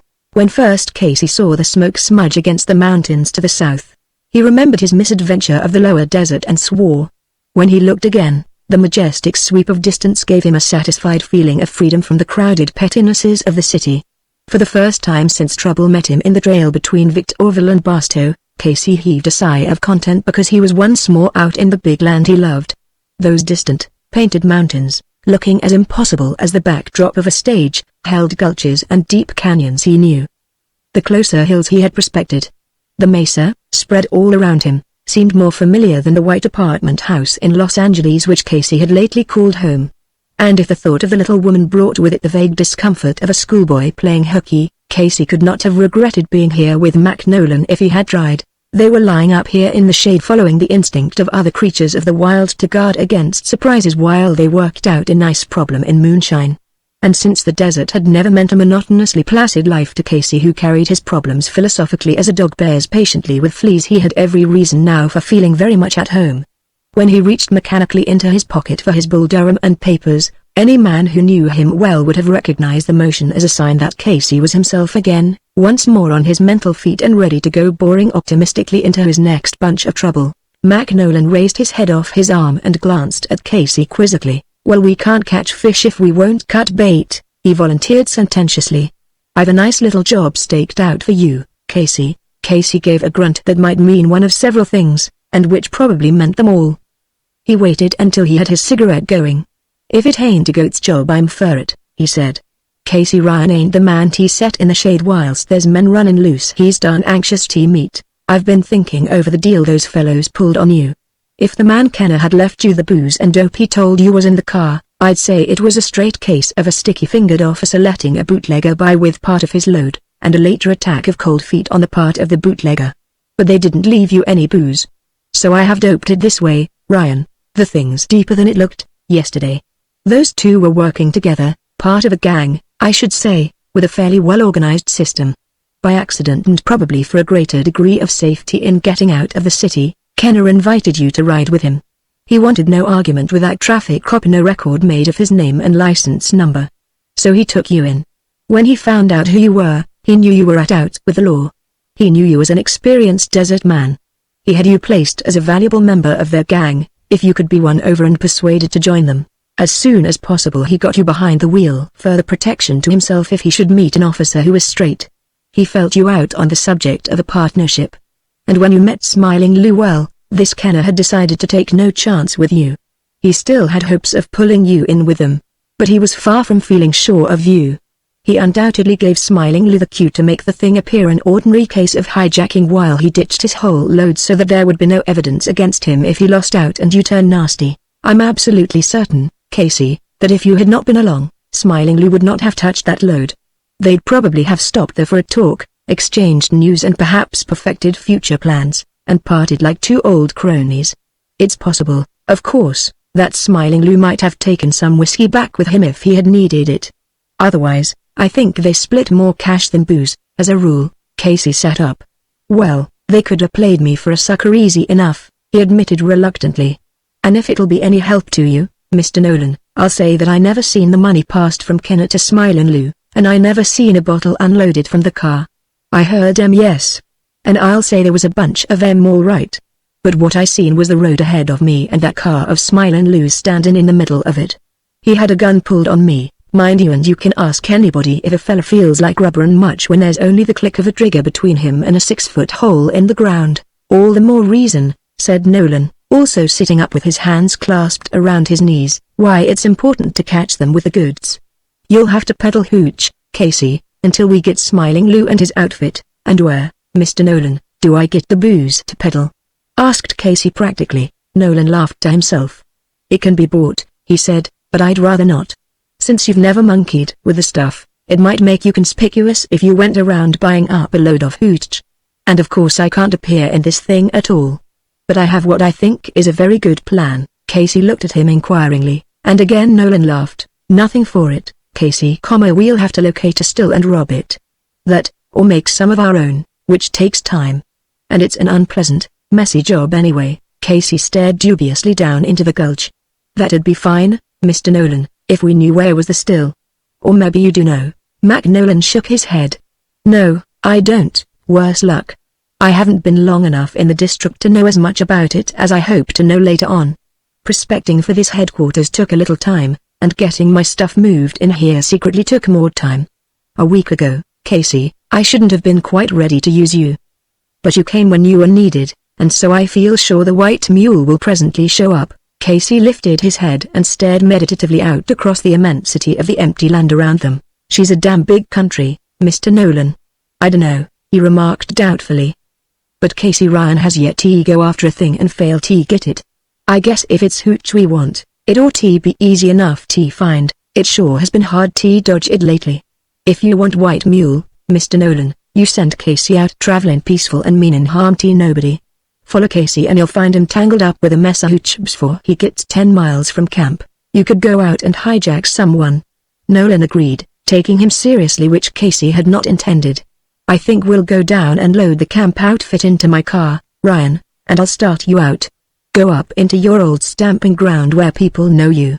If you're careful in picking your men, you could locate some hooch, couldn't you, without attracting attention? Casey studied the matter. Bill Masters could maybe help me out, he said finally. Only I don't like the friends Bill's been wishing onto me lately. This man Kenner, that held me up, knowed Bill Masters intimate. I'm kinda losing my taste for Bill lately. Nolan seized upon the clue avidly.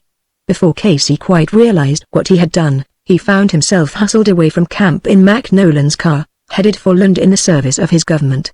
Since young Kenner had been able to talk so intimately of Bill Masters, Nolan argued that Bill Masters should likewise be able to give some useful information concerning young Kenner. Moreover, a man in Bill Masters' position would probably know at least a few of the hidden trails of the White Mule near Lund. If you can bring back a load of moonshine, Ryan, by all means do so, Nolan instructed Casey at the last moment. Here's money to buy it with. We should have enough to make a good haul for Smiling Lou. 20 gallons, at least 40, if you can get them. Keep your weather eye open, and whatever happens, don't mention my name or say that you are working with the law. In 5 days, if you are not here, I shall drive to Las Vegas. Get word to me there if anything goes wrong. Just write or wire to general delivery. But I look for you back, Ryan, not later than Friday midnight. Take no unnecessary risk, this is more important than you know. Nolan's crisp tone of authority remained with Casey mile upon mile.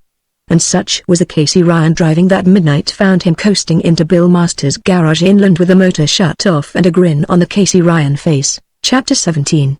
Nolan had just crawled into his bunk on Wednesday night when he thought he heard a car laboring up the gulch. He sat up in bed to listen and then got hurriedly into his clothes. He was standing just around the corner of the dugout where the headlights could not reach him, when Casey killed the engine and stopped before the door. Steam was rising in a small cloud from the radiator cap, and the sound of boiling water was distinctly audible some distance away. Nolan waited until Casey had climbed out from behind the wheel and headed for the door. Then he stepped out and hailed him. Casey started perceptibly, whirling as if to face an enemy. When he saw that it was Nolan, he apparently lost his desire to enter the cabin. Instead he came close to Nolan and spoke in a hoarse whisper. We better run air under the shed, Mr. Nolan, and drain the darned radiator.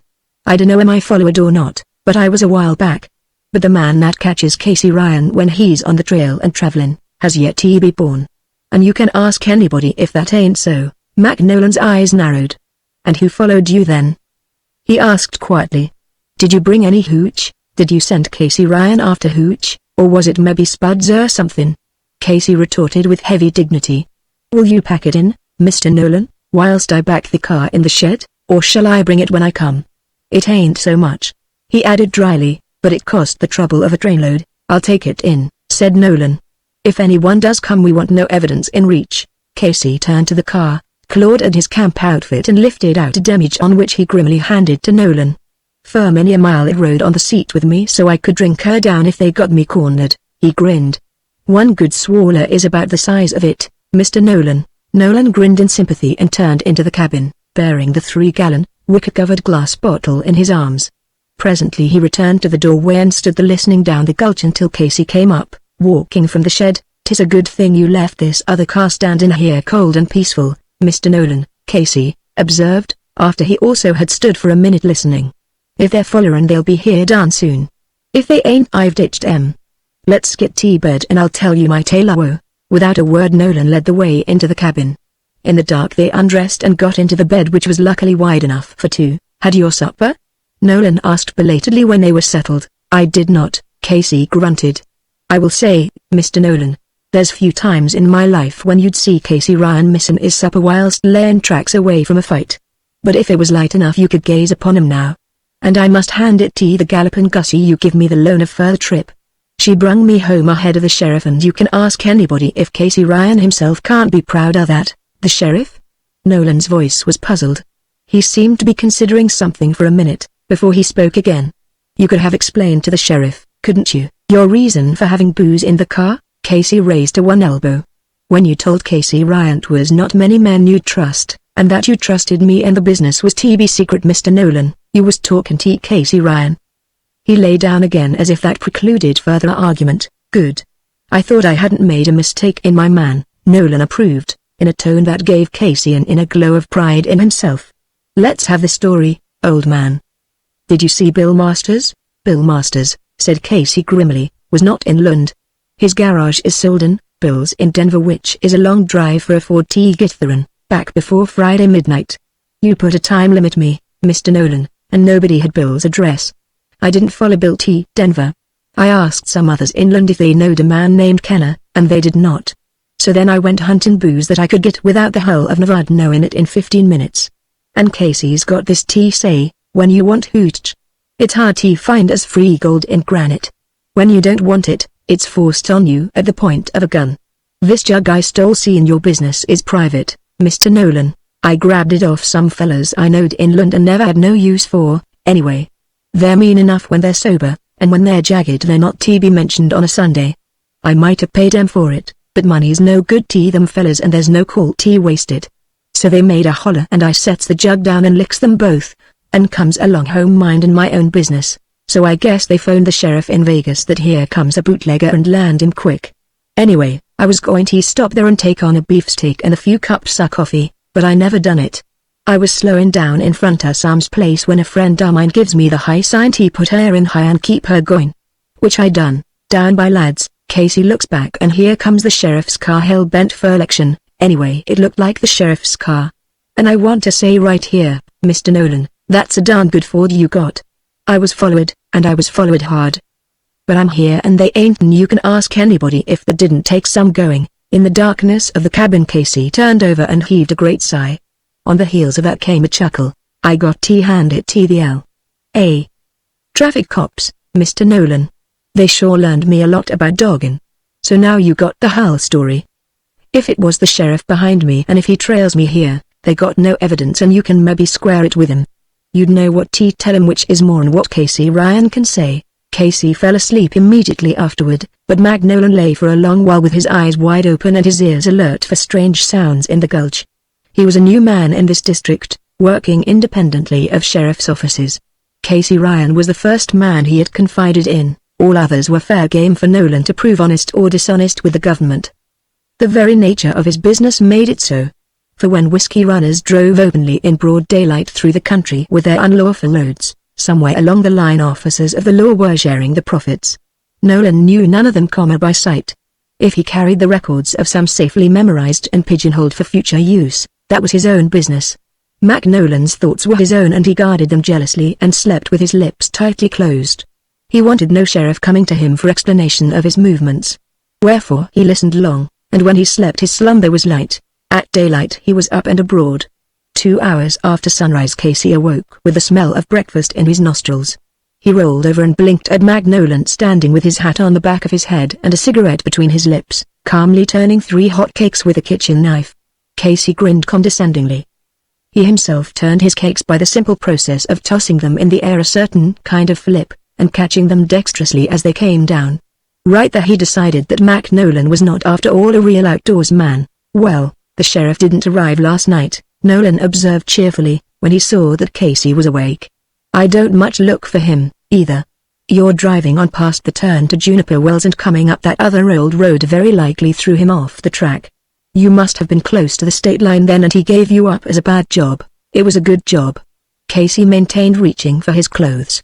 "I made 'em think I was headed clean out to the country. If they knowed who it was at all, they know I belong in L.A., and I figured they'd guess I was headed there. They stopped for something this side of Searchlight and so I pulls away from them a couple of miles. They never seen where I went to." While he washed for breakfast, Casey began to take stock of certain minor injuries. "That darned Pete Gibson has got tushes in his mouth like a wild hog, the kind that sticks out," he grumbled, touching certain skinned places on his knuckles. "Every time I landed on him yesterday I run against them tushes isn't." But he added with a grin, "They ain't so solid as they was when I met up with him. I felt one of 'em give 'fore I got through. brings the price of moonshine up a bit, doesn't it?" Nolan suggested dryly. "I rather think you might better have paid the men their price. A fight is well enough in its way. I'm Irish myself. But as my agent, Ryan, the main idea is to let the law fight for you. Our work is merely to give the law a chance. I like your not wanting to explain to the sheriff. Prohibition officers do not explain, as a rule. The law behind them does that, and since the price seems to be rather hard on the knuckles." He glanced down at Casey's hands and grinned. "I think it may come cheaper to make the stuff ourselves. Licking 2 men for 3 gallons, and getting the officers at your tail light into the bargain, is all right as an experiment, but I don't believe, Ryan, we ought to adopt it as a habit." Casey cocked an eye up at him. "Did you ever make White Mule, Mr. Nolan?" he asked grimly. Nolan laughed his easy little chuckle. "Why, no, Ryan, I never did." "Did you?" "No. I seen some made once, but I had too much of it inside me at the time to learn the receipt for it. I'd rather steal it, if it's all the same to you, Mr. Nolan." His hand went up to the back of his head and moved forward, although there was no hat to push. "I've lived honest all these years and, damn it, it's kinda tough to break out with stealing what you don't want. Couldn't we fill them bottles with something that looks like hooch? Cold tea should get by, Mr. Nolan. It'd be a fine joke on Smilin' Lou, a good joke, maybe, but no evidence. It isn't against the law, Ryan, to have cold tea in your possession. No, it's got to be whiskey, and there's got to be a load of it. Enough to look like business and tempt him or any other member of the gang you happen to meet. If they caught you with 3 gallons, Casey, they'd probably run you in and feel very virtuous about it. Nothing for it, I'm afraid. We'll have to become real moonshiners ourselves for a while." Casey ate with less appetite after that. Making moonshine did not appeal to him at all. Given his choice, I think he would even prefer drinking it, unhappy as the effect had been on him. "We'll need a still, and we'll need the stuff. I'm going to leave you in charge of the camp, Ryan, while I make a trip to Needles. I'll deputize you to assist me in cleaning up this district. And this district, Ryan, touches salt water. So if revenge looks good to you, you'll have a fine chance to get even with the bootleggers. And in the meantime, just kill time around camp here while I'm gone. If anyone shows up, you're prospecting." That day, doubt devils took hold of Casey Ryan and plucked at his belief. How did he know that Nolan wasn't another bootlegger, wanting to rope Casey in on a jobs for some fell purpose of his own? He had Nolan's word and nothing more. For that matter, he had also had young Kenner's word. Kenner had fooled him completely. Nolan could also fool him perhaps. Well, anyhow, he never claimed to know Bill Masters, and that's a point in his favor. And if it's some dirty work he's up to, he could have made it shorter than what he's doing. And if he's double-crossing Casey Ryan, well, anyway, Casey Ryan will be present at the time and place when he does it. Upon that comforting thought, Casey decided to trust Nolan until he caught him playing crooked, and proceeded to kill time as best he could. Chapter 18. It was noon the next day when Nolan returned, and he did not explain why he was 18 hours overdue. Casey eyed him expectantly, but Nolan's manner was brisk and preoccupied. "Help me unload this stuff, Ryan," he said, and put it out of sight in the cellar. "We won't have to go through the process of making moonshine, after all." Casey looked into the car, pulling aside the top. 4 kegs he counted, and lifted out one. "And how many did you lick, Mr. Nolan?" He grinned over his shoulder as he started for the door. Nolan laughed noncommittally. "Perhaps I'm luckier at picking my bootleggers," he retorted. "If you carry the right brand of bluff, you can keep the skin on your knuckles, Ryan. This beats making it." At any rate, that afternoon and the next day, Casey Ryan did what he never dreamed was possible. With Nolan to show him how, Casey performed miracles. While he did not, literally change water into wine, he did give 43 gallons of White Mule a most imposing pedigree. He turned kegs of crude, moonshine whiskey into Canadian Club, Dunkirk, Tom Pepper, 3-star Hennessy and cognac if you were to believe the bottles, labels and government seals. Under Nolan's instruction and with his expert assistance, the forgery was perfect. While the cellar reeked with the odor of White Mule when they had finished, the bottled array on the table whispered of sybaritic revelings to glisten the eyes of the most dissipated man about town. "When it's as easy done as that, Mr. Nolan, the fella's a fool that drinks it.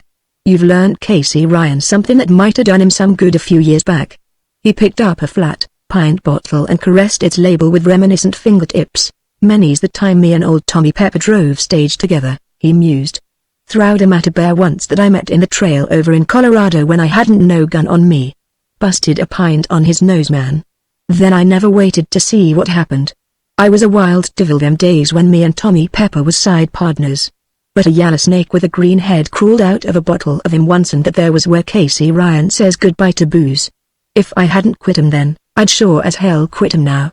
After this performance, Mr. Nolan, Casey Ryan's going to look twice into his coffee pot.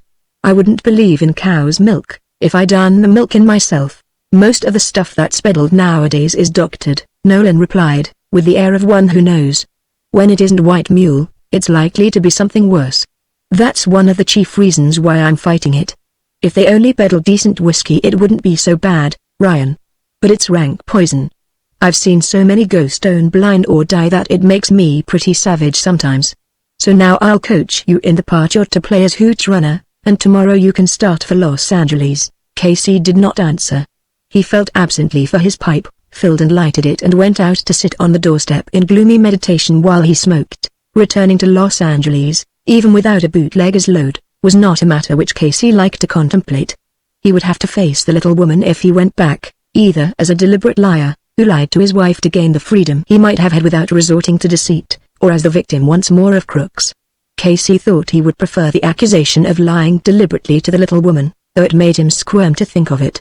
He wished she had not openly taunted him with getting into trouble and needing her always to get him out. He would like to tell her that he was now working for the government. The secrecy of his mission, the danger it involved, would impress even her amused cynicism. But the very secrecy of his mission in itself made it impossible for him to tell her anything about it. Casey would not admit it, but it was a real disappointment to him that he could not wear a star on his coat. All that day and evening he was glum, a strange mood for Casey Ryan. But if Nolan noticed his silence, he gave no sign. Nolan himself was wholly absorbed by the business in hand. The success of this plan meant a good deal to him, and he told Casey so very frankly, which lightened Casey's gloom perceptibly. Casey was to drive to Los Angeles, even to San Diego if necessary, and return within a week, unless Nolan's hopes were fulfilled and Casey was held up and hijacked. If he were apprehended by officers who were honestly discharging their duty, Casey was to do thus and so, and presently be free to drive on with his load. If he were hijacked, Casey gritted his teeth and said he hoped the hijacker would be Smiling Lou.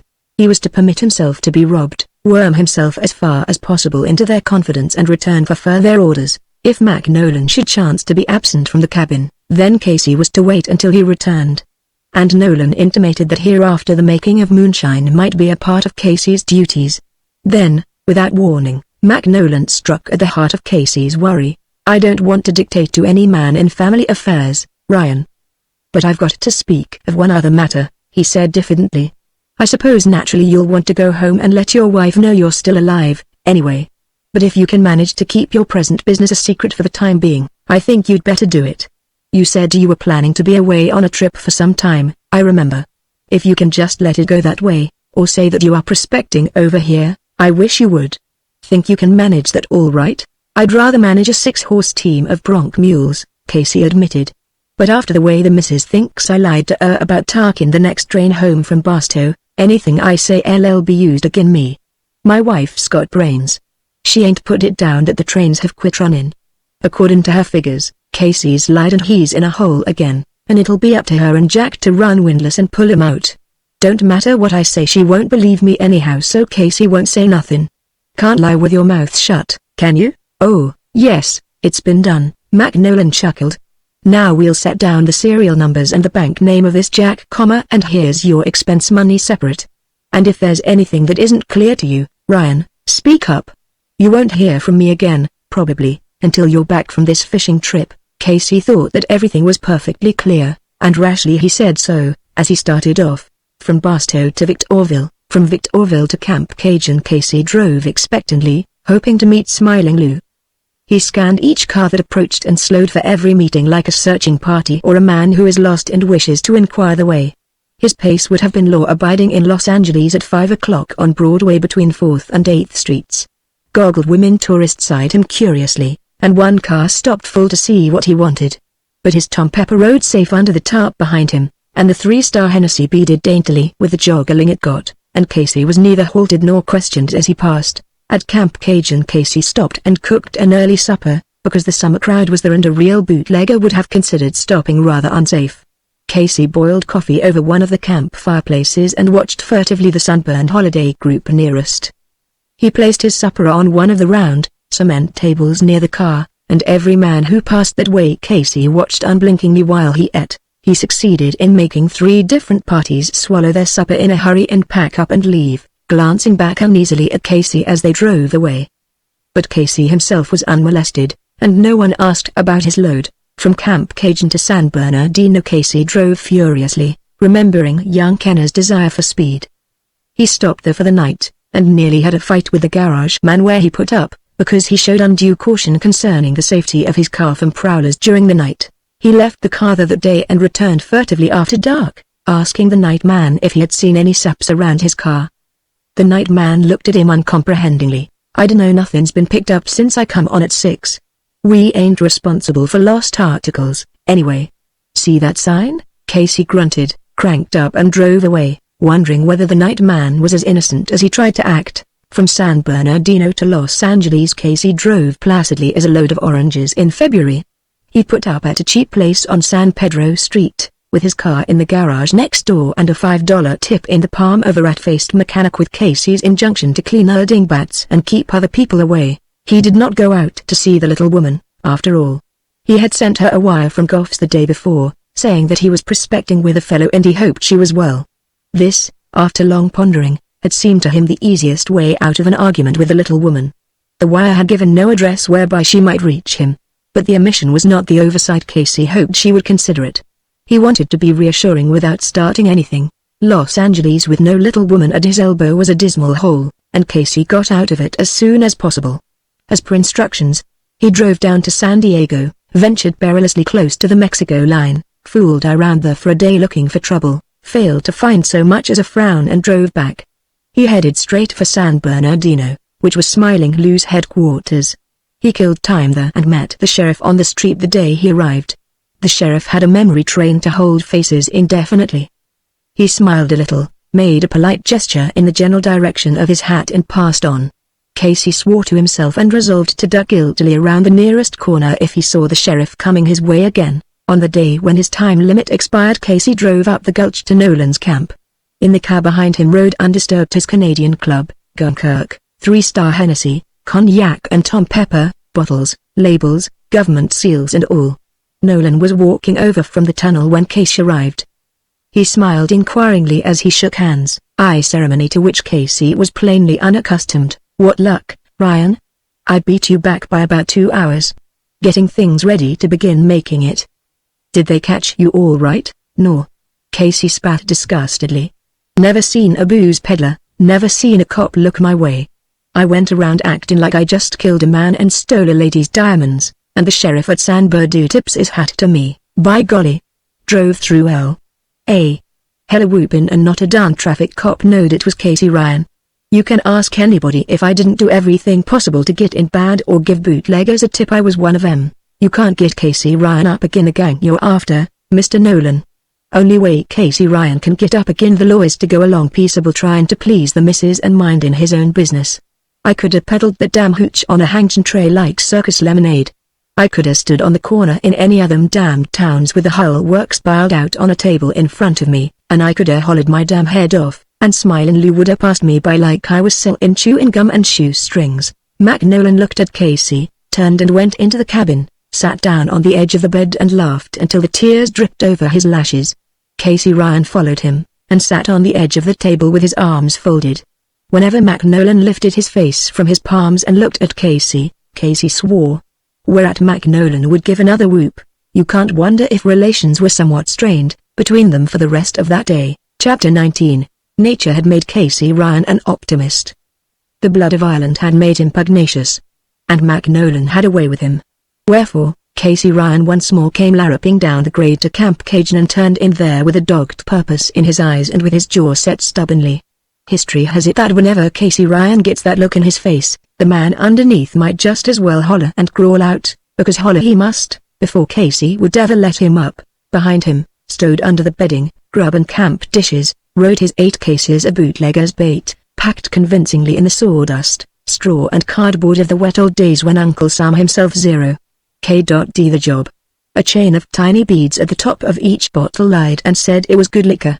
The boxes themselves said, "This side up," when any side up would thrill the soul of the man who owned a wet appetite and a dry throat. It was a good job Magneon had made of the bottling. Uncle Sam himself must needs polish his spectacles and take another look to detect the fraud. It was a marvelous job of bottling, and the proof lay only in the drinking. Tommy Pepper rode in pint flasks designed to slip safely into a man's coat pocket. Beside him 2 cases of Canadian Club, if you were satisfied with the evidence of your eyes, sat Serene in round-shouldered bottles, conventional, secure in its reputation. Cognac and Dunkirk, a case for each, rode in tall, slim bottles with no shoulders at all. Plumper than they, 3-star Hennessy sat smugly waiting until the joke was turned upon its victim. A tempting load it was, to men of certain minds and morals. Casey grinned sardonically when he thought of it. Casey drove deep into the grove of sycamores and made camp there, away from the chattering picnic parties at the cement tables. By Magneon's advice he was adopting a slightly different policy. He no longer shunned his fellow men or glared suspiciously when strangers approached. Instead he was very nearly the old Casey Ryan, except that he failed to state his name and business to all and sundry with the old Casey Ryan candor, but instead avoided the subject altogether or evaded questions with vague generalities. But as an understudy for Ananias, Casey Ryan would have been a failure. In 2 hours or less he had made easy trail acquaintance with 6 different men, and he had unconsciously managed to vary his vague account of himself 6 different times. Wherefore he was presently asked cautiously concerning his thirst. "There's times," said Casey, hopefully lowering an eyelid, "when a fella dassent take a nip, no matter how thirsty he gets." The questioner stared at him for a minute and slowly nodded. "You're done right," he assented. "I scarcely ever touch anything, myself." And he added vaguely, "Quite a lot of it peddled out here in this camp, I guess. Tourists come in through as scared to pack it themselves, but they sure don't overlook any chances to take a snort, yeah?" Casey cocked a knowing eye at the speaker. "They must pay a pretty fair price for it, too. Don't the cops bother folks none?" "Some, I guess." Casey filled his pipe and offered his tobacco sack to the man. The fellow took it, nodding listless thanks, and filled his own pipe.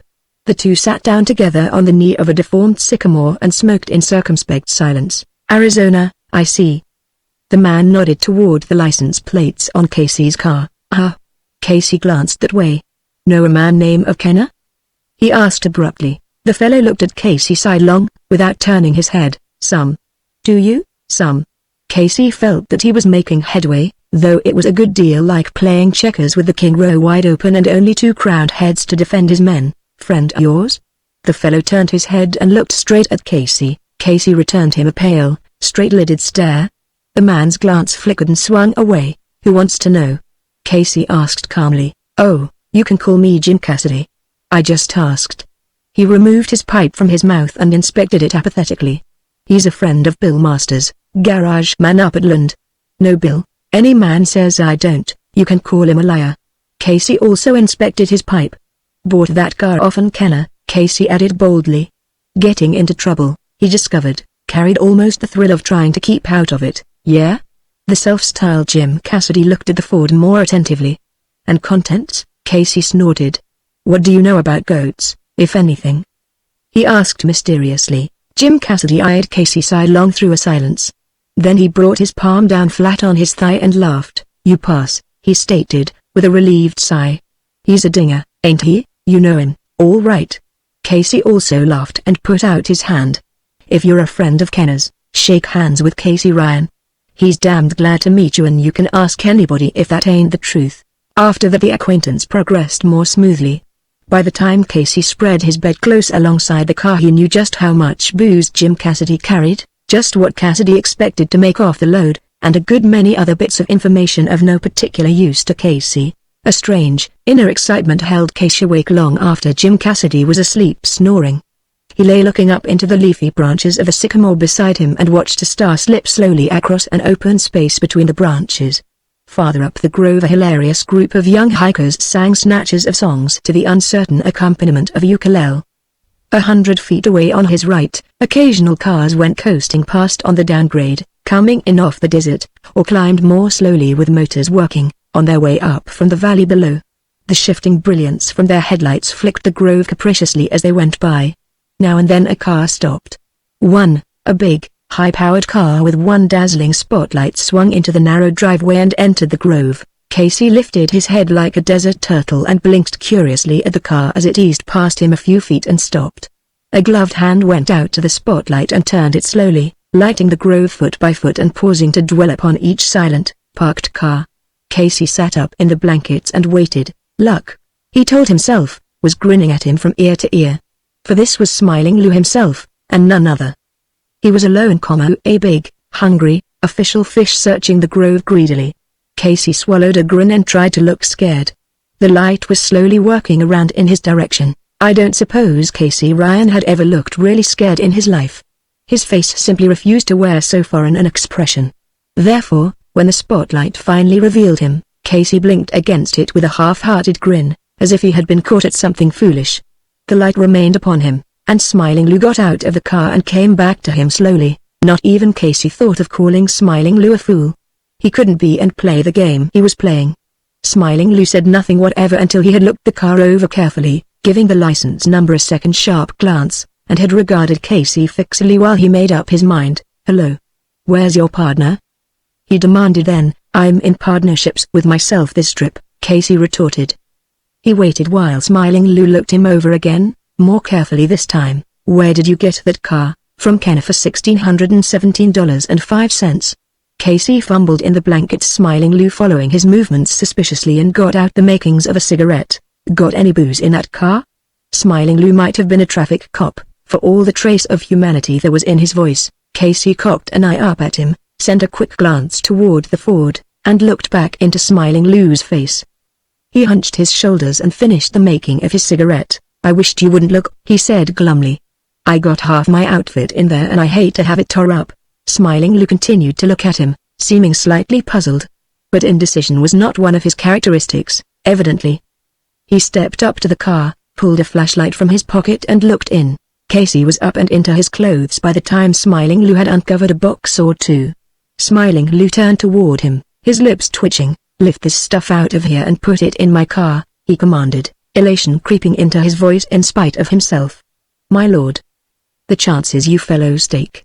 Think a dab of paint is going to cover up a brand burned into the wood? Casey looked startled, glancing down into the car to where Smiling Lou pointed. The boards is turned over on all the rest, he muttered confidentially. I dunno how the darned Canadian club sign he got right side up. What all have you got? Smiling Lou lowered his voice when he asked the question. Casey tried not to grin when he replied.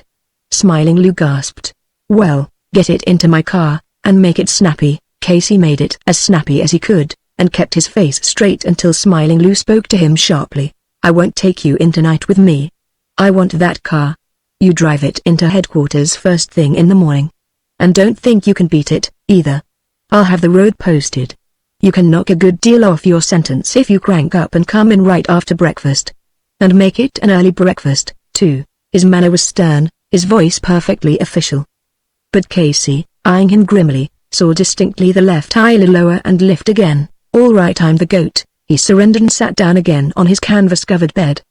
He did not immediately crawl between the blankets, however, because interesting things were happening over at Jim Cassidy's car. Casey watched Jim Cassidy go picking his way amongst the tree roots and camp litter, his back straightened under the load of hooch he was carrying to Smiling Lou's car. With Jim Cassidy also, Smiling Lou was crisply official. When the last of the hooch had been transferred, Casey heard Smiling Lou tell Jim Cassidy to drive into headquarters after breakfast next morning, but he did not see Smiling Lou wink when he said it. After that, Smiling Lou started his motor and drove slowly up through the grove, halting to scan each car as he passed. He swung out through the upper driveway, turned sharply there and came back down the highway, speeding up on the downhill grade to San Bernardino. Jim Cassidy came furtively over and settled down for a whispered conference on Casey's bed. How much did he get off on you? He asked inquisitively. Did he clean you out? Clean as a last year's bone in a coyote den, Casey declared, hiding his satisfaction as best he could. Never got my role though. He wouldn't, not with you working on the inside. Guess it must be kinda touchy around here right now. New officers, maybe. He wouldn't have cleaned us out if we'd have been safe. He never came into camp before, not when I've been here. Made that same play to you. Didn't hear about giving yourself up in the morning? Of course you know what that means, don't. He sure is foxy. All right, Casey commented with absolute sincerity. You can ask anybody if he didn't pull it off like the pleasure was all his'n. No L.A. traffic cop ever pinched me and I looked like he enjoyed it more. Oh, Lou's cute, all right. They don't any of them put anything over on Lou. You must be new at the business, ain't you? Second trip, Casey informed him with an air of importance which he really felt. By the way, what Casey's studying on now, is the next move. No use hanging around here empty. What do you figure on doing? Well, Lou didn't give no tip, not to me, anyway. So I guess it'll be safe to drive on into the city and load up again. I got a fella with me, he caught a ride into San Bernardino, left just before you drove in. Nowhere to go in the city. 'Cause I can ride in with you, and let him follow. That'll suit me fine, Casey declared. And so they left it for the time being, and Cassidy went back to bed.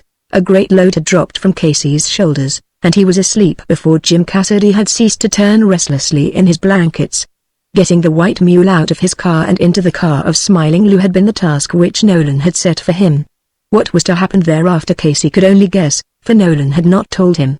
And such was the Casey Ryan nature that he made no attempt to solve the problems which Nolan had calmly reserved for himself. He did not dream, for instance, that Nolan had watched him load the stuff into Smiling Lou's car. He did know that an unobtrusive Cadillac Roadster was parked at the next campfire. It had come in half an hour behind him, but the driver had not made any move toward camping until after dark. Casey had glanced his way when the car was parked and the driver got out and began fussing around the car, but he had not been struck with any sense of familiarity in the figure. There was no reason why he should. Thousands and thousands of men are of Nolan's height and general build. This man looked like a doctor or a dentist perhaps. Beyond the matter of size, similarity to Nolan ceased. The Cadillac man wore a Van Dyke beard and colored glasses, and a Panama and light gray business suit. Casey set him down in his mental catalogue as some town fella and assumed that they had nothing in common, yet Nolan heard nearly every word spoken by Smiling Lou, Casey and Jim Cassidy. Readers are so inquisitive about these things that I felt I ought to tell you, else you'll be worrying as hard as Casey Ryan did later on. I'm soft-hearted, myself. I never like to worry a reader more than is absolutely necessary. So I'm letting you in, hoping you'll get an added kick out of Casey's further maneuvers. The Cadillac car, I should explain, was only one of Nolan's little secrets. There is a very good garage at Goff's, not many miles from Juniper Wells. A matter of an hour's driving was sufficient at any time for Nolan to make the exchange. And no man at Goff's would think it very strange that the owner of a Cadillac should prefer to drive a Ford over rough desert trails to his prospect in the mountains. Nolan, as I have told you before, had a way with him. Chapter 20. With a load of booze in the car and Jim Cassidy by his side, Casey Ryan drove down the long, eucalyptus-shaded avenue that runs past the balloon school at Arcadia and turned into the Foothill Boulevard. Half a mile farther on a Cadillac Roadster honked and slid past them, speeding away toward Monrovia. But Casey Ryan was busy talking chummily with Jim Cassidy, and he scarcely knew that a car had passed. The money he had been given for Smiling Lou had been used to pay for this new load of whiskey, and Casey found himself wishing that he could get word of it to Nolan. Still, Nolan's oversight in the matter of arranging for communication between them did not bother Casey much.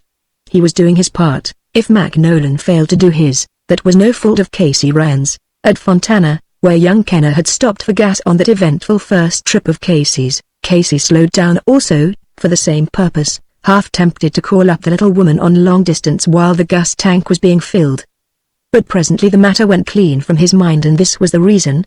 A speed cop whose motorcycle stood inconspicuously around the corner of the garage, came forward and eyed the Ford sharply. He drew his little book from his pocket, turned a few leaves, found what he was looking for and eyed again the car. The garage man, slowly turning the crank of the gasoline pump, looked at him inquiringly, but the speed cop ignored the look and turned to Casey. "Where'd you get this car?"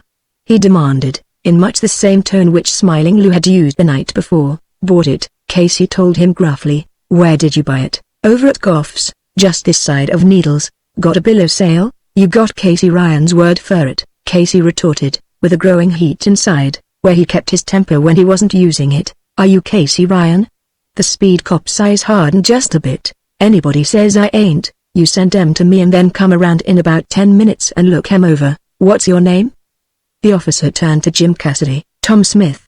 I was just catching a ride with this fella. Don't go and mix me in, I ain't no ways concerned," Just catching a ride is all. If I'd knowed, you can explain that to the judge. Get in there, you, and drive into San Bernardino.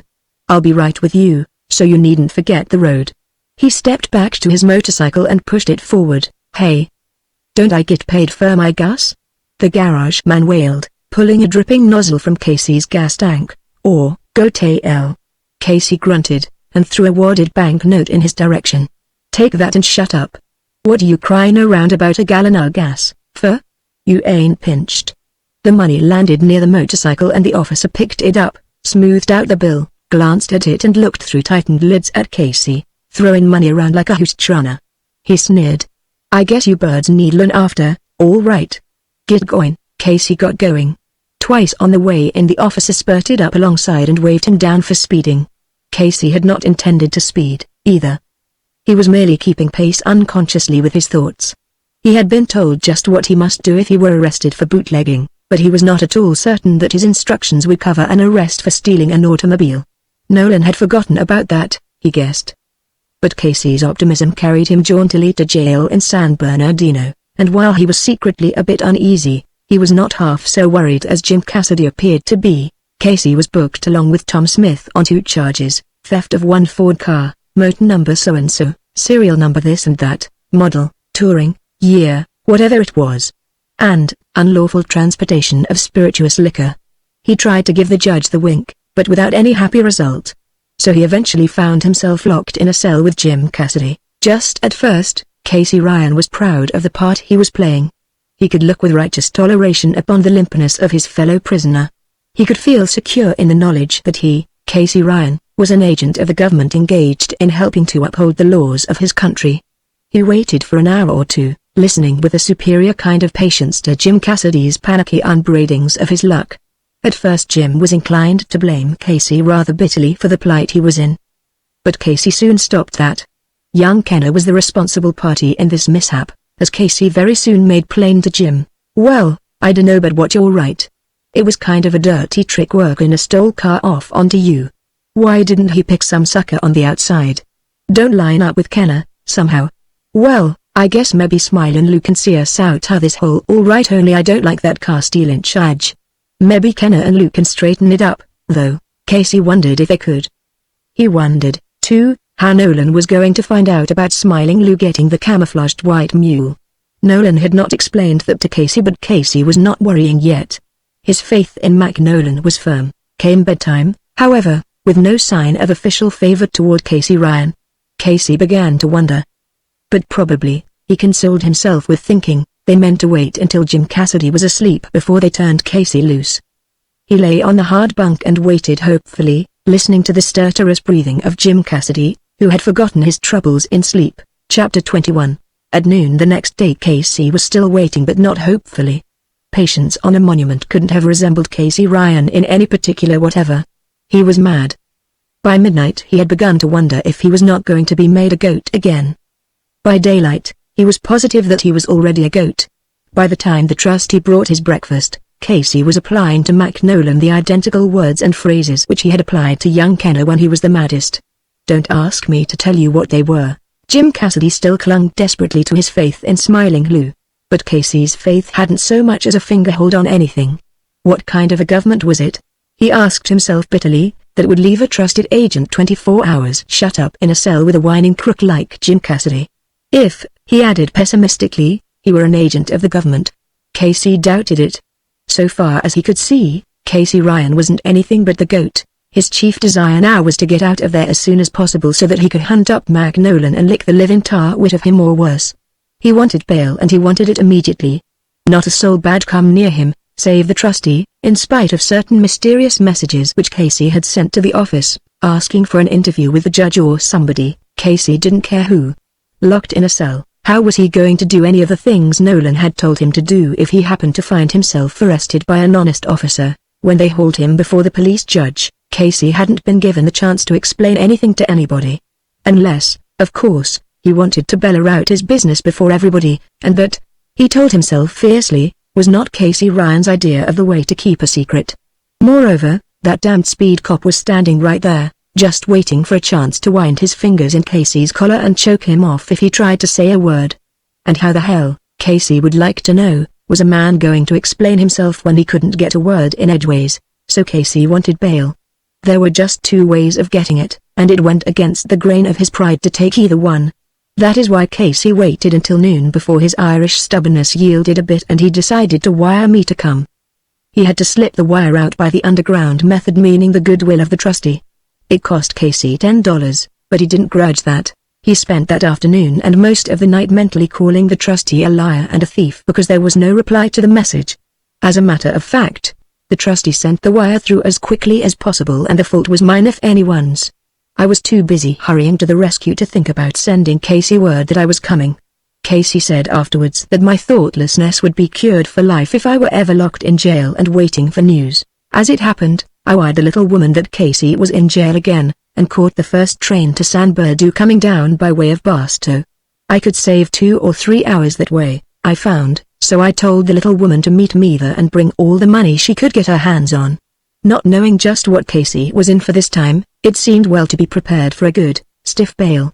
She beat me by several hours, and between us we had $10,000. At that it was a fool's errand. Casey was out of jail and gone before either of us arrived.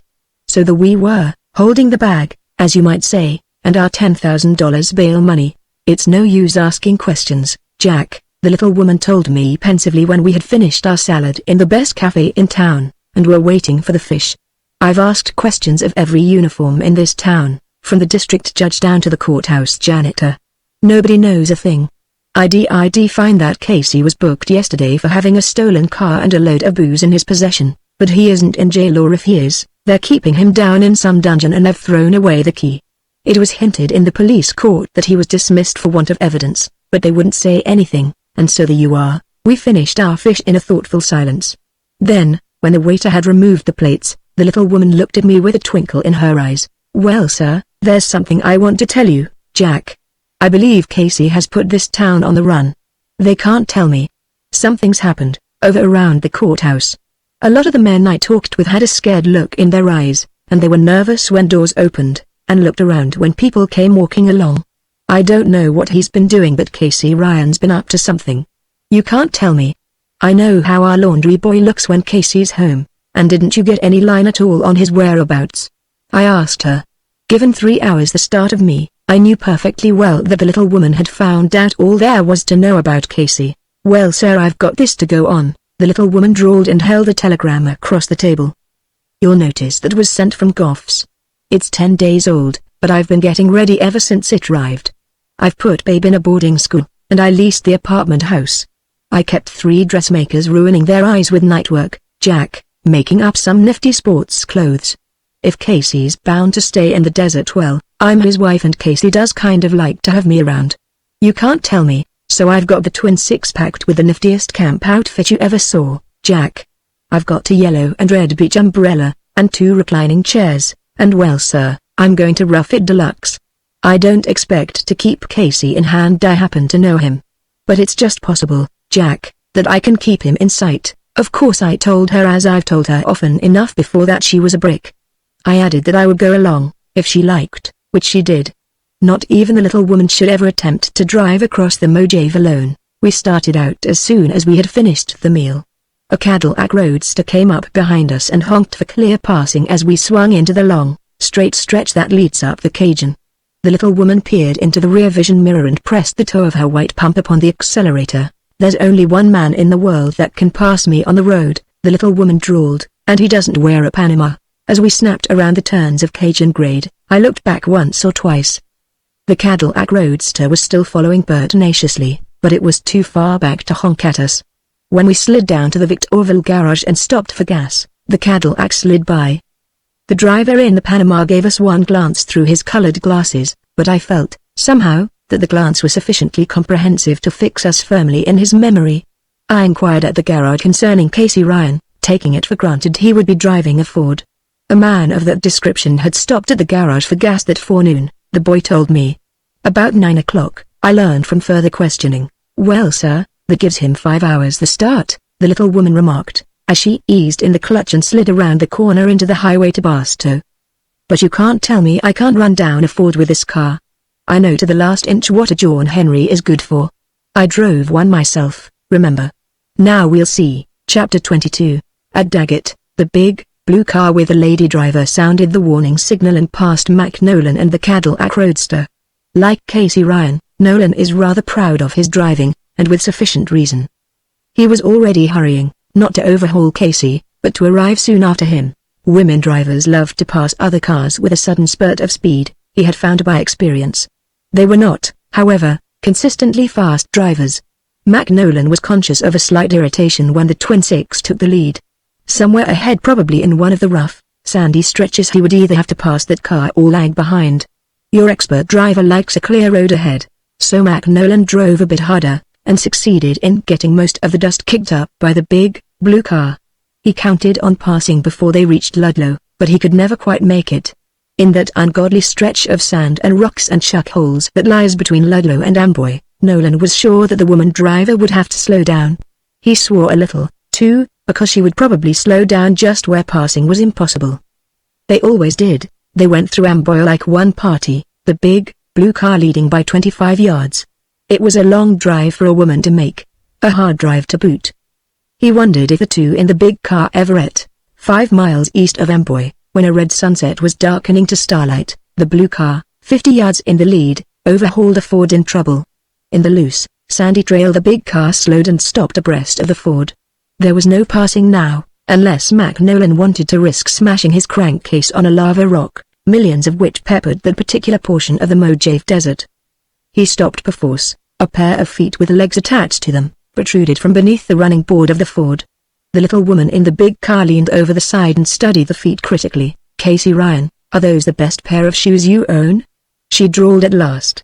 If you wouldn't wear such run-down heels, you wouldn't look so bow-legged. I've told you that your legs aren't so bad when you wear straight heels. Casey Ryan crawled out and looked up at her, grinning sheepishly. They was all right when I left home, Mom, he defended his shoes mildly. Desert plays hell with shoe leather, you can ask anybody. Then he added, hello, Jack. What you two think you're doing, anyway? Tryin' to elope? Why, hello, Ryan. Nolan greeted, coming up from the Cadillac. Having trouble with your car? Casey whirled and eyed Nolan dubiously. No. This ain't no trouble, he grunted. I only been here 4 hours or so, this is past time. There was an awkward silence. We in the blue car wanted to know, not at that time knowing, who was the man in the Cadillac Roadster, and how he happened to know Casey so well. Nolan, no doubt, wanted to know who we were. And there was so much that Casey wanted to know and needed to know that he couldn't seem to think of anything. However, Casey was the hardest to down. He came up to the side of the blue car, reached in with his hands all greasy black, and took the little woman's hand from the wheel and kissed it. The little woman made a caressing sound and leaned out to him and Nolan, and I felt that we mustn't look. So our eyes met. He came around to my side of the car and put out his hand. I'm pretty good at guessing, he smiled. I guess you're Jack Gleason. Casey has talked of you to me. I'm right glad to meet you, too. My name is Nolan, and I'm Irish. I'm Casey Ryan's partner. We have a good prospect. Casey looked past the little woman and me, straight into Nolan's eyes. I felt something of an electric quality in the air while their gaze held. I'm just getting back from a trip down in the valley, Nolan observed easily. You never did see me in town, duds, did you, Casey? His eyes went to the little woman's face and then to me. I suppose you know what this wild Irishman has just pulled off back there, he said, tilting his head towards San Bernardino, many a mile away to the southwest.